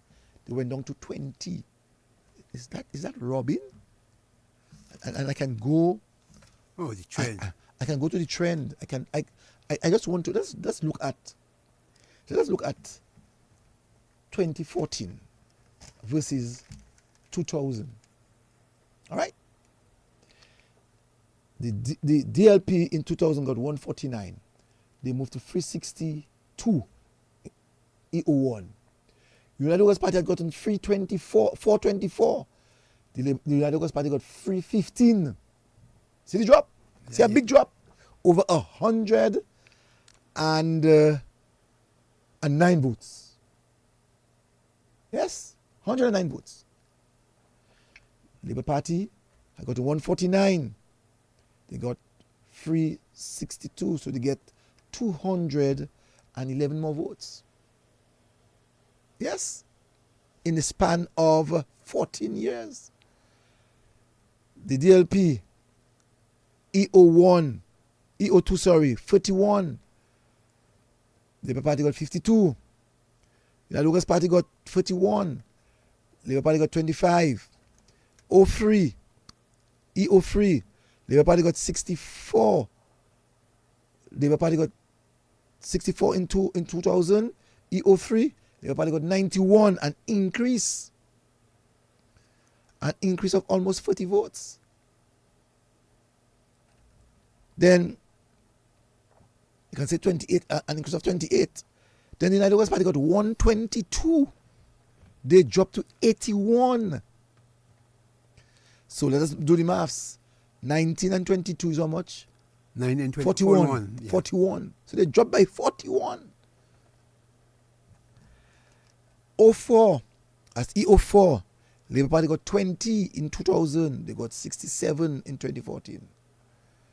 You'll probably get 124 in that area. You'll probably got 120. You'll already got 142. They got 124. EU5. Labour Party got 26. They got 52. They got 26 more votes. UWP got 62. They drop from 62 to 56, 6 less votes. Yeah. 06, let me see. E06, Labour Party got 63. Labour Party doubled that to 131. To 131. Then they move it, UWP moved from 96 to 67. The trend, man, it's trends. And FE07, Labour Party got 29 in 2000. In 2000, they got 07, they get 87. From 29 to 87. Workers got 76. It's a trend. They dropped to 58. Come on. It's a statistics. So people have to do their work. Statistics. Do their work. Your numbers are dropping, and I can go to every constituency. Where is the research? I can look at every constituency and get that same kind of trend, that statistics. Yeah, statistics. I can get it. Well, everybody has to do their work, you know. Yes. One cannot do the political work for a party, you know. The parties must do their work. Imagine, just look at it. Imagine. Tell me a constituency. Well, I'll give you one more because of time. Yeah. We could probably look at in terms of goodwill. What's happened? Goodwill. Rosenhoff. My constituency. I'm going to look at Rosenhoff. Rosenhoff. Have I done Rosenhoff? I don't think I have done Rosenhoff yet. I have not done Rosenhoff, But it's very interesting. But I can show you in reference to Roseau North, the election cycle, what each political party has been able to get. So, for instance, in Roseau North in 1985, Labour Party got 1,893 in 85. The Freedom Party got 2,259. Alan Guy won the seat. A total of 4,152 people voted. In 1990, the Labour Party got only 154 votes, 154. The Freedom Party got 1,474. They dropped by almost 800 votes. The United Workers' Party came at that time, 1980, and got 1,181. So the 1,008, most of theirs went to the United Workers' Party, to include that of the Freedom Party. So a lot of freedom rights voted for the United Workers' Party in 1990 for Ghana Didier. Because Ghana Didier came from the Freedom Party home. Yeah, that's true. Let's look at the magic. So a lot of freedom rights. I remember I And said to you, 800 people. You'll be paying a lot of attention to that yourself. So 800 people did not vote for the Freedom Party in 1990. They went and they voted for Ghana Didier. Yes? Yes. Mm-hmm. And the Labour Party got 1,800. But they only received 1,054. So the other balance of the Labour rights voted for both Freedom Party and United Workers' Party. In 1995, the Labour Party got 620 votes. The Freedom Party got 1,244, so they went down again further. And the United Workers' Party got 1,372, that of Julius Timothy. Julius Timothy, he looks like a person from Fokole, he looks like a person from Pottersville, he looks like a person from Upper Goodwill, he looks like a person from all strata. Yeah, he's charisma. So he won he left Roseau North, Roseau South, and went to Roseau North. Right. He won because he had never run in. He lost in Roseau South. Lost in Roseau South when he ran. Right, he ran in Roseau South against Ozzy Walsh. Ozzy Walsh beat him, and he ran in Roseau North. The Labour Party in 2000 got 100 and more votes, 112 more votes, so they got 752. The Freedom Party dropped in 2000 from 1,002 to 708 votes. The United Workers' Party under Julius Timothy got 1,729 votes. In 2005, the Labour Party got that's when I ran, the Labour Party got 1,364 votes from the 732 votes that they received in the previous election. The United Workers' Party got 1,833 votes. Julius Timothy won. And in 2009, 1,655 votes. That's Julius Timothy received that for the Labour Party. The Freedom Party got 95. And the United Workers' Party got 1,548. Julius Timothy became the power rep. 2014, the Labour Party got 1,624. That's when Isaac ran for the Labour Party. And Danny Lugie ran. He got 2,266 votes. And Danny Lugie became the power rep. In 2019, 1,648 votes. Sorry, Timothy ran in 2014. Danny Lugie beat him. In 2019, Joseph Isaac ran against Danny Lugie. Joseph Isaac got 1,648. And the United Workers' Party got 2,100. They dropped on 2,144.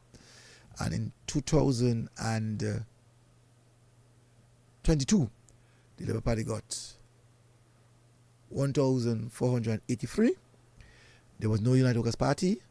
Towards Team Unity, got 116 votes.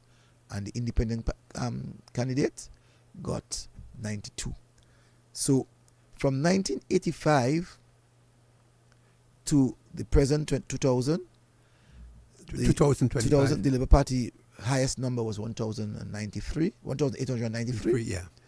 The United Workers' Party highest figure from 1990 to now is 2,226. Very interesting. So I have the stats. So the stats are important. And I tell people numbers don't lie. And every constituency, I can literally sit with you have to do your work. I can literally sit with any candidate, whatever side you are, and to tell you how the numbers are moving, and to say to you whether you are in fact in tune with what's taking place within. So when I give you the numbers I give you La Plaine, and if I have to give you other areas, then you would be able to see. Well, you see, the thing about statistics and research is that politics is about research and your work. So you have to pay attention to the numbers, as you see. The numbers guide you. You can see what it is, and as you see, you divided it into, as La Plaine, the different polling districts. So you could see what your numbers are within the the trends that you're seeing within the polling districts. You know persons who are no longer on the island, persons who have died, persons, so you would know. So everybody wouldn't be in tune about what's happening and paying attention to that. So that you will not only be finding scapegoats for saying, well, the volley, they cook me or whatever in terms of whatever you're doing. And you have been in that thing for a very long time. So you'll be able to know it is through certain things that you win. And one of the main things is how well the people see you, your connection with your people, the things that you're doing within your constituency. That's why people always tell political candidates or people who are aspiring to be political candidates to do your political work. And that's why I think, Brain, that in politics, we have to be mindful that we don't take figures or numbers for granted. No, you can't. It's very, very important. I think that's what drives any political party. Yes. Numbers. When someone says I win, the next question is what is the number that you received? That's right. And so I think looking at our program, the Lakou program, we started our first program to deal with the issue of the political parties that have been established in Dominica. Quite a number of them have established, and in all what have established in Dominica, you would have had just about 3 major parties from adult suffrage in 1951 to the present. Mm-hmm. So you would have had the Dominica Labor Party, who was the first political party in Dominica, which was established on the 24th of May, 1955. This year will give the Labour Party 70 years. Then you had the Dominica United People's Party, DUPP, who was established the night of election in 1957. Yeah. The night of election in 1957. And they did not go long. By 1966, they were diffused. Yeah. And the next political party that Dominica came Freedom Party. was the Dominica Freedom Party. Right.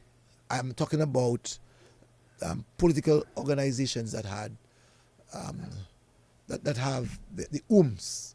Well, let's look at it in terms of the Lakou. For instance, the Dominica Freedom Party has been in existence. Would you say that the Dominica Freedom Party lost its existence after the movement of Eugenia Charles from its leadership, or no longer there? Would it be a situation whereby the other leaders were not able to continue? So how many years would you give them? Are they still in existence? No. I don't work things like that. I don't. How would you say? That's not the magic. The Dominica Labor Party, after 1979, was considered almost defunct, non-existent, almost non-existent. We had brilliant leaders who had brilliant talk, bright, and kept the party alive.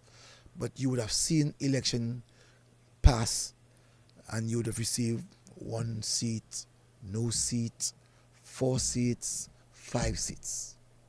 Yes? Yes, yes. So you cannot say that the Freedom Party as a political organization cannot bounce back. You cannot say that. But as to whether they can get political power is something different. That's what I'm asking. It's something different. That is for them to find out, to see, what they need to do, how they need to do what they need to do. The Labour Party, on the other side, understood being in opposition and understood the work that is required to be done, to attain. So sometimes people tell you, but you have a set of freedom rights into the party. Right. I tell people in the Democratic Party, there are a set of Republicans who move from the Republican Party and come to the Democratic Party. Just like Kennedy. Just like Kennedy. Kennedy has moved you. And as a matter of fact, Donald Trump, who's the president for the Republican Party, who's the head of the... used to be a Democrat. Used to be a Democrat. Right. You understand what I'm saying? The former head of the United Workers' Party, Edison James, was a Freedomite. Yes. Roosevelt Skerritt was a Freedomite. Yes. Jeez. So this girl, Lauren Barnes, was a United Workers' Party. Julius Timothy was a Labourite. Right. Isaac was a UWP. He actually went for UWP. Yes. And so the point is, you'll find, based on people's conviction as you go along, you can take a determination to decide what you do. You're big as this fellow would say, Rosie, you also go on. So go on, ou disi ça pour faire, ça c'est affaire. Ça c'est affaire.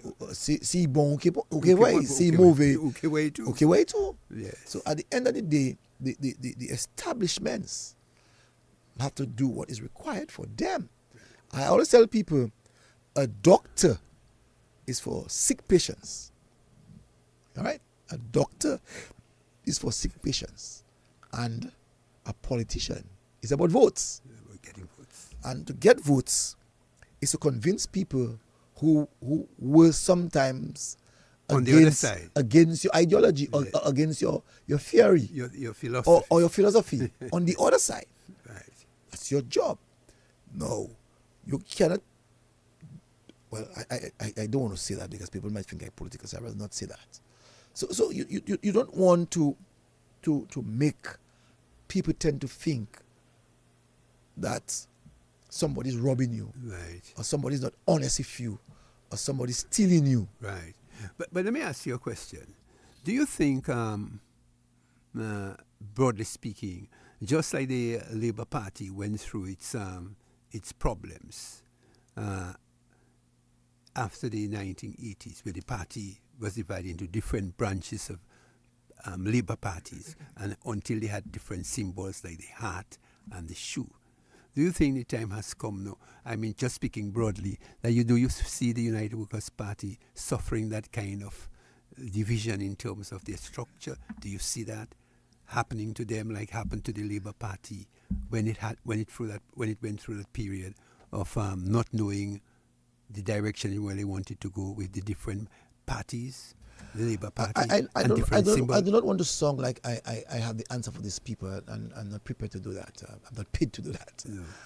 What I can say is, what we have seen is a division. Yes. And a division of ideology. A division of understanding where we should go. A division as to what we think is best. And that happens when a political organization does not have a vision, right, a mission, and an ideology. Right. So every organization, every political organization, you hear them speak of once we were younger, we used to say the Freedom Party is capitalist. And we used to say the Labour Party is socialist, Democrats. Right. You know what I'm saying? So, people used to say that we're socialists. Right. But no one can identify yet as to what ism would the United Workers' Party find itself, or the fence it can find itself on. Well, let me throw something to you. Let me throw something. And we have to speak broadly. Because, right, we have to open our political discourse at some point in time in the Lakou. Here is a situation. where one would expect there would be a discussion on what is going to be done. And we fast forwarding now, before we come to the end of our discuss, that we are planning to have a demonstration. One of our men, who happens to be the deputy leader of the party, another man who is the leader of the party, is outside there agitating against a bill. We have seen that happen before. But it's the first time we're seeing that one deputy leader of a major political party that is not in parliament, but he is the deputy leader of that party, and another man who is the leader of the party is saying he doesn't want the bill. And another man is inside the party, inside parliament, saying he wants the bill. Can't you see there is something wrong? Can you understand how can that happen? It could be one of two things. What's happening? Outside of the disconnect, it could be one of two things. That the deputy leader, at the back of his mind, is he voting out of conscience like was done in Casim's case, as you mentioned to me? Remembered, I think what happened, he must have remembered all of the discuss that the opposition would have had in reference to the bill and in advocating for the bill to become law. That is, we need voter ID card versus having a national ID card. Mm-hmm. He would have remembered that. So he bought into the idea then? Not bought into the idea. He started the process. He started the discourse on the whole concept as to what is required. Right. So, moving forward. So his conscience, would have spoken to him and said, "Guy, remember, that's where we started. That's where we started the process, so that it could have reached in Parliament. So don't be a hypocrite. So your conscience speaks with you." That is one. Two, and I said there's no ism. Mm-hmm. And if there's an ism, you know that if you are a socialist, mm-hmm. and you believe in the ideology of socialism, when any discussion comes, you're not going to talk about capitalism. Yeah. But you're not going to approve capitalism. Do you think, though, and we broaden it before we come, because we have to be broad-minded, do you think that with that situation that is done, that there will be elements within his own organization who would want his head? That's not my business. That's not for me to know. No, I'm just saying. No, that's not for me to know. That's not for us to know. That's for the political directorate of the party to take a determination as to what they think. What they think. Yeah, so or would he at some point in time even think, well, look, this may not be a progressive move for me. I may want to go on my own and form my own United Workers' Party. Is that a possibility? That's his own right. No, you have to throw those things out in the mix. Mm-hmm. Because when I look at the Dominica story, mm-hmm. I've seen those things happen before. Mm-hmm. Because as I said, in history, there's nothing new under the sun. That man may be thinking, well, look, with the present ideology of philosophy, and I'm young and dynamic, I can't really be in that. I would either have to have my own or form a new branch of that party, or the other fellas and then we'll have their own branch. Well, we saw it within the Labour Party. so I'm just saying. We saw it within the Labour Party, where the Labour Party, in the early days, formed several other Labour Party branches. Exactly, that's what I'm saying. So you find that Libla, who was the leader of his party, moved away from he had rebel groups within his own organization. He moved away from the core Labour Party and set up the Liberal Labour Party and won election. Right, and won election. Right. We have seen Michael Douglas, or before Mike, we saw OJ. OJ, well, I should say Mike first. Mm-hmm. He was fired by Patrick John, and then went and run for the Demlab in 1990, right, and then became the leader of the Labour Party eventually 5 years later. Right. We have seen OJ moved from the Labour Party, resigned from the Labour Party to form his own party. Right. You know, and after that forming his own party, has found himself going to another party. Right. You know, so do you see that young man? Do you? Because there are two schools of thoughts that's out there in the public. Two schools of thought. And we have to broaden the discussion. Because we want to look at not only a bias towards any political party, we're having the Lakou. That he, in there as a young man, then you have other people with him, and other people on the other side there, and you find that there is a clash of ideologies. Is this really a setup? Are we witnessing something new? No. You see, some things have the resemblance of your mind. Mm-hmm. Some things you will see comes from a family setting, a family background. So here it is. Don't forget the political culture. The political culture from the family. Or the family culture re-politics. That's right. So you find that there are people who set up an organization, or who are part of an organization, or who funds an organization.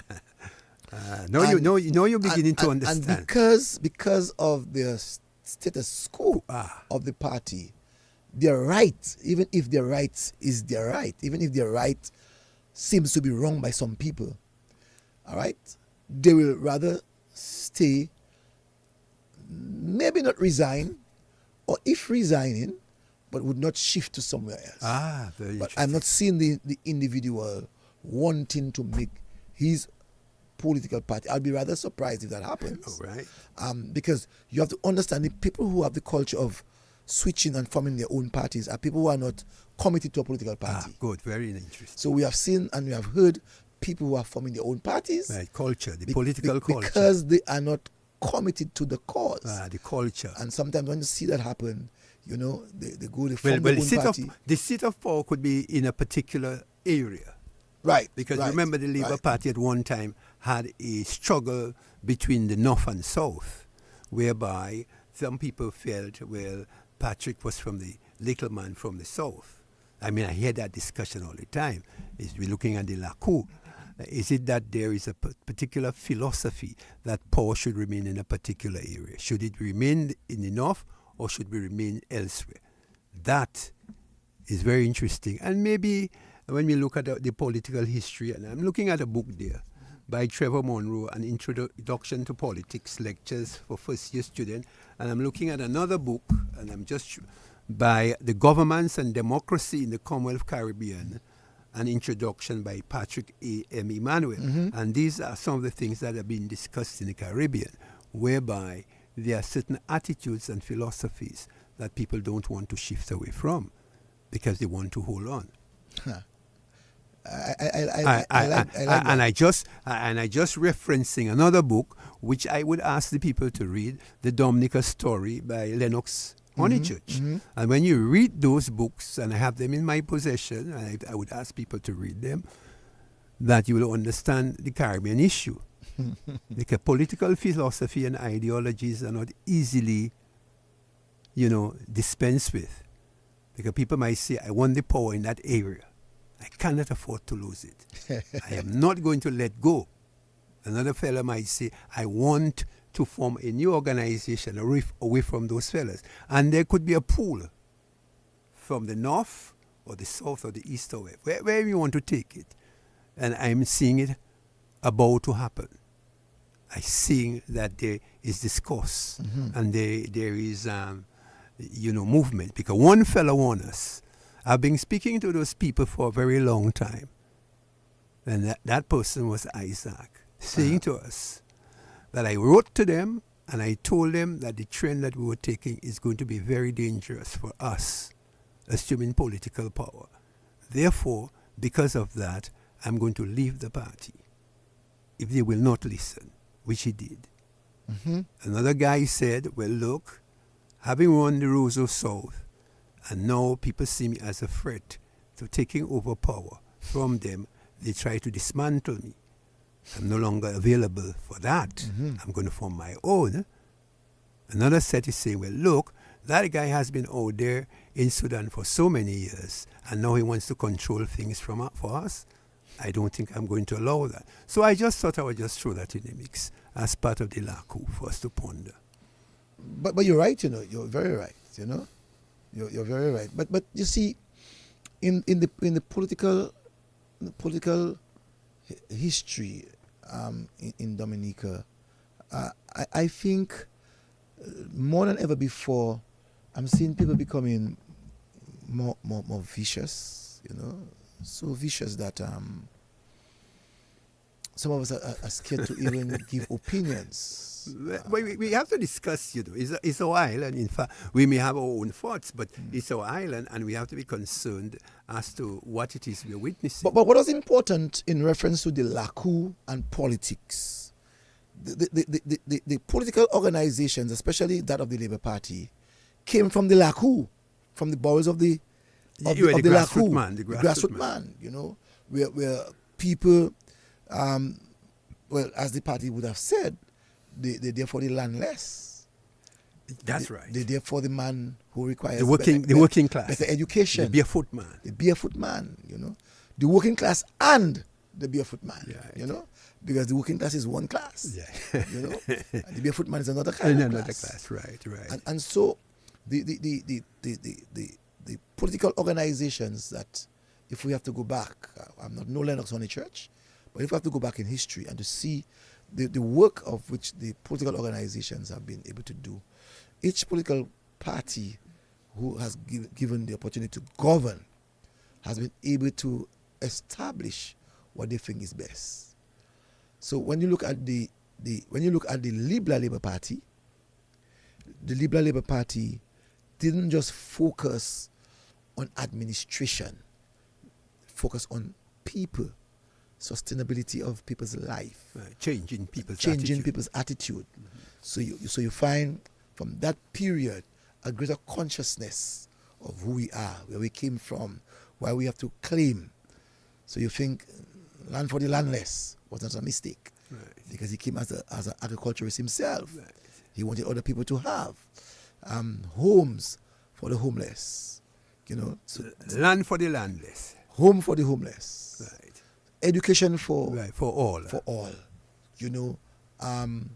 giving people the opportunity to become a part of their society, part of their country. Right. So, for instance, when you and I grew up, there was a class difference. There was a class difference between the have and don't have. Today, as we speak in the Lakou, we can almost not recognize the Lakou. We can almost not recognize the Lakou. We can, I should say, what we can do is to say that there was a Lakou. So the National Bank, we can say that the Don's yard was there. That's where the Don's yard was. That's correct. Where Wilson is, we can say Lakou Philippe was there. Yes. I'm saying, when we look at where again, there are so many other places. Well, when you look, I can help you there quickly. When you look at the number of bridges you have in terms of the Lakou, we had only one, which we call the Old Bridge, and then we had another one. So people looking for, as I said, within the whole Dominican story, they're looking for more or less change, transformation within society, and they're looking at that as the main focus of development.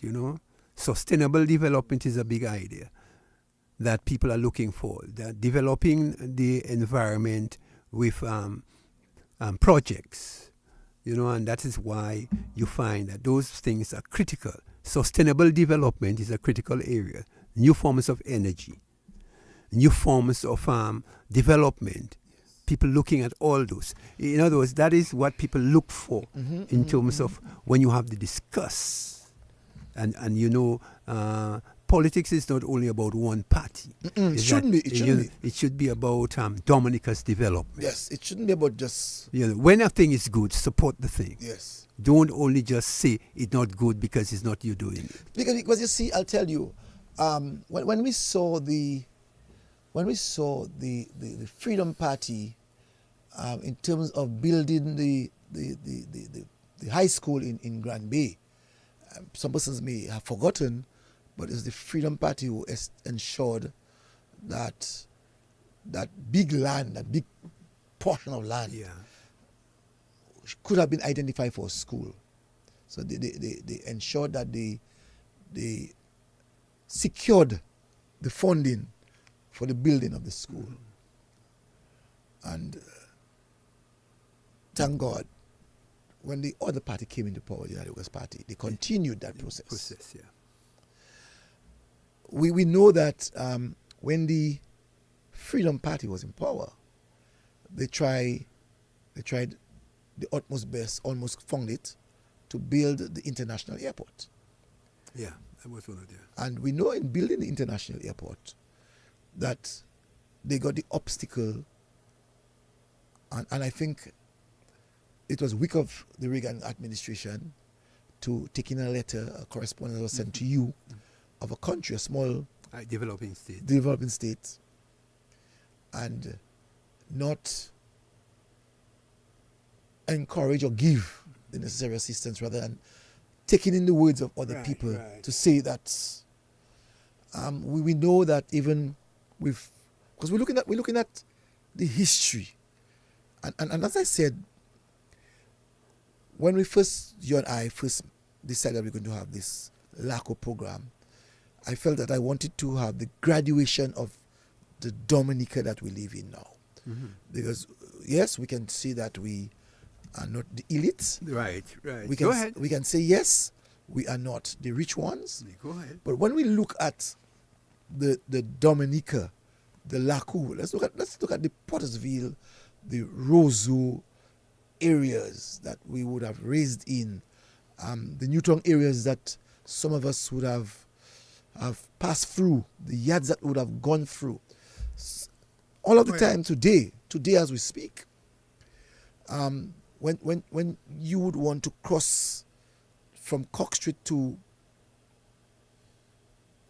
Fields Lane to go to Astafans, there was like almost 3 Lakous. Right. Today there's none. Good. There's none. Right. There's a time you would pass in on Lakou Orange, that's by the Immigration Department Police Headquarters, where Hara had their business, to get to Bath Road. I don't think that is existing.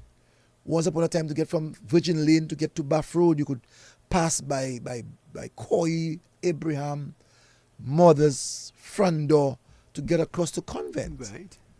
It's no longer, and so the graduation of Dominica through our infrastructure, it's amazing. I mean, we mustn't lose sight of that. It's really amazing. Right, but the thing about it, right now with globalization, and we in a new world in terms of we are being surrounded by new forces. We have to think of our own development and how we do it. And with a small population, we may have our own political ideas and philosophy. But at the end of the day, we have to make sure that we develop our country. And that is what I would like to see. New attitudes, new behavior, more education for people, and the way we go forward. Well, we have to say bye-bye. Right. The time has realized reached that, we didn't realize that the time time was flew gone. up. And I noticed that when we hit that topic, yes, it's always interesting. But yes, as you say, so, Cecil, your final words and my final words. Yes, thank you again, and we will see you again sometime. Yeah, on Sunday coming. Yeah, we'll see you on Sunday. All right, then. All right. Thank you. It was a pleasure being with you today. Same here, man. All right. Well, just want to say thank you to the listeners of DBS Radio, wherever you are at this time. I just realized the time. I just realized the time. It's 12 minutes before 12. Just realized the time. Thank you for those persons who stayed on with us, and we're happy that you were on with us. So you're just cutting down the trees and not planting one back, huh? You don't realize you're affecting our rivers? It's the trees, that protecting them. It's the same rivers providing water to drink, bathe, fish and swim. And even for hydro.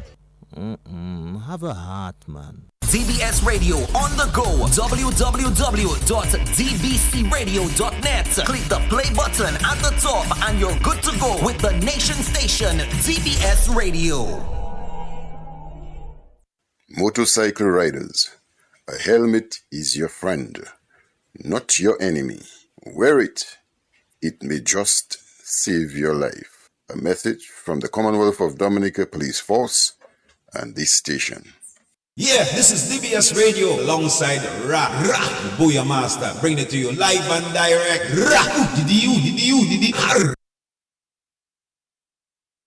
Commenting on this lovely story, Ms. Eskay says, I ate here earlier this year in January. It's a wonderful restaurant and it was so good to see the different nonnas cooking and the food was delicious. Roshni says, I look forward to meeting and savouring Dolly's cuisine at Enoteca Maria. And Bavnar put, how lucky are the people who are so lovingly fed by these nonnas.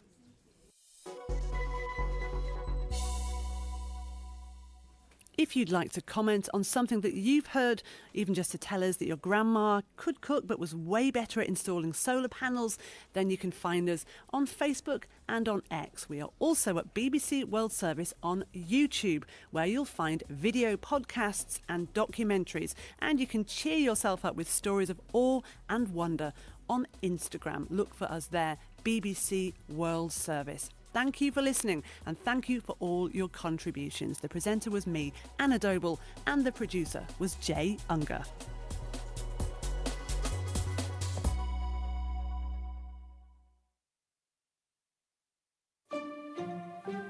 It's time to hear what you think of the BBC World Service in Over to You.